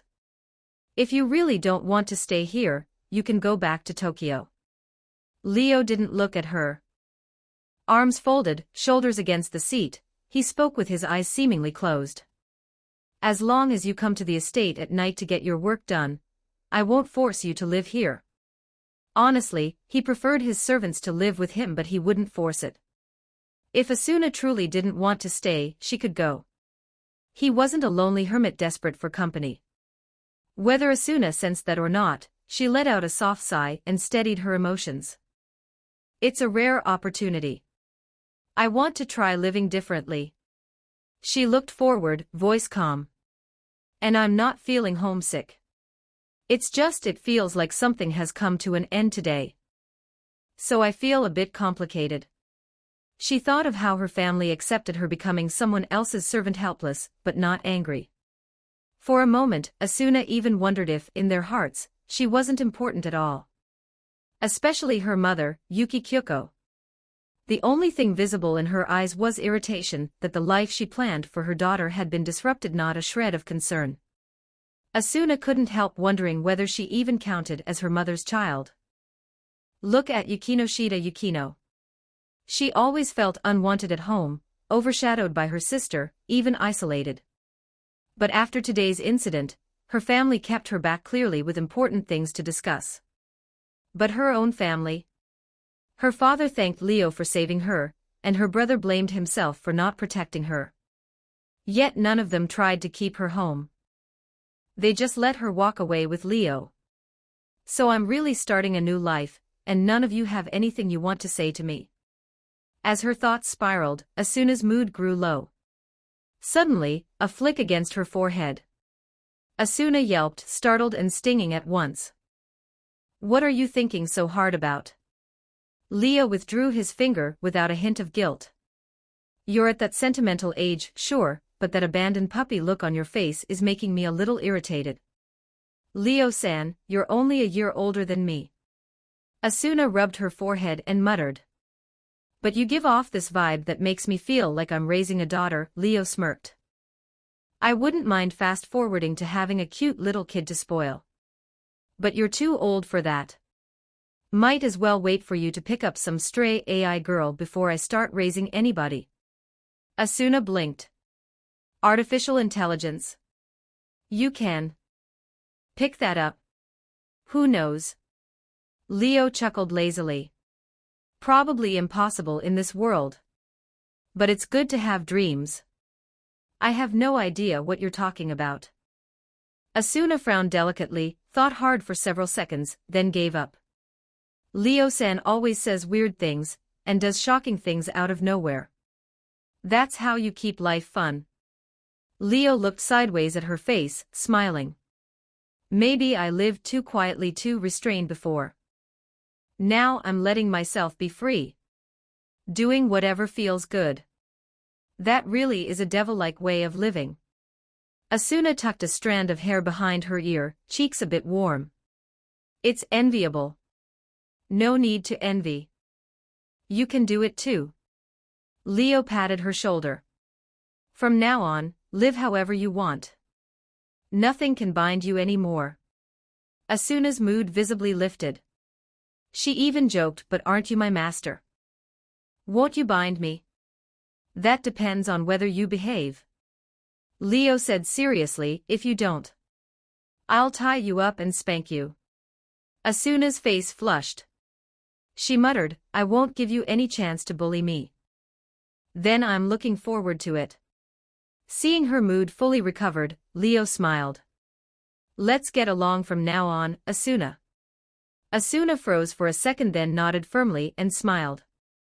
The limousine soon reached the estate and rolled through the garden before stopping at the main entrance.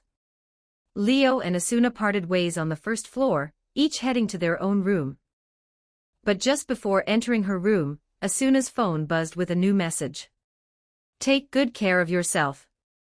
Yuki Kyuko. Asuna stared at the text. Her eyes grew misty. Meanwhile, Leo reached his room and pulled out his phone to check his own notifications. "My sister and mother will take me to school tomorrow. Let's meet on campus." Yukino Shida. Yukino, have you dealt with Miss Musashi yet? Citri Sona pervert Akumakuin, I finished a new chapter. This time for sure. I uploaded it to your computer. Go read it, and tell me what you think. Kasumigakaka Yutaha. Along with these familiar messages, he received updates from several contacts reporting on various matters. Leo read through them one by one and replied to each except Yutaha's. She already wrote something new. Raising a brow, he grabbed his laptop from the bedside table. He powered it on, opened his email and soon found the message from Kasumiko, Yutaha's pen name. He opened the draft, skimmed through it, and immediately typed a reply. This is just more of the same. Still sweet fluff between the leads from beginning to end. Sure, it makes readers smile a bit, but like I said before, it has no sense of anticipation, none of the pull that made Volume 1 shine. If I had to score it, 3 out of 10. 1 point for your lovely prose, 1 point for your charming heroine, and the last point is charity from a fan's filter. Keep working on it. After sending the email, Leo tossed the laptop onto the bed and headed for the shower.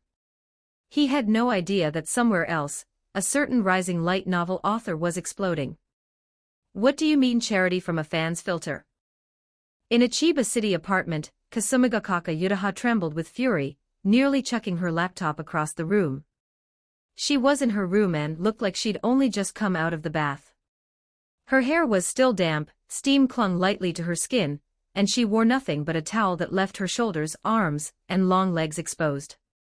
It was an eye-catching sight.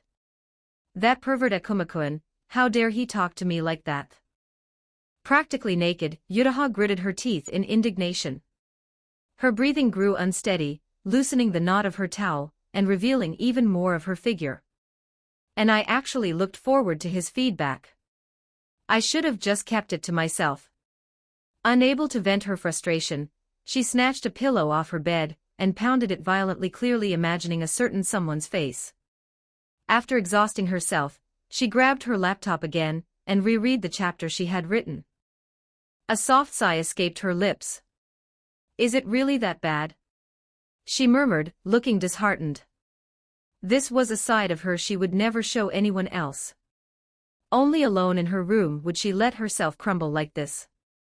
Don't tell me I really can't write Volume 2. Will Love Metronome really get axed? The worry and sadness on her face were enough to make anyone's heart ache. Isn't there any solution? She paced her room, kicking aside the clothes she had left on the floor, then kicking them even farther. Something fell out of the pocket of the kicked clothing, a piece of vintage parchment. Yutaha paused. She remembered where it came from. This charm really works, you know. If you're troubled, it might give you a little help. That boy's bright smile as he handed it to her surfaced clearly in her mind. Feeling both annoyed and hopeful, Yutaha picked it up. If you can really help me, then hurry up and do it. She huffed. Help me finish Volume 2. Don't let Love Metronome get axed. At the exact moment she said that, zing, a faint magic circle on the parchment lit up. Chapter 50, Chapter 49, 1402 words. The sudden change made Yutaha freeze on the spot. She reacted on instinct and tossed the parchment in her hand, but instead of falling, it hung suspended in midair. The simple magic circle drawn on it peeled itself off the surface, expanding rapidly.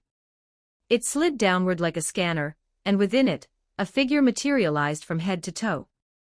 It was Leo, who had been about to take a shower. He had even taken off his clothes, but the moment he sensed the summoning, he threw them back on and jumped through the magic circle. He lifted his eyes and saw Yutaha standing there in a daze, completely frozen. The smile that had just begun forming on his face froze as well. The two of them stared at each other in silence. After a long moment, Leo finally broke it. "Good evening, senpai." His tone was oddly calm. "I'm happy you finally summoned me, but you really didn't have to give me a benefit this big, you know." His words snapped Yutaha out of her stunned haze, and she immediately remembered her current situation. Right, she had just finished showering, and the only thing on her body was a towel. Yutaha jerked upright, hugged herself, snatched up the nearest pillow, and hurled it straight at Leo. Unfortunately, the soft, pathetic attack only made Leo tilt his head aside as it whooshed past him. A moment later, the sound of the door slamming echoed through the room. Yutaha had already bolted outside. "Take care." Leo waved after her with a smile. He looked like he was begging to be punched. Half an hour later, Yutaha returned to her room. She stared darkly at Leo, who was sitting comfortably on her bed, flipping through a light novel he'd taken from her shelf like he owned the place. He looked so relaxed, so invested, that Yutaha's glare was sharp enough to kill. "Aren't you going to explain yourself?" Yutaha spoke through gritted teeth, barely restraining the urge to rush over and beat that annoyingly handsome face into the floor. Leo finally lifted his eyes from the book and glanced at her. That was when he noticed what she was wearing: casual loungewear, simple and clean. A thin shirt on top, shorts on the bottom, and her pale legs bare and practically glowing. Leo clicked his tongue appreciatively. "Shouldn't you be the one explaining things, senpai?" Leo replied with mock seriousness. "Summoning me while you're in that kind of state. I honestly thought my kind-hearted senpai was rewarding her well-behaved underclassman for being such a good boy." Yutaha really did want to hit him. "How was I supposed to know that thing could actually summon you?" Yutaha snapped, her voice rising. "And you are not my underclassman, and you are definitely not well-behaved. That word will never apply to you." If she didn't have so many questions, she would have kicked him out already. "That's harsh, Kasumiga-kaka-san." Leo let out a dramatic sigh. "If I weren't well-behaved, why would I obediently read all those syrupy drafts you keep sending me every night? They're so sweet I'm surprised my teeth haven't fallen out." Yutaha's fist clenched. The way she bit out each word made it obvious she was at her limit. Leo knew if he pushed any further, she really would explode. So he backed off. He closed the book in his hands and smiled at her. "Well, anyway, you finally used that devil flyer. I'd say that makes the wait worth it." He stretched lazily. "Since you're my precious contractor, go ahead and ask whatever you want. I'll answer everything." Hearing that, Yutaha's anger settled slightly. She fell quiet. After a long silence, her calm voice finally returned. "So you really are a devil? You're not joking?" She looked at him with a mix of disbelief and caution. Leo didn't bother explaining with words. He simply unfurled the wings on his back, bat-like devil wings filling the room in an instant. Yutaha went rigid, instinctively stepping back.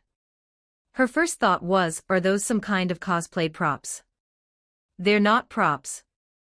Leo floated a few inches off the ground, his wings flapping gently as he smiled. "Like this, you can't possibly think I'm held up by wires, right?" Yutaha really wanted to say, "That's exactly what I was thinking." But she knew that was just lying to herself. From the moment Leo appeared in her room in such an impossible way, the situation had already left the realm of normalcy. Technology couldn't teleport someone into her room. Unless he was a chameleon. Leo might be a pervert, but he definitely couldn't camouflage. And if he could, he'd probably only ever turn yellow. Seeing that Yutaha was still unable to calm down, Leo retracted his wings and spoke impatiently. "Come on, this isn't something worth being shocked about for this long. Anyone else, sure, but Senpai Yuri, a light novel author. You've definitely imagined this kind of supernatural stuff happening right in front of you. Fantasy becoming reality.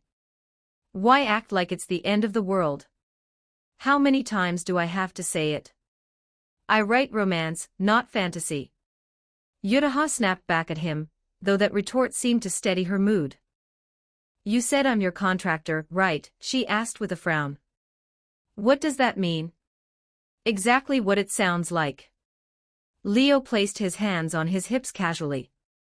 I get summoned, form a contract with a human, grant their wish, and take the equivalent price as payment. That's how devils work. Books and TV talk about it all the time. Senpai is the typical character who gets portrayed as the villain, someone who summons a devil and sells her soul just to fulfill her wish. In the past, someone like you would have been tied to a cross and burned. But modern society is pretty chill about this stuff, so congrats, Senpai. No burning for you. His casual rambling, so much like how he talked in class, made Yuraha's briefly tense heart twitch in irritation instead. I cannot have a serious conversation with you. You'll kill me from sheer frustration. Her inner urge to roast him flared. She wanted to make him doubt his life choices, just like every guy who tried to hit on her. I look forward to it. Leo flashed a bright smile, completely unfit for a devil. If Senpai dies of anger, I'll gladly accept your soul. You'll stay by my side forever. No escape. Then I'll make sure I live to at least 100. Yuraha shot back. Any way to guarantee that, Devil-sen who grants wishes? Of course. Leo's eyes lit up, as if he'd been waiting for this moment. All Senpai has to do is merge this with your body. Not only will your lifespan increase to at least tens of thousands of years, it'll slow aging and even let you stay young forever. He presented a glowing, blood-red chess piece like he was offering treasure. Yuraha didn't even notice it was glowing. She was too distracted by the words, live for thousands of years, slow aging, eternal youth. Extending lifespan was one thing. But slowing aging. Eternal youth. What girl wouldn't be tempted? Yuraha certainly was. But Leo's grin was way too suspicious, so her wariness returned. Fulfilling wishes comes with a price, right? She asked cautiously. What's the cost? Leo didn't hide it. You'll reincarnate as a devil like me and become my servant. You'll serve me for life. Yuraha opened the door without hesitation and gestured for him to leave. Please never show up again. Thank you. Don't reject it so fast. Leo twirled the chess piece between his fingers, smirking. Sure, the cost is big. But for someone as ordinary as Senpai, this is an extremely rare chance to glimpse the supernatural world. Extending your lifespan, slowing aging, eternal youth, that's just the bonus. If you accept this piece and become a devil, you'll gain supernatural power. The kind of stuff you light novel authors can only dream up will become your reality. Don't you want to see it? His words left Yuraha stunned. Her heart thumped again. But this time, it wasn't because she was tempted by a reward.